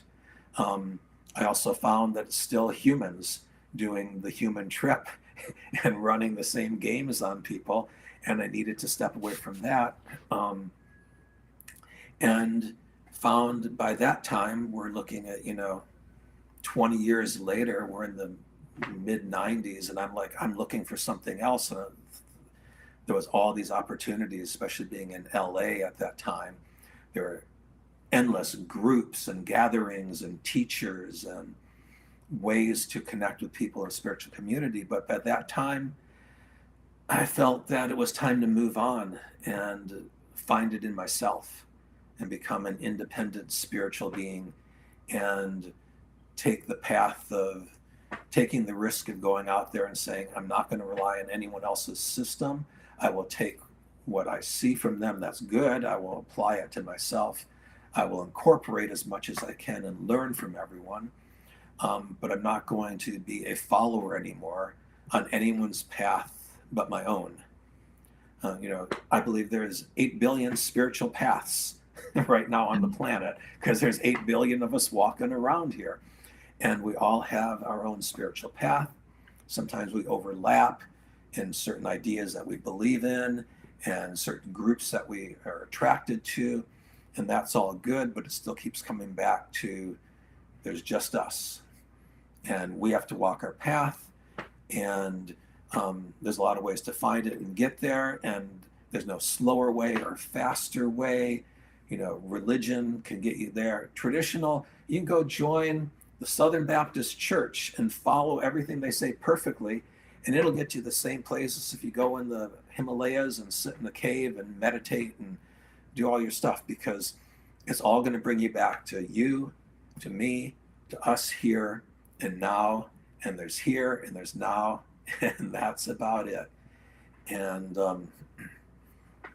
one day it ends, at least on this physical level, and we then are only left with our spirit level.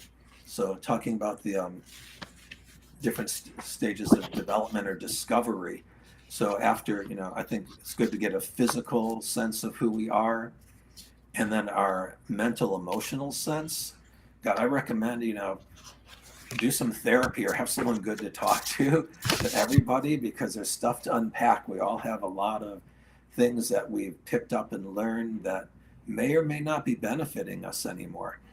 And it's good to sort through those things. And I found, you know, just doing classic therapy, going and talking with someone and sorting something out was really good for discovering, you know, the other selves of mine.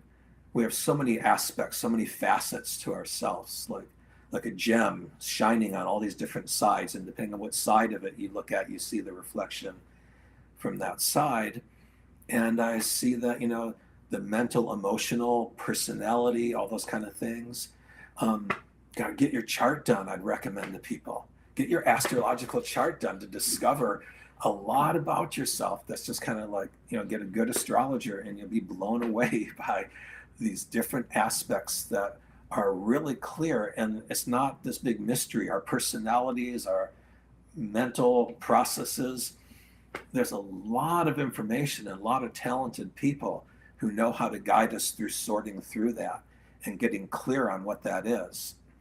And getting clear on the mental stuff, getting clear on who we are physically is important, because it takes us to, I think, the spiritual self-discovery. Who are we as a spirit or a soul or a being? Or when I say I, who am I really talking? You know, there's I, the body, I, my personality, and then there's some deeper consciousness that I've experienced Some people deny it, and they're really quick to point out that those who believe in this are all kind of whack because there is nothing, there's lights out when you die, there is no spirit or soul. But I've experienced consciousness, awareness, a sense of I without my body and without my mind. So where does that exist? In this energetic realm, this spirit realm? But I'm aware of it, I've experienced it, and I expect it to still be there even when the brain turns off and the body stops breathing. And that I don't know why it wouldn't still exist, because again, I've experienced it without my body and without my mind. Right. So it's cool. And I've been working lately. Past few months, I've been working at a hospice, a holistic hospice, and it's pretty interesting hanging out with people who are on the verge of dying. It's a residential hospice, so they've got 16 beds, and people come and stay there for the remainder of their life. You have to be in your last month of life to come there. So everyone I meet is short term, except the people working there also too. And it's super fascinating. I don't quite have my head wrapped around it yet and what it all is about and what it means, but something I picked up is that there is a lot of evidence to the spirit. I mean, you got people I'm sitting there with, and they've got 1 foot in each dimension. They're speaking with me, and then next moment they're speaking with deceased relatives or who knows who else. And and they keep going, transitioning back and forth from one plane to the other, and you watch this happen, and it's it's not just some type of psychosis. It's like it's actively going on, and you witness it. It's like, okay, there is another realm, and sometimes they overlap and you get a view of it. But often our mind's just keeping us locked in here. Our senses are so overwhelming. Our 5 senses alone, just seeing things, triggers off 80% of our brain activity. Hearing, taste, smell, all these, touch, all the senses are so overwhelming to our nervous system that it's hard to then be present in the now and be aware of these other energetic realms.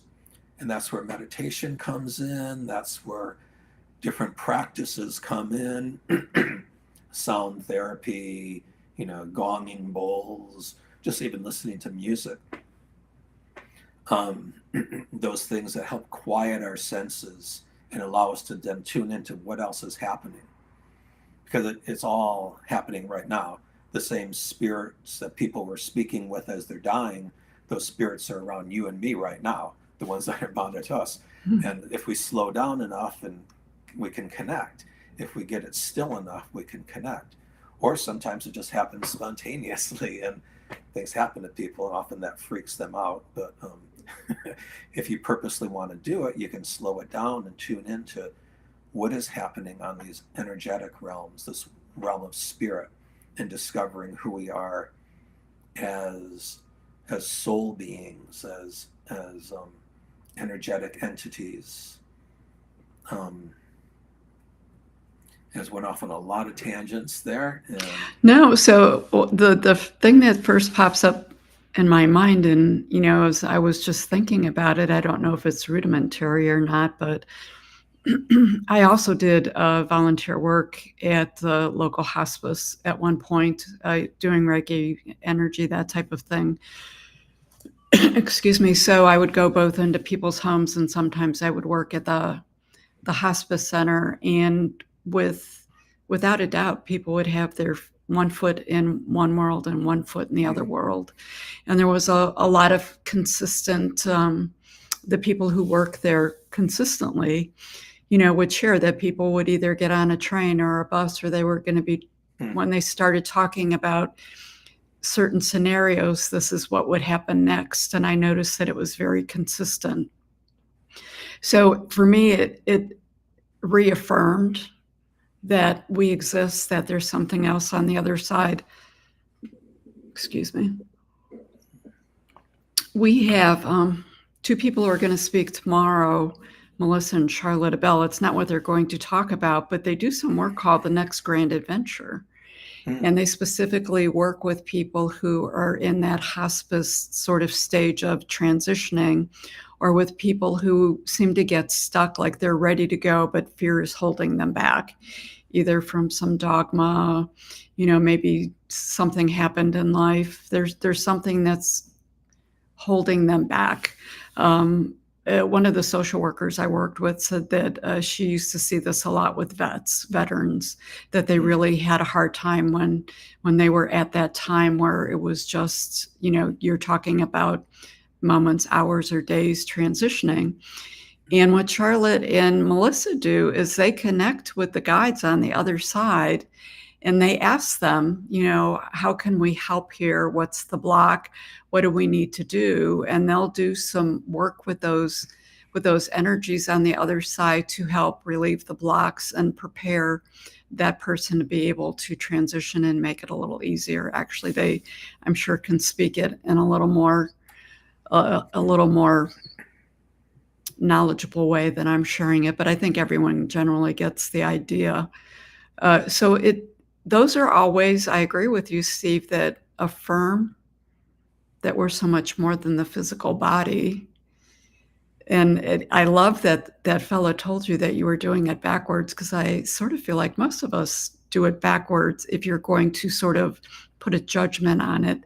As we both know, it happens exactly the way it's supposed to happen, right?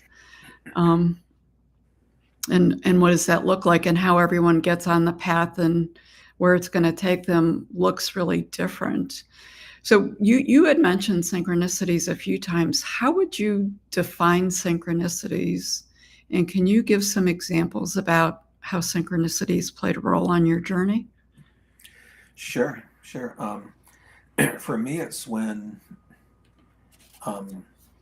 times, places, and people meet and intersect and allow us to take that incident and make choices or pivot in different directions, or just go deeper with where we're at. It's as simple as trusting that there's going to be a parking space up close to where you need to get because you're running late, and you see a parking space a block away, and you're like, I should just take that and run up there. It's like, no, I just feel it. And you go, and there's the person's pulling out, right? And you pull right in. That's a synchronicity. Or crossing paths with people. Just recently, it hit me that 50 years ago exactly, this summer of 1974 was a big synchronicity where I was in high school. Things were not going really great in a lot of different ways, and I was kind of reviewing my life. I'd gotten in some trouble, and my mom kind of warned me that I better get my stuff together and better, make some decisions, because these decisions I was making then were going to set the path for my future. So I was giving things some thought, and I crossed paths with a person who, I'll tell the story a little bit because it's kind of an interesting story. So I was partying with friends, and we had gotten arrested, and we're 16 years old. And the next night I'm out partying with friends again, and like I said, I was in this state of mind where I wanted to really think about things and be clear, and saw that the future was not promising the direction I was going, and that I did have an ability to make choices and make change. And we're sitting in a circle with a dozen kids from high school, and everyone's drinking beer and passing around a joint, and it comes to me, and I kind of just hold it and just kind of keep talking to people, and then kind of slyly pass it on. So I was trying to keep a clear head, and I'm thinking, it's cool, no one saw me, because if you did get, the peer pressure was a lot. Yeah, so, we're of the same age group. I get it. Yeah. And we're in a upper middle class suburb of Detroit, and the drugs were a major problem. Not that they're not a major problem in our schools now, but back then it was a new thing to have drugs in high school. Drugs was a college thing. Drugs weren't seen in the high schools in the early 70s, and it was a new thing that they didn't know how to deal with. And the drugs were pretty bad too. It wasn't just, you know, hippies smoking weed. But the story basically is that after the party broke up, this girl came up to me and she goes, "I saw you not hit that joint. Why'd you pass it up? What's going on?" And I'm like, "Oh God, I'm busted. I'm going to be shunned by the tribe here." And I said, well, I decided right then, I'm just going to be honest. This is one of those synchronicities. Something was happening. People are crossing paths. Things are interacting. And I've got decisions and choices to make. And so I thought, I'm not going to tell any big story or make something up or defend it. I'm just going to say the truth. And I said, I just want to keep a clear head. I've been thinking about how there's got to be more to life than just partying every night. And I don't see a good future in it. And she said, "Oh yeah, I've been thinking the same thing. And I go to these yoga classes, which get you high naturally. You want to come to yoga class?" And I'm like, "Sure." I'd heard about yoga, but it wasn't super popular and I didn't know where to find it. And all of a sudden here it dropped into my lap because I made a choice to say, I'm going to keep a clear head because I want to make positive changes in my life. And so it was all coming together. I went to a yoga class, and like I said, it was 50 years ago exactly. And it blew me away. And it was one of these intense forms of yoga where you do a lot of intense breathing and chanting. And it wasn't like just a stretch class. It was very, very meant to raise the energy and raise the kundalini and open up your chakras. And it did. It did. And I wanted more of it because it kind of answered what I had religion and I wanted spirituality, but I didn't want the religion. And here was some option for that. And so that was the beginning of a path 50 years ago with the synchronicity. So that this is something also I just realized recently on these years that end in 4. So in 1964, my parents moved us out of what's now would be like the heart of Detroit. We moved out of there because things were pretty violent. And so in 64, we moved to the suburbs. 74, I got exposed to yoga. In 84, I'd now done 10 years. I was in yoga deeply. I'd moved into ashrams. You'd wake up every morning at 3:30 because then practices started at 4. And for 2.5 hours, you did yoga and meditation and chanting. And then you went, and this path also included that you worked in the world. It was not a renunciant path of going into monkhood. It was a path of through service and working as part of your spiritual balanced lifestyle. So I became a chiropractor and was busy with all this, spiritual practice, and I'm a member of the Sikh religion and running a chiropractic practice. In summer of 1984, again, right about now, so it's 40 years ago exactly, a friend of mine from the religion introduced me to Michael Jackson, who was just going out on tour that summer. And we found out I was a chiropractor. He's like, "Oh, I need help, and could you work on me?" And so I treated him, and he said, "I want you to be on the tour. Here's where we're going to be for the next 6 months. I want you to be there." And I don't talk about patients, but he said to me specifically, he goes, "Do you tell people about that you're my chiropractor?" I said, no, that's all private. And he goes, "You tell people." He goes, he didn't use the word exploit it, but the way he explained it, he goes, "Use it to your advantage. Tell people, use my name to build your business and do whatever you want." He goes, "I don't care. Just use it to help yourself get ahead." And I thought, that's pretty cool. I appreciate that. So I just want to make that clear. I'm not like busting confidence. I don't sit there. No, I come from healthcare. That's important. just talking about patients without their permission. So I met him in that summer. Spent 6 months, the last half of '84, traveling with him and his family, and then moved. They said, "Doc, you should move to Beverly Hills," and in that voice that everyone knows. And I'm like, "Well, sure, why not?" He goes, "We'll send all our friends and family to you." And I'm like, "Okay, good." So I packed up and moved to Beverly Hills, like the Beverly Hillbillies, and moved from Georgia, where I was at the time. So I left my practice in Atlanta. So that was 1984. 1994, I had already done 10 years in Southern California and had enough of it.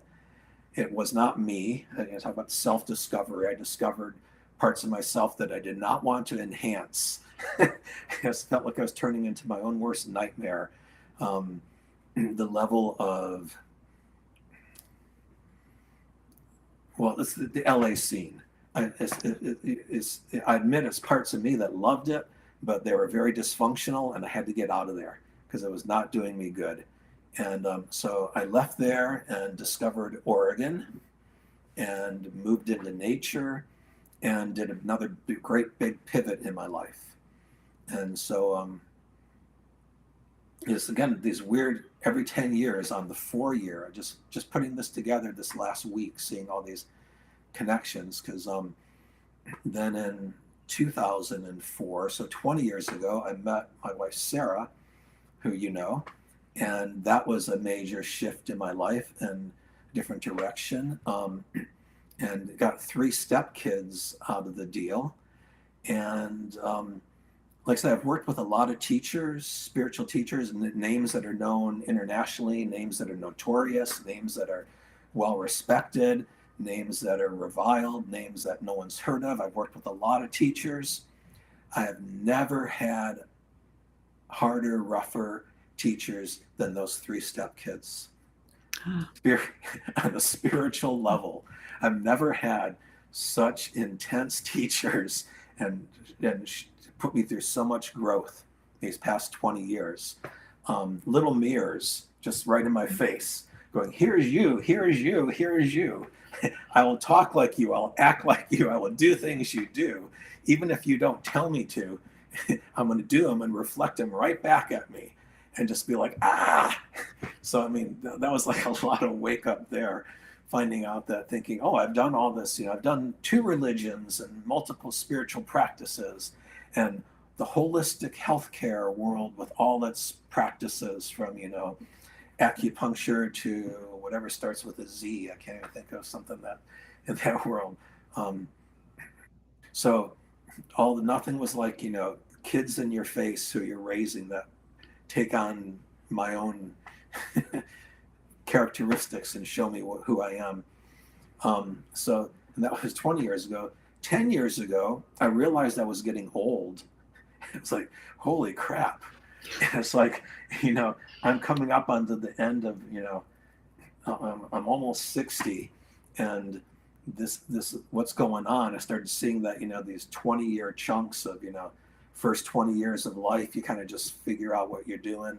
Next 20 years, kind of educate and get settled in. 40 to 60, I would, work at what you're doing and perfect it and become the master of it and teach it and so forth. And I'm getting up to that close to 60. It's like, what's 60 to 80? And I have reviewed that and looked at that and thought, what's this next phase going to be if I'm lucky enough to have those years? What am I going to do with it? And one of the first things I realized is that I'm carrying a lot of junk with me, even physically. It's time for the downsizing, time for the big review and get rid of stuff that doesn't work anymore, whether it's just things around me or relationships that aren't really working, thought patterns, habits, so forth. And so in 2014, I started the big downsizing. Now, because I've had accumulated a lot on all levels, energetically and physically, the downsizing took quite a bit of strategizing and time. And now here we are in 2024, and I've downsized as much as I kind of really think I'm going to. It's down to, a couple guitars. I don't have 7 guitars anymore. I'm looking at 2 guitars here across the room. I don't have 15 drums. I've got 2 drums or 4 drums or whatever. It's like that's a level that I can pack it in a van and move it if I had to. On the physical downsizing, on the emotional downsizing, it's like, what's important? Who are the important relationships?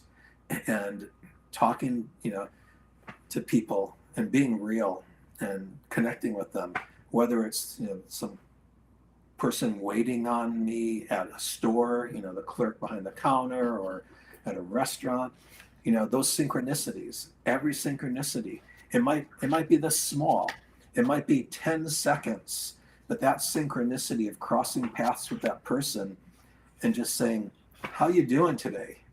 And the gas station, the attendant the other day brought tears to my eyes because he goes, thanks for talking to me. Oh, wow. In Oregon, they just passed the law you can pump your own gas, but until just a couple of months ago, you couldn't pump your own gas. So gas station attendants were a popular fixture in our community. Not like self-serve and you just go into the mini mart or you don't even go in, you pay outside with your card.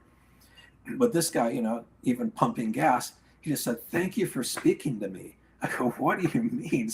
He goes, on the rankings, it's worms, pieces of crap, gas station attendants. I said, what? He goes, yeah. He goes, people act like we're invisible. They stick their hand out the window with their credit card. They say, fill it. They don't speak. They don't look at us. They're on their phone or they're doing something else. And it's like that couple seconds of talking to this guy made his day. It made my day to feel the connection with someone that, the appreciation and the back and forth. And also, he actually has some interesting things to say. We had a fun it was more than 10 seconds. We talked for the whole time he was pumping the gas and had a really interesting conversation. And that's a synchronicity. We crossed paths, and I took advantage of it. I didn't miss it. I was present in that moment and showed up for it. Because these synchronicities, these overlaps and connections are happening all the time. And I think we miss most of them because our heads have a lot of activity going on.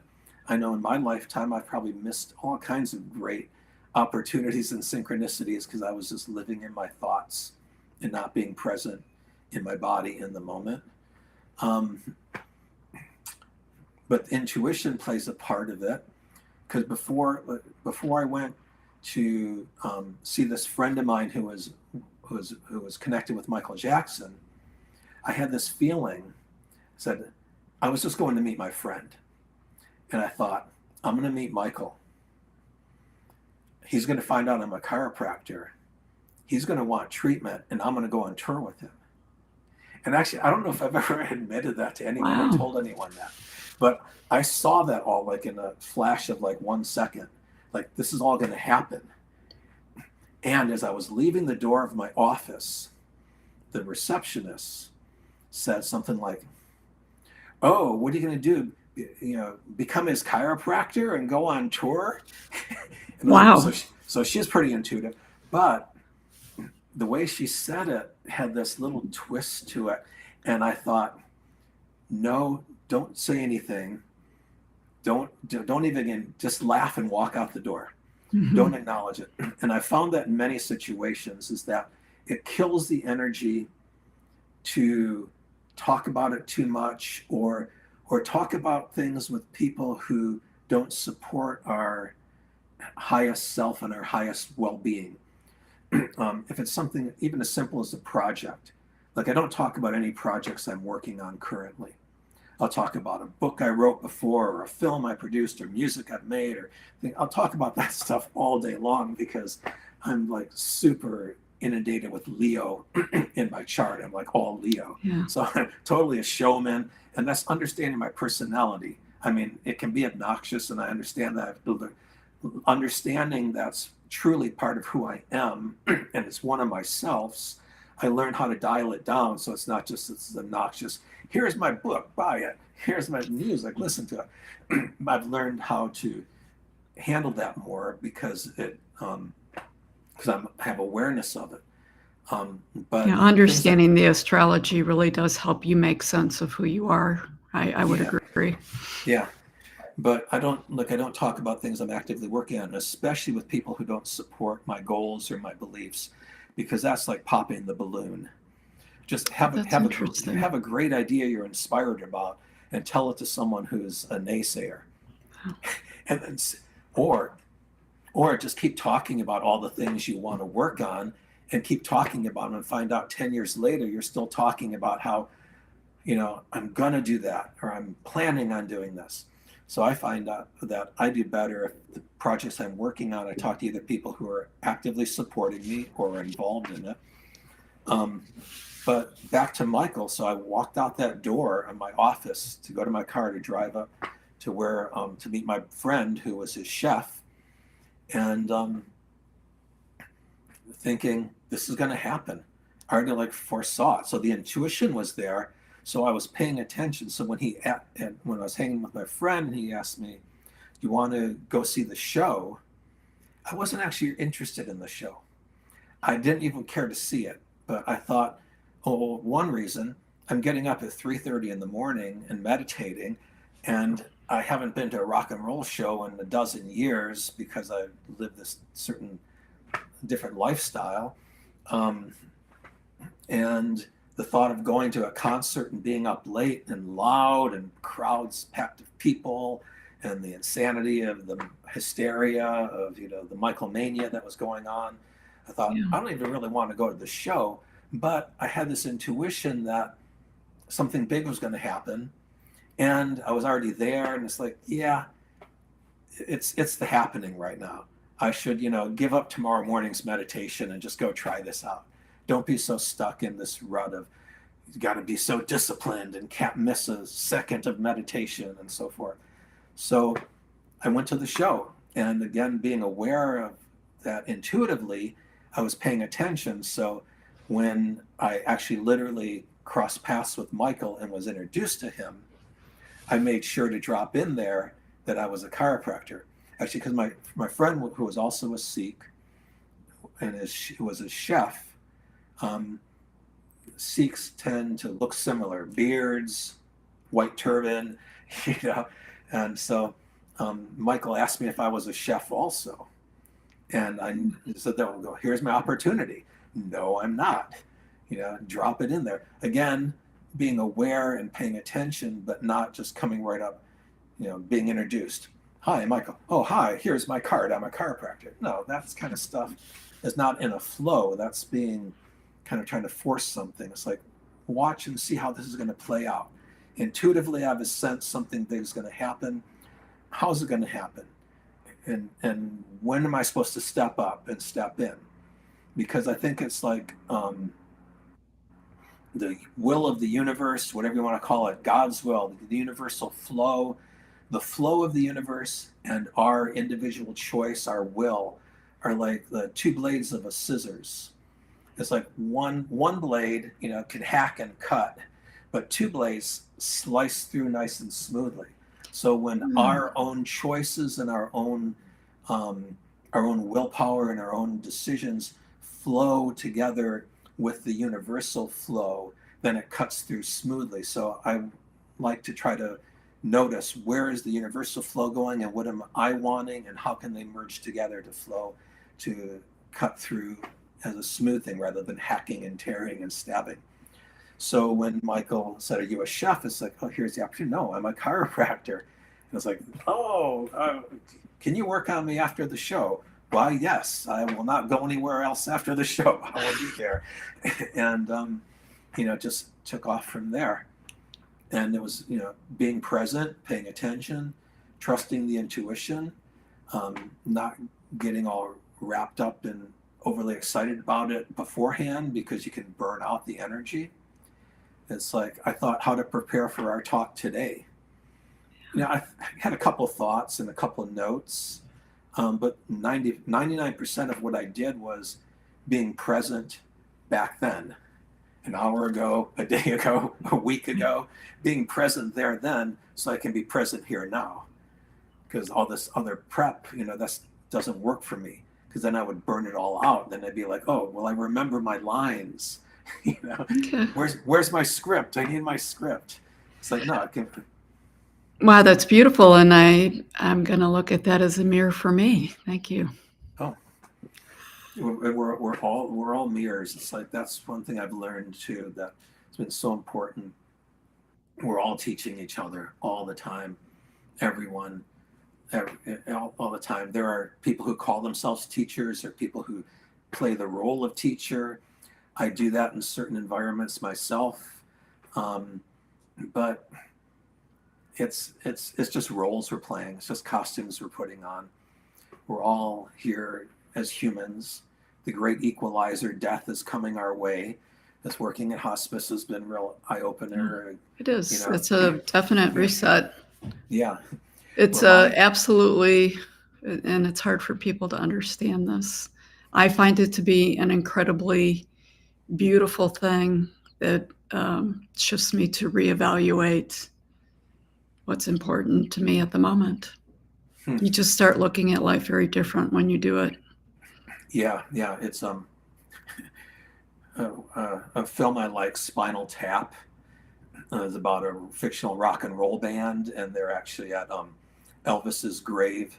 And this fictional rock and roll band, if people haven't seen the film, are living pretty wild, living on the edge,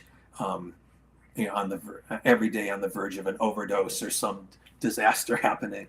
And they're visiting Elvis's grave, and they're standing at the grave looking at it. And one of the guys says, "This puts things into perspective." And the other guy goes, "Yeah, too much perspective." There you go. It's like, Yeah.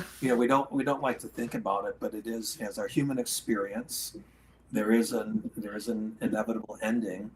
And someone told me early on, when I started yoga and spiritual practices and being on a spiritual path, that yoga is a preparation for death.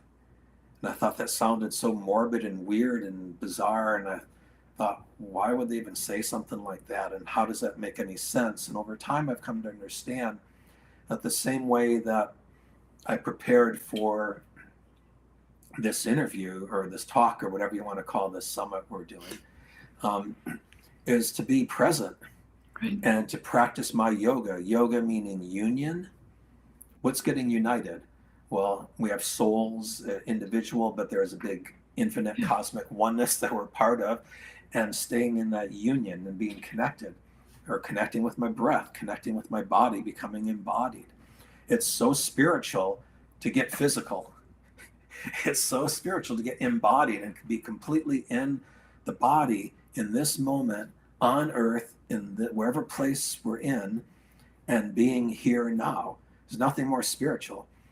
And that same practice of doing that as yoga for doing this interview, and the same for death, which is coming, that being in the now. If there's a transition and our consciousness lives on, I want to be conscious of my consciousness when that happens.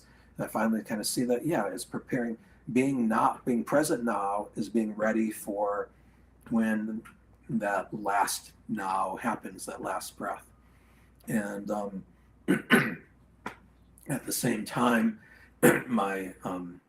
my spiritual teacher, guru type guy, who I spent a lot of years working with, who is a mixed bag. Working with live teachers is risky because we are humans, and if they get too much power or money or control, a lot of times they go bad. So it's something to watch out for. One of the pitfalls on the spiritual path is remembering that guru across from you is also human too. No matter what they tell you, especially if they tell you they're not a guru and they're human like you, oftentimes. So kind of goes against what I'm saying right now, but we're on these paths in this body and present here now, and we have an awareness, and that awareness, in my experience, will continue on. And Yeah. it's and I'd like to be aware of that awareness as the transition happens, if I'm so lucky to have that opportunity. And I've just lost my train of thought. So Well, you know what? Actually, that's okay, because I cannot believe that we have talked for almost an hour. Whenever good. we're together, Steve, yeah, it does go really quick. I do have a favor to ask for you. I think that you, because I've seen you in the background a couple of times, you know, we're doing this thing with decoding spiritual terms, and actually the next speaker is going to be talking about that. But you defined downloads for me in a previous chat that we were having. okay. And like, you spoke it so well. So I'm going to ask you, can you share what your definition of what downloads are? You do it so nicely. No, because I don't know what I said before, but I can tell you what I think today. So maybe it'll be eloquent, or maybe it'll be nonsense. Downloads, my experience has been when a lot of information comes all in one package, and you can then unzip it and it's all there. It's not like a learning process of step A, step B, step 3, step Z. It's all at once. And it happens to be in the realm oftentimes of spiritual subjects of knowledge or awareness, past lives, connections with people like you, for example. When I met you, it's instantly I knew something's going on, and then I got the download really quickly. It all came together of like who you are and what our relationship is and what it's been in the past, and so forth, beyond just the surface. So these downloads are like a massive amount of important information coming all at one thing, not like, well, first you need to go and learn how to tune your instrument. And then next you need to learn what the strings are called and what notes they are. And next you need to learn how to put your fingers there. Downloading would be like you sit down and say, I want to learn how to play guitar or a stringed instrument, and boom, all of a sudden you pick it up and you're playing it because all the information was there. You didn't have to take the steps along the way. And it's like a spiritual shortcut, and one that I think is beneficial, because I think at times we need to move things forward. Not a bypassing, not ignoring other parts of ourself that we're just trying to pretend don't exist, but taking that shortcut or that download and using it to be a stepping stone or a tool to advance us without having to spend the time. I believe a lot of children being born now are already, their downloads are already installed. Yeah, I would agree. I would agree with that. They've got the factory installation already for empathy, understanding, being anti-racist, anti-sexist, and, they have all these downloads already put in, installed, that, people our age had to work through a lot of stuff, or still working through stuff to get, some of those basics. Well, nice. You were very consistent, so I appreciate it. I think that you Okay. explain it nicely. It's instantaneous. It's like sending a text. It's just boom, boom. Mhm. So nice job with that. So I know that you said you weren't going to share, but I'm going to ask the question anyways, especially with this being a 2024 year, which ends in the 4, which I was paying very close attention as you were talking about that. And I went, oh, it's 2024. So what's Steve doing now, and what's Steve got coming up? 2024, I've actually been thinking and meditating on that a lot lately, because it's like, wait, this is one of those years again. And I don't have an answer. I don't It's have seeming low key for you, right? Some more to come. I don't have a definitive answer, except that it's it feels like it's a time for stuff to actually start coming together. All the different parts, all the different facets, all those different parts of my being, physically, mentally, spiritually. It feels like they're coming together for a reason, a purpose. I don't know what it'll look like. For me, it's about 2024 is an 8 year. If you add the numbers up, eight is infinity. To me, it's like being my, Interesting. you know, go beyond the limitations. Be my infinite self. Don't just be Dr. Steve Coate. Don't just Oh, be gosh. Steve. Don't be all these things that, you know, I do and I say and I'm part of. It's like I'm part of something way bigger. Connect with that and be plugged into that. And then just more magic happens and Yep. more incredible things happen. The more that I tap into the union with the infinity. So yoga, I mean, I'm gotten very big into yoga again, practicing it religiously. And Pun intended. yes, exactly. And I've got, you know, some good teachers I'm working with for that, and they're helping, you know, physically and emotionally with the yoga. So union with the yoga, union with my infinite self, getting back to basic meditation, playing the gong a lot, meditating with the gong a lot, and creating sounds. And lately, just I've been monking out, kind of, you know, being kind of pulled back and kind of living like a monk and not interacting much and laying low. For the past month or two, I've just been doing that, and that's been feeling good. Oftentimes, that just means that something is coming on the horizon that I'm just getting prepared for. Yep. So I'm excited and looking forward to it, because these 4 years have always been a big pivot.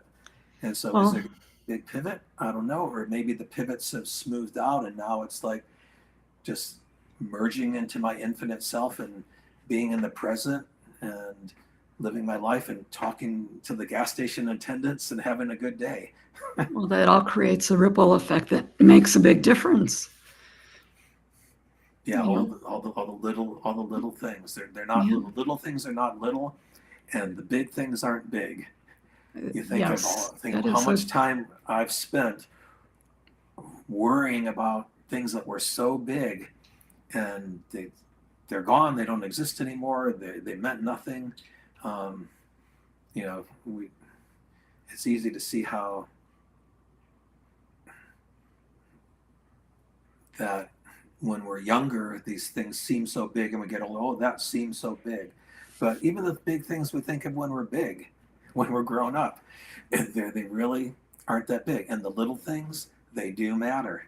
So they do. I agree. So, any last thoughts, messages for the listeners? I mean, I think I said this the last time we talked, that was pretty powerful what you just said. Um, but yeah, a little quick little message to send out there. Um, well, all the people I've had cross paths with and had synchronicities with and interactions, small or large, man, I love you all. It's been wonderful. It's been a wonderful journey and a wonderful trip. There's 8 billion plus of us on the planet right now. So there's 8 billion spiritual paths. I pray and hope you find the path that takes you to your union with your infinite self, which is my infinite self, which is the light within us all. The whole namaste thing, it's like recognizing that we are together, and it's all meant to be. I agree. Thank you so much for your time, Steve. Until next Okay. time. You're welcome. Thank you for doing this. It's Okay. an honor and a pleasure. Thank you. Both ways. Okay. Bye. See you around. Yes, definitely.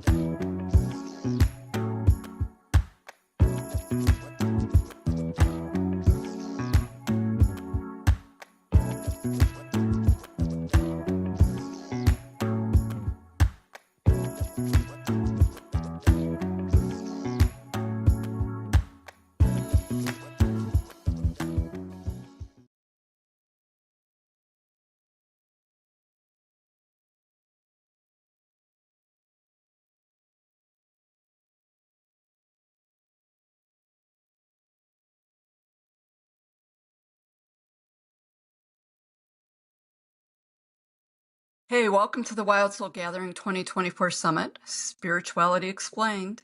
I would like to introduce Nikki Ackerman, who is going to share some of her wisdom on decoding spiritual terms. Hey, Nikki, it's nice to see you. Thanks for being on. Great to be here. Awesome. Hey, can you just share a little bit about your background real quick? And then we're going to get into throwing out some spiritual terms and sort of trying to define those for the people who are listening. Sure. So, I have been on this spiritual path since I was a young child, and just pretty much been a mystic my whole entire life. And so I feel like ever since I was a young child, I've been the seeker, if you will. And then growing up in the 70s and the 80s and kind of just being indoctrinated into the ways of community, family, religion, or what have you, it kind of added these layers to my understanding of all that is. And so it's kind of, as I'm an adult, kind of finding my way back to that sense of freedom, that knowingness that I had with such ease and grace when I was younger, to experiencing that as an adult. And so the journey has been quite interesting. And it actually has been a beautiful transformation in just growing in understanding of who I am, who we all are. And this gives me the opportunity to be able to share this experience with others who are also just trying to understand what the heck is going on in our world. So a lot of the practices have developed over the years, including meditation. That's been probably the biggest practice that I have. Learning Reiki with you many moons ago, it feels like now. Yes. Probably many lifetimes also. Oh my goodness, it definitely feels like it's been many lifetimes. And one of the conversations that we often have is how we're not the same person as we were the last time we talked, or gosh, even going to bed last night, waking up to this morning is like, I'm just new, I'm different. And that's what actually happens with us. And I actually just had this conversation with a client yesterday. So, interesting. So as my spiritual path unfolds, for me, what has been my calling ever since I was a younger child, I've been trying to find a spiritual community who I resonate with. So I grew up with a Methodist church, Christianity, and while a lot of it had sung to me, there are aspects of it that felt very unkind, very judgmental, very condemning, and that's not the way I live. And so in my own spiritual path, I was just finding where there is a space, or finding a spiritual home where there was more acceptance, more love for every aspect of who we are. So I've been diving deep into that. I'm getting ready to start into practitioner studies with Agape International Spiritual Center, and I'm finding that that has been a major part of my influence in my spirituality. And so I've seen huge shifts and changes in my personal life, in my life relating with my clients.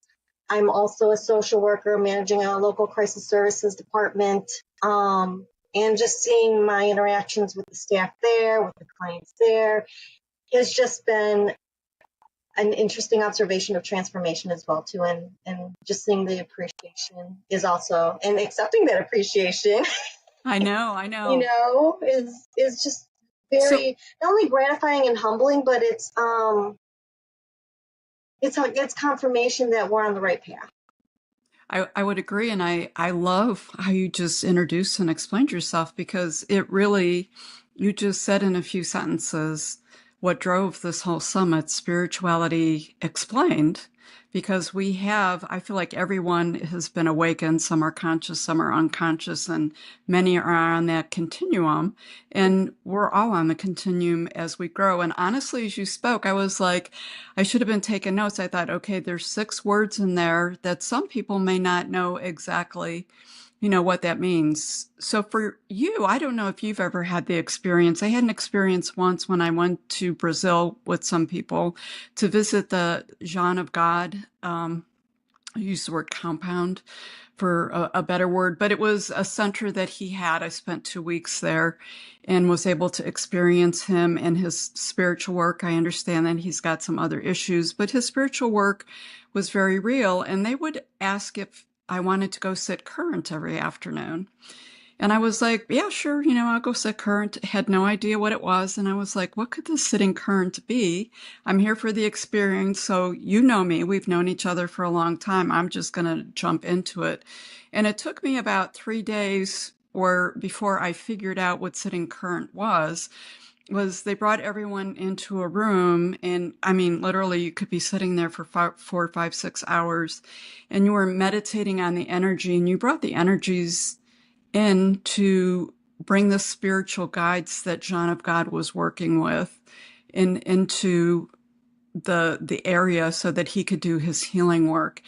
And when it really clicked with me was on the one day I could feel immediately after sitting there for 5 hours, and it was not comfortable that day. I could feel the current break. Like it was this energetic electricity. And I was like, oh, he's done. And we're going to be done shortly.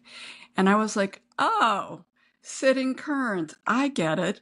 That's what it means. We are energetically bringing in the energetic current so that he can hold these beings that he channels to do this healing.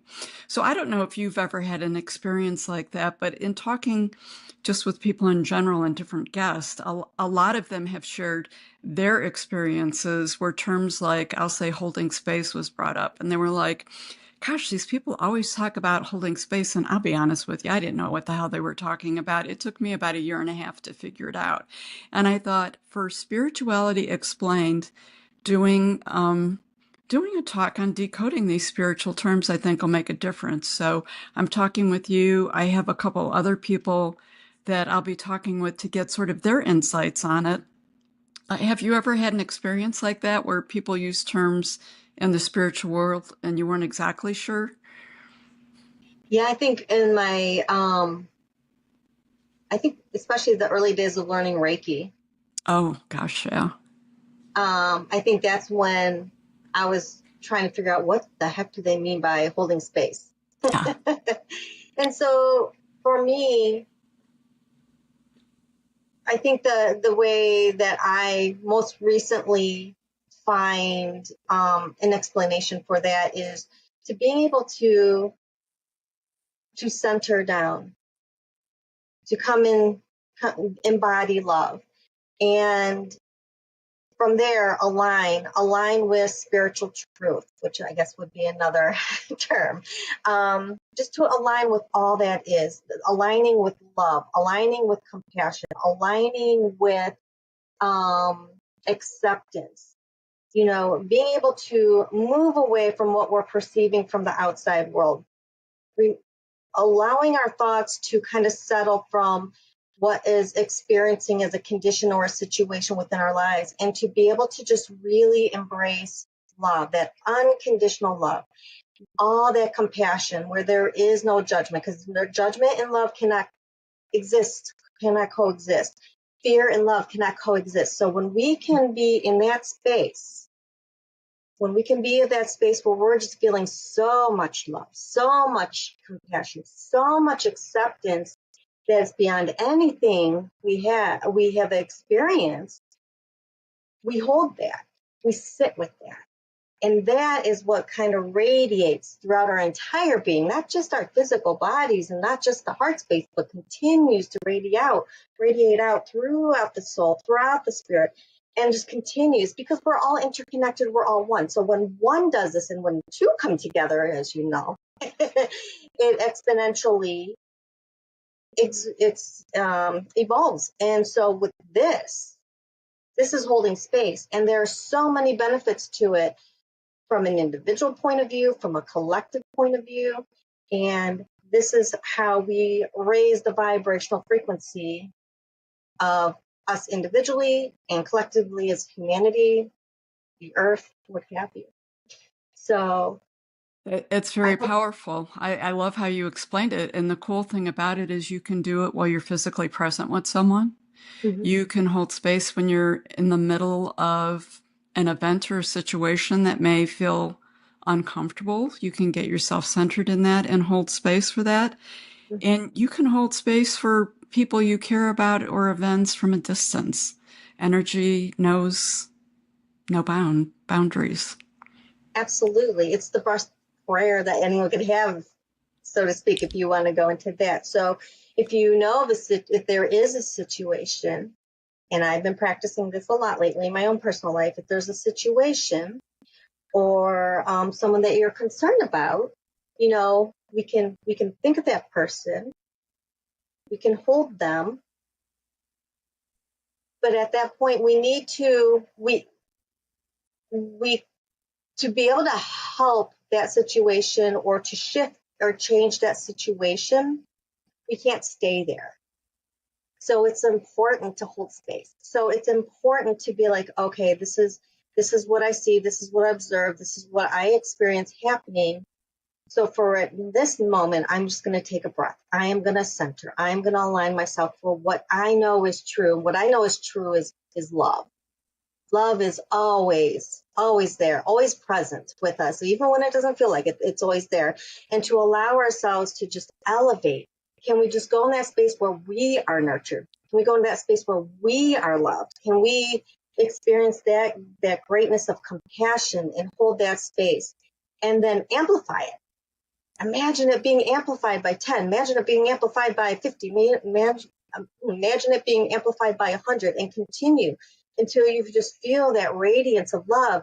And then just gently, gently, gently, just allowing that to just ease down over ourselves, over us, and embrace us so much more. And then just continuously, part of me wants to say descends, is that's what I'm visualizing. It's kind of like this energy is just coming down and embracing not only us individually, but the situation, the person we're concerned about, just embracing all of it with so much love. There is nothing we need to do. You know, there's nothing that needs to be fixed because everything is divine and perfect. Nothing is broken.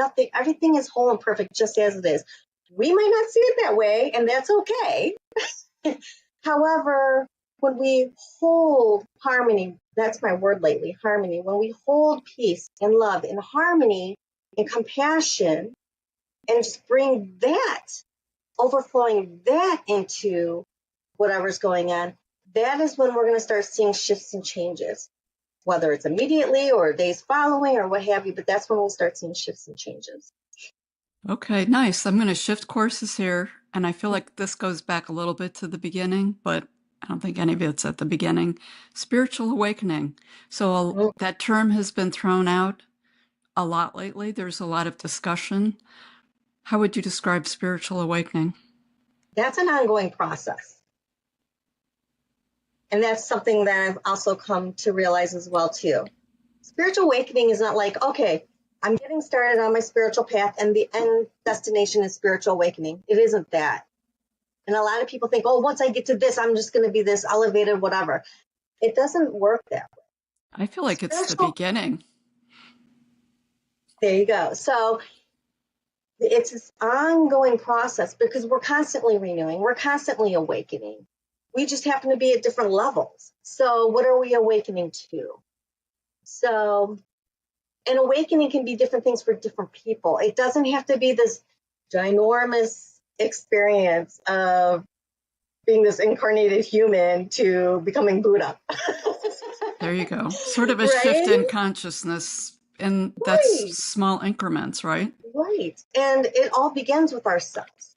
So that's the thing. So the more that we are able to know ourselves, recognize ourselves, get to know everything about ourselves. The blessing that we are, maybe the things that we see as flaws, and how we relate to those, and what we do with those, and being able to hold love and compassion for that, we start to shift our energy. We start to shift who we are. And that helps with this awakening. The other piece of awakening I want to say too, I feel like my mind is kind of jumping, but the thing with awakening is it's also a process of release. So if we can imagine that we're whole and perfect and we're just light, we are spirit, we are here in these physical bodies. And then through life, we kind of learn these things that cause like limitations or beliefs that kind of limit us. And it doesn't have to be a negative limitation. It just limits us, right? And so the more that we come to terms with certain areas of our lives or kind of expand our understanding of things, we start releasing some of those limitations. And as we start lifting and releasing some of these limitations, our life begins to shine brighter. Those are these awakenings that we are having in our lives. A deeper understanding of ourselves and spirit. I love it. Yeah. So we have to remove the layers, to really understand who we are. I know we were talking before we started recording about, and maybe we'll just go to this term next, I'll shift here, is transformation. So, you and I have probably gone through hundreds and thousands of transformations just in this lifetime alone. And people would say like, no way, that's not possible. It's really interesting. You work with a lot with Agape and Michael Beckwith. I do a lot of work with Jim Self and Mastering Alchemy.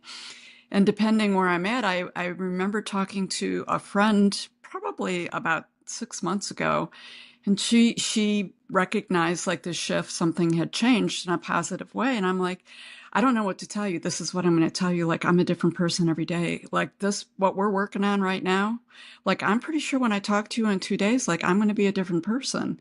And, sometimes you're like, sometimes concerned that people might be worried for your mental health, but it's not. It really is a shift in your consciousness, which plays into that awakening, right? So things are removed. You are having new ahas. Your whole demeanor, your energy is shift because you shed things that were holding you down, or you're elevated over some energetic excitement. So I know I asked you the question of divine transformation and I went off with it. So can you define transformation? Sure. I think it's just the changes that we go through. To simplify it, we go through change. And going through that change, it's like taking steps in another direction. And while we're taking those steps, like the old versions, the old patterns, the old habits, those things are kind of let go. They're released. Again, we talk about release. So it's almost as we're stepping into being a new person, a new being. Things, we relate to things differently. Our perspective changes. Our understanding of things change. We live from a different point of view.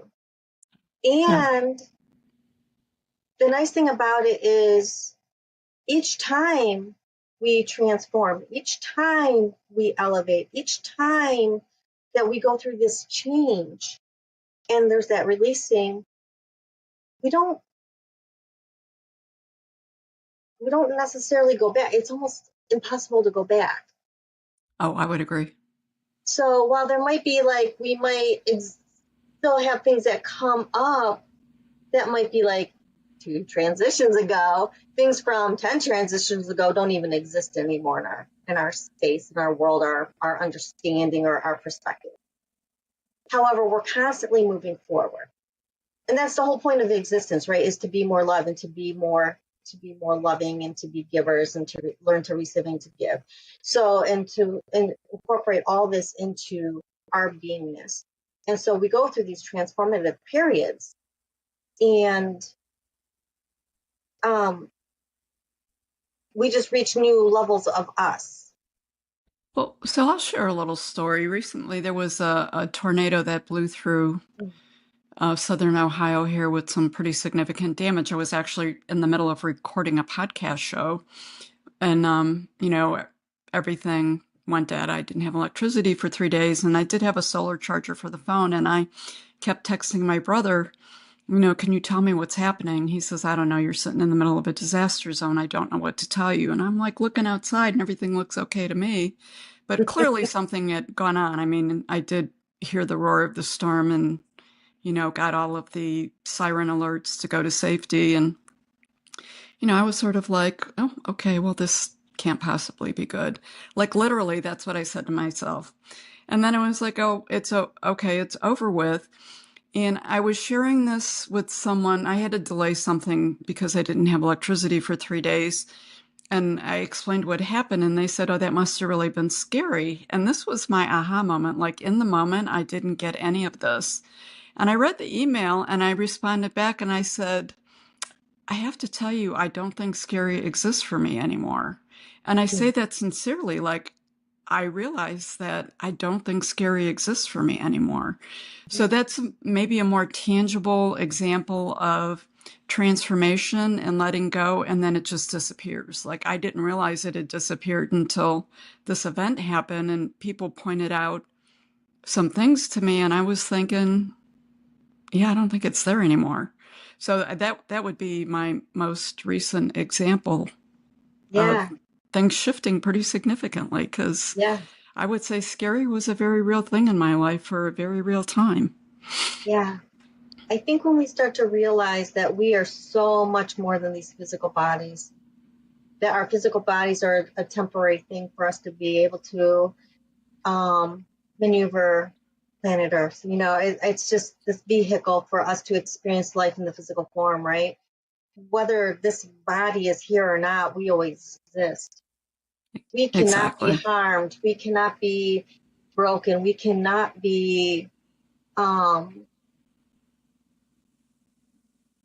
anything other than what our true nature is. And our true nature comes into this physical body. So I think when we start getting these nuances, and we start having these aha moments, and we start having these insights, if you will, like, oh, wow, I can feel things physically. It's a sense. It's one of the senses. That's all it is. It's a sense of the physical body. It's like a navigation system when we come into these physical bodies. However, those are temporary, just like the physical body is temporary. We, as beings, as spiritual beings, are not temporary. We're not able to become temporary. And I think when we start really feel that, when we truly, truly know that, then I think the idea of fear lessens. We just evolve in that way where we have like an understanding, like, oh, wow. Now, that's not to say we could go do risky behavior and test the We're not putting ourselves in harm's way. Physical body. Exactly. So I think it's also just reassuring knowing that, and you hear a lot about that with people who talk about like near-death experiences. Yeah. Well, this wasn't quite that, but it was just aha that I am shifting and things are changing for me. So this next term, I still have a hard time wrapping my head around it. Maybe not as much as I used to really have a hard time wrapping my head around it. It's Akashic Records. Can you talk about the Akashic Records? A lot of people talk about the Akashic Records, and I think that there's a lot of viewers and listeners out there who've heard the term, but not really sure what that's all about. Yeah, I'm not really into them as much, so I really never explored it, but my understanding from what I hear others say, this is not a personal experience, is basically this all-knowingness of what has transpired in our life, in our lifetimes, is kept.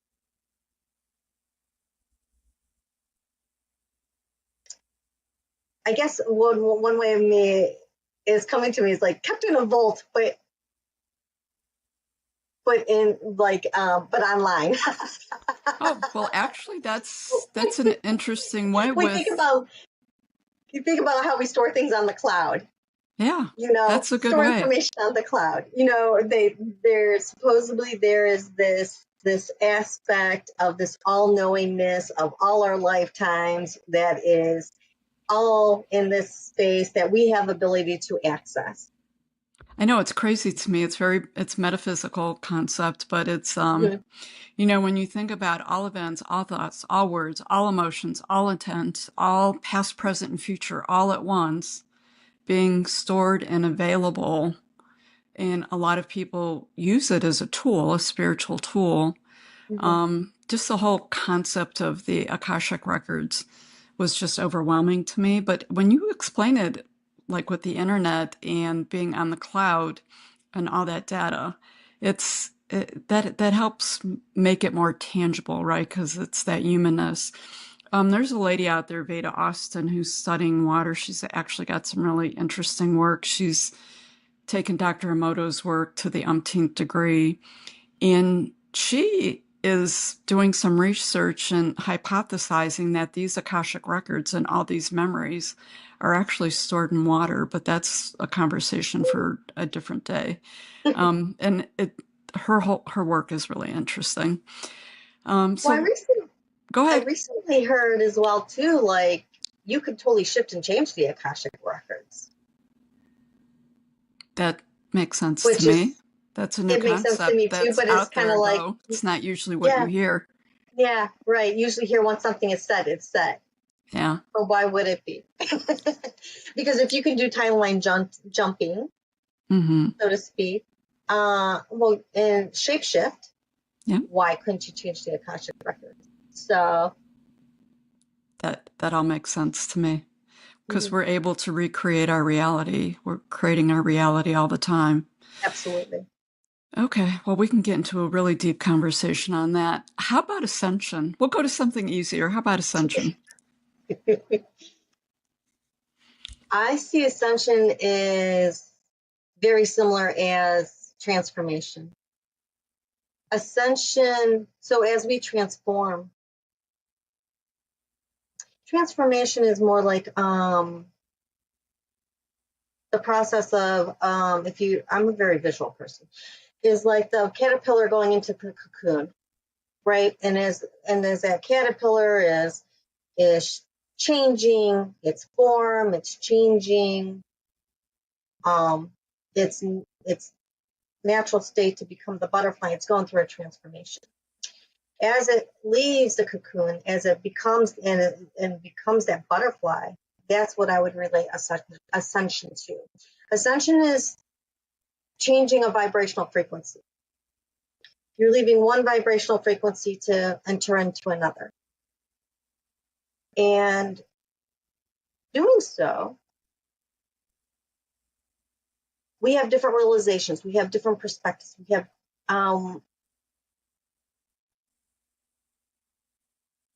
I don't know, like living in a different space. I'm not sure how to clarify that. The things that are important to us from a 3D perspective are not necessarily important to us when we start ascending, when we start becoming a different vibrational frequency. There are things that are more important to us or that are more beneficial to us that we tend to be in that space with. So when we start talking about qualities of love and compassion again, we start functioning from that point of view rather than a reactive point of view from like a 3D place. We start to experience a more elevated aspect of beingness. So ascension to me is just that whole rising of vibrational frequency. Moving And it out of the can take physical. Yeah, and I think we had this conversation too when you were sharing with me before about the tornado over the farm, and I think, and I've seen this happen in my own life as well as hearing other people tell stories. When we ascend, we become more of the spiritual body, which is light, and the more light we become, we start disappearing from certain people. People can literally run into us because they didn't see us, like walk into us because they didn't see us when we are right there, just because we hold a vibrational frequency and we hold so much light that we are just not seen by people who are of a different level of frequency. And there are people that we may not even see, because they're of another vibrational frequency as well too. So That's I was talking to someone recently who had a similar experience. She was out hiking with some people and they ran into someone and she felt like she was being ignored. The person she was with didn't introduce her, and the fella never even acknowledged her presence. And then she realized she had been doing some quantum healing with a client before she went on the walk, and she goes, I think that I just was not visible to this person because I was vibrating so high at the time. And to hear her explain the exact events, I mean, that fits right into what you just said. So I didn't have this as one of my questions, but I'm going to put it out there because I feel that it's different and it's a topic that moving forward probably is ready for some further discussion. And that's the term love. So how we describe love in this earthly way and the pureness and trueness of love when we talk about consciousness and spirituality are two different things in my mind. Your thoughts on that? yeah, I've had to work through that myself, and I'm still coming to an understanding. From my own personal experience, I've been indoctrinated with love being this sentimental experience, and there being attachments of whether one is worthy of it or not, and so working through some of that stuff. However, the true essence of love, there is none of that. It's pure acceptance.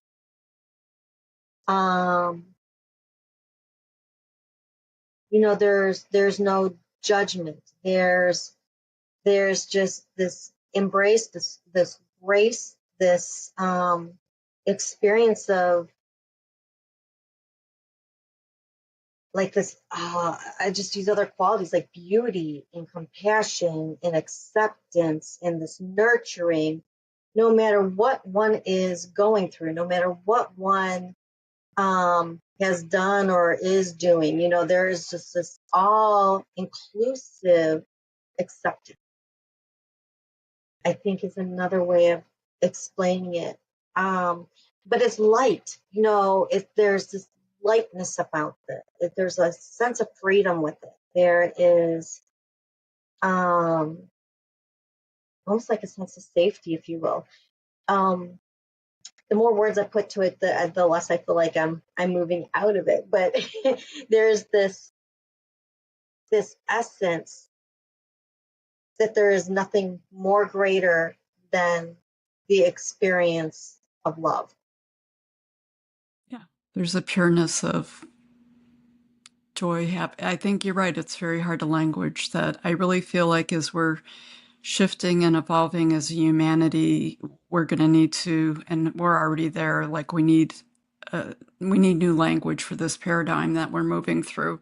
So probably more to come on that. So how about synchronicity? Synchronicity plays a huge role in spiritual journeys and growth. Can you talk a little bit about synchronicity? Just happened right before our call. Yeah, not so ironic. Synchronicity. Yeah. So when a lot of people will think of synchronicity as, in other words, fleeting me, happenstance. Like when things start happening, correlating together. Wow, my brain is like searching. It almost feels to me like when things happen, but there seems to be no relationship. And a lot of times people will say coincidence, and we always That's say, the word oh, I was looking for. coincidence, Thank not, you. right? That's the Right, word. right. But That's yet what. it Thank seems to you. have a meaningful relationship. So coincidence, I'll let that stir you. Yes, that's what I needed to hear. Thank you. So, yeah, what many people will experience as coincidence is actually serendipitous. And so when things happen, they seem to be even out of the blue, things will start happening, and sometimes even more than once. So, for example, I was working on something for creating social media for my practice. And so I pull angel cards, insight cards, for the month and for weekly cards for a reading, so to speak. And so I was also listening to spiritual music on Spotify while I'm doing this. And so funny enough, one of the cards that came up for July was healing. Oh, how beautiful is this healing? I'm in the healing business. I do healing work. Serendipitous. And then so as I'm going through this and I'm trying to put together this post, then comes on a song called Healing. I'm like, wow, how about that? So that's an example of serendipity. And the beauty about serendipity is that it doesn't have to be like a surprise, like just recognizing these coincidences happening. We could actually have the universe, have God, whatever you want to call our creator, whatever it is that you believe is something much bigger, but is interconnected with all this and within all this. We can have a conversation and we can pose the question, what messages do you have for me today? And so just being open, let it go, just let it go and see what happens. And sometimes you will, or we will start seeing repetition of ideas, repetition of names, repetitions of scenarios. And that would be serendipitous, how that would just fall into place, So that would be a great example of serendipity. I like So that. Would you consider them nudges from the universe? Sure. They definitely can be, especially even when we don't even pose a question, they can be. It's kind of like if we're just like in our own stuff and we happen to be driving down the freeway and we see a billboard with some kind of ad on it that has some kind of message on it. This happened not too long ago as well, too. I was driving back from my dad's over to my house and 3 billboards on 3 different freeways saying, it was for a bank saying, we're with you in the moment or something like that. Wow. And so I'm like, okay, first I'm on Route 2. Then I'm on like where everything merges in downtown Cleveland, 90, 71 Route 2. Then I hop on the 90 and like each different segment of the way, like a different picture on the billboard, but the same message, the same quote. And I'm like, okay. So at that point, I don't think I had asked for a message that day, but I was just really in my feels about something and just like kind of just whatever. And so to me, it was a message of support. I love working with angels. I love working with spirituality. And it was just a reminder that we're not alone and we're not separate. We are interconnected. So, yeah. Yeah, that's one of those you get home and you go, message received. Yeah. Well, it hit me on the second one. The first one, I was like, oh, that's cool. Thanks. Second one, I was like, okay. Third one, I'm like, got it. I mean, not that I didn't, but I'm like, okay, I acknowledge, I'm acknowledging. Thank you. Thank you. Thank you. A little bit of gratitude as well. Yeah. I think I end up saying, like, you just can't make this stuff up when I'm in those moments. It's like, okay. Yeah. Yeah. So astral projection. People talk a lot about astral projection. Do you That's astral funny. project? So that's funny that you asked that. So wow, this is so serendipitous. Okay. So lately, I listen to a lot of meditations as I'm falling asleep at night because I prefer to put things in my mind that is supportive, something other than the TV or the news or something like that. I want something that's going to like embrace me and make me feel love, peace, compassion, whatever. And so one of the things I've been listening to is actually this guided thing on how to help people astral project. Oh, that's interesting. So that's really hilarious that you're asking that question. I was really fascinated by the idea of astral projection years ago. Years ago. And then I became afraid of it because I had a book that I read about it. They said, the one author said that it could be a painful process. I don't necessarily buy into that. Well, no, let me take that back. I think everybody has an experience, is what I will say.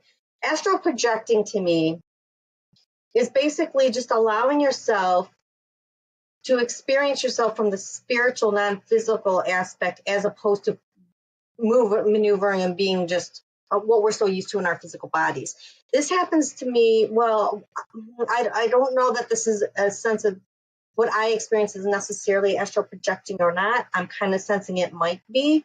I've never had the experience of actually physically leaving my body to that I could recall and actually going somewhere, which is an understanding of the astral projection. Like for me to like get up and say, I'm going to go to Florida, but I'm going to leave my body in Ohio and I'm just going to go sit at the ocean.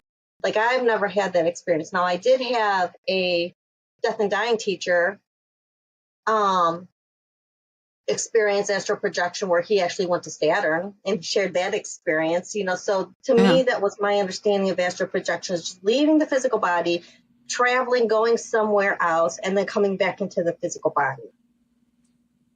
My meditations have been deepening again, and so my latest experience has been where I physically leave my body. Like I know my physical body's there. However, what I'm sensing is everything but. Like I'm sensing the spaciousness around it, the freedom, the lightness, and just the sense of being, and where everything is just, how do you put in words? Free. There's no limitations. It's safe. There's nothing to worry about. It is just a space that is all full of love. It's just a space of beingness. And so if we can get to that, if we can really feel our spiritual selves, because our physical bodies are the very smallest, most condensed part of who we are. That is just the smallest aspect. It's like the nucleus of a cell, right? We are so much bigger, and so when we can start experiencing what that's like to be in that spaciousness, the next step for me, I guess, is travel with it. But Okay. So that would be the closest experience I think that I've had with it. I've had an uncle that experienced it when he was in a motor vehicle accident with a motorcycle. He actually left his body and was able to see his body. So, just really interesting. It sounds like something on the horizon for you. So how about shaman? There's a lot of talk about shamans. How would you describe or define a shaman? Like, what does that look like to you?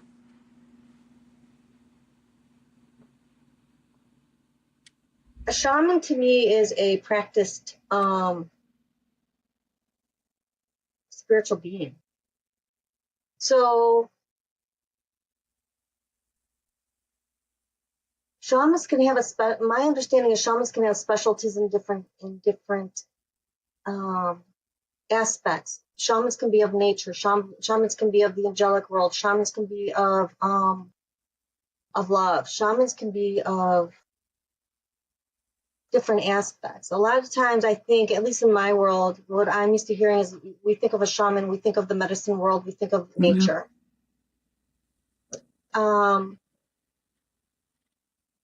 They are spiritual beings who are living their practice. And living their practice means applying what they know in terms of spirituality into their daily life and with everything that they do. And this is what, in my practice, this is what I see is that makes someone powerful, if you will.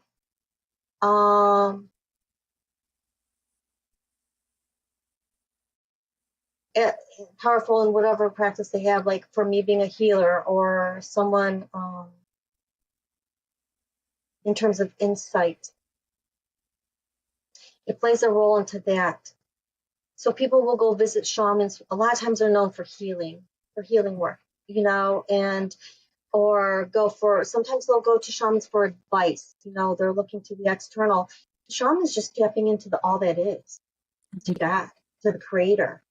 But every day within their own personal life and with everything they do. So when someone comes to them, they're just holding space. They're bringing them into that space and also doing the work that they do for themselves with that person.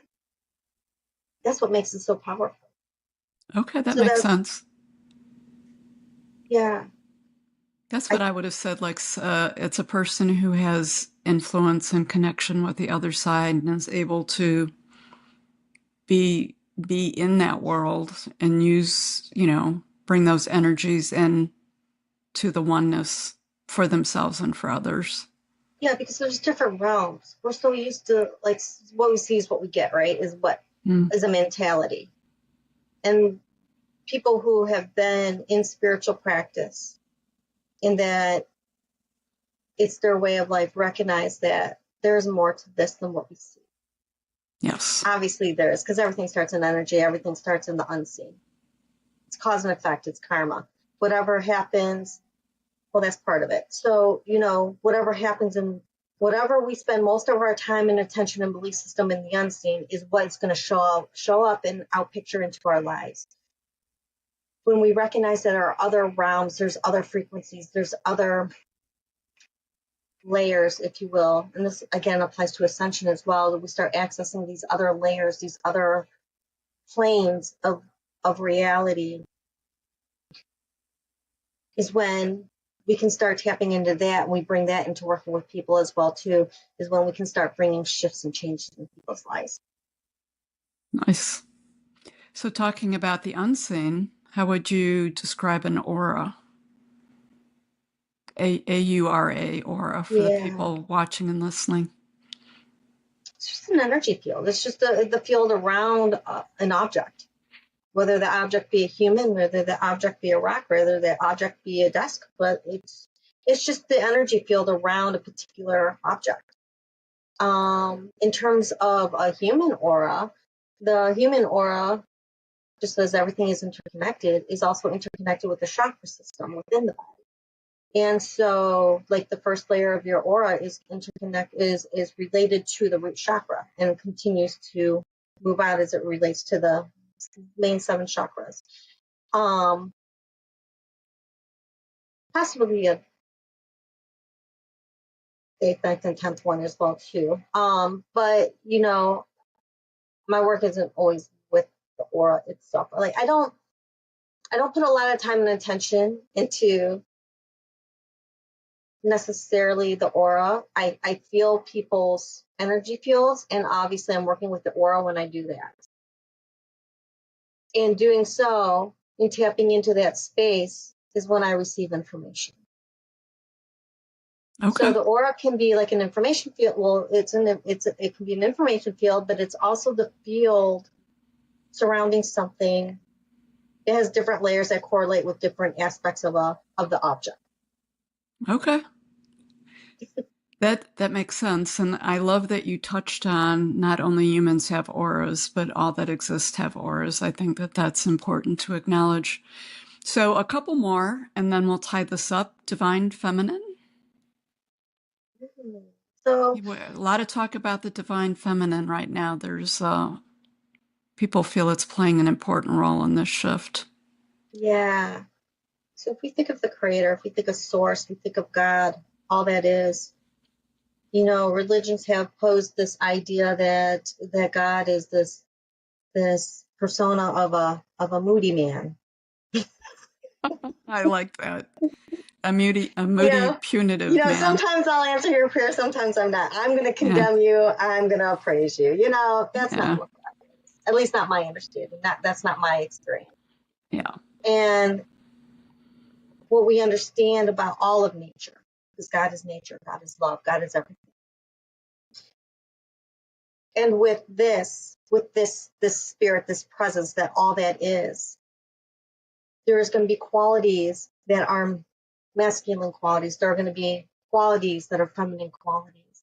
We need both. We need both for harmony. We need both for unity. We need both for compassion. And this divine feminine is that pulling in, that sense of being, of love, of nature, of receptivity. Right now, it's coming up a lot because we, as a collective, are here to be more of that love, and to be more of that nurturing, and to be more receptive of what's going on in terms of acceptance as well too. There's a lot of masculine energy right now, patriarchal, can't say the word, energy that seems to have created this divide, this huge shift. And to resolve some of that dichotomy, we need to have a balance. And right now, it's so uneven. And bringing in the divine energy of the divine feminine will help balance some of that off. So it's not necessarily to be all feminine, all masculine. We need the energies of both, but we need it to be in a harmonious balance. Yeah, that makes sense. It can't just be one or the other. And it seems like historically on the earth, it's been one or the other. We've not found the balance, but we're here now and the balance is coming, and this is the new shift. And we'll see that with the ascension as well too. Yeah. The other thing I want to pose though, when people think feminine or the divine feminine and nurturing, I don't want to take away from the power or the strength of that as well. A lot of times people think of masculine energy as being more powerful. They're both very powerful. I agree. Yeah. And we need both. Yes. And power can be a positive thing. Power can be a beautiful thing, especially when we start using it when the power is the power of love, the power of compassion, the power of acceptance. That's the beauty of how we create more of what everyone desires underneath everything. I agree with you, and it's happening as we speak. We see it growing and growing, second by second, and we see the collective work of the souls coming together in these human bodies to do that. Sacred geometry. I'm fascinated by that, but I don't know a lot about that one either. It's interesting. It's been pulling my attention a lot. Yeah. Yeah. There's, the patterns, the shapes of things are all sacred and hold and carry meanings, and they help picture in different ways. That'd be a great question to ask a high school math teacher. It will be. And Just out of curiosity, just not to be see that's like the smarty in me. well, Like, know what do you what? think about this? Mark Robinson is going to be doing a presentation on escaping the madness of endeavor to evolve. And he was a high school math teacher in a past life. So I will pose that question to him. So I am going to throw some of these questions out, throughout the day for sure. So let's end with, people talk about being conscious, being unconscious, and consciousness. So you have consciousness, unconscious, and consciousness, which they all sound like they're the same, but they're very different to me.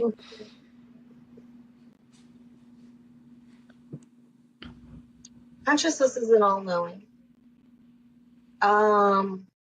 We start tapping into divine mind, the mind of God, the mind of the creator, mind of source, mind of all that is. It's infinite. There is no limitation. There's always possibilities. And whenever we pray for something, whenever we request for something from a quality of love, from a quality of harmony, the answer is always yes. You cannot be denied that, because that's all God are these qualities. Consciousness is becoming to a place of knowingness. The receptivity of receiving, sometimes from this grand mind, this greater mind, this creative mind. And we have a consciousness too. Our consciousness on a human level, from a human perspective, is limited. No matter how elevated we are, we will always be somewhat limited, no matter how thick or thin the veil is, until we actually leave humanity, until we actually leave this human perspective and go back into the unseen realm. We have a little bit of a limitation, is my understanding. It's my experience, because I'm human right now. Be interesting if I was talking to you if I wasn't. We should try that next lifetime or in between. There we go. See if we record that. Unconscious. We just don't know yet. We're just not aware yet. We can have so many limitations. We are so fixed in our ideals, our beliefs, and what helps us function. We can be maneuvering this earth plane unconscious, like not aware of what's going on from an elevated point of view. What I will say is kind of similar to psychology. I believe there is also a subconscious. So that coming out of the unconscious, moving towards conscious, there's that kind of that space in between, if you will, and people might waver back and forth. But, I think we definitely can have elevated consciousness. We're having conversations right now that are elevated consciousness. It's just this knowingness. It's not something that we know by theory. It's not a theoretical book learning thing, right? It is a knowing from wisdom, from experience, not only from experience from like the physical, but the wisdom one gains from being in an elevated state is how I can best explain it. And so when we get into these elevated states, we start having recognition of who we truly are. And that's that elevated consciousness. And so we get to share that with others. Oh, well, this is a good one to end with. Is there a difference between spirituality and consciousness? Everything is spirituality. Everything is one in one. I don't know that there's a differentiation. I think it's just a word that resonates with people in whatever path they're going to take to elevate their consciousness, or to be more spiritual, or to recognize who they truly are. Okay. I appreciate that. Is there any other word or concept that you want to throw out there that I didn't hit on? because there are so many of them. I think that's good for right now. I think that we'll have to do Okay. another show, maybe a follow-up podcast with other ideas. There's plenty of qualities and terms out there that could be explored and discussed. You know me, I'm all in for that. Well, thank you. Thank you for your time. And yeah, I think this is going to stimulate a lot of thought, and there should be some interesting questions out of this. So thank you. Great. Yeah, absolutely. Okay. Until next time, Nikki. Wonderful.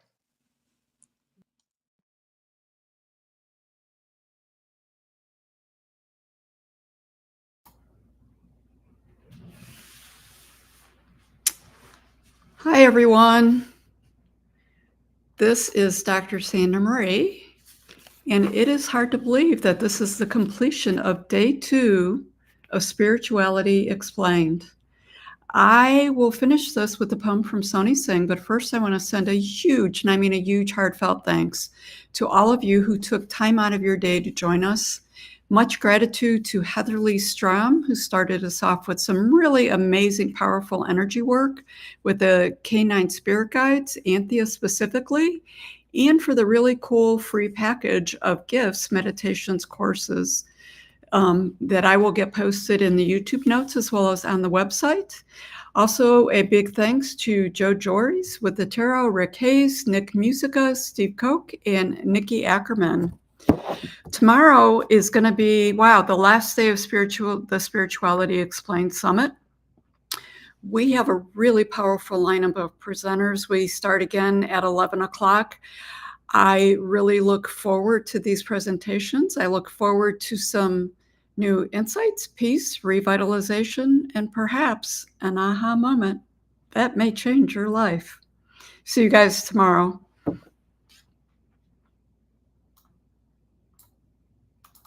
Hello, Dr. Sandra Marie here. Take a moment to pause and enjoy these series of poems from the Doctor of Divinity and award-winning author, Sony Singh. Hello, Sony here to read a poem from my book, Embolden. Nature is something that comes up a lot in my poetry. I see signs in a lot of nature. I see meaning and significance in nature. And so in this particular poem, which is called Sunset, I reflect on the messages that I feel this particular sunset that I was writing about had for me. Sunset. My eyes set on the horizon, emerging hues on their daily voyage through the skies, picking up the pure wisdom of white, dazzling yellows with golden, eternal awareness.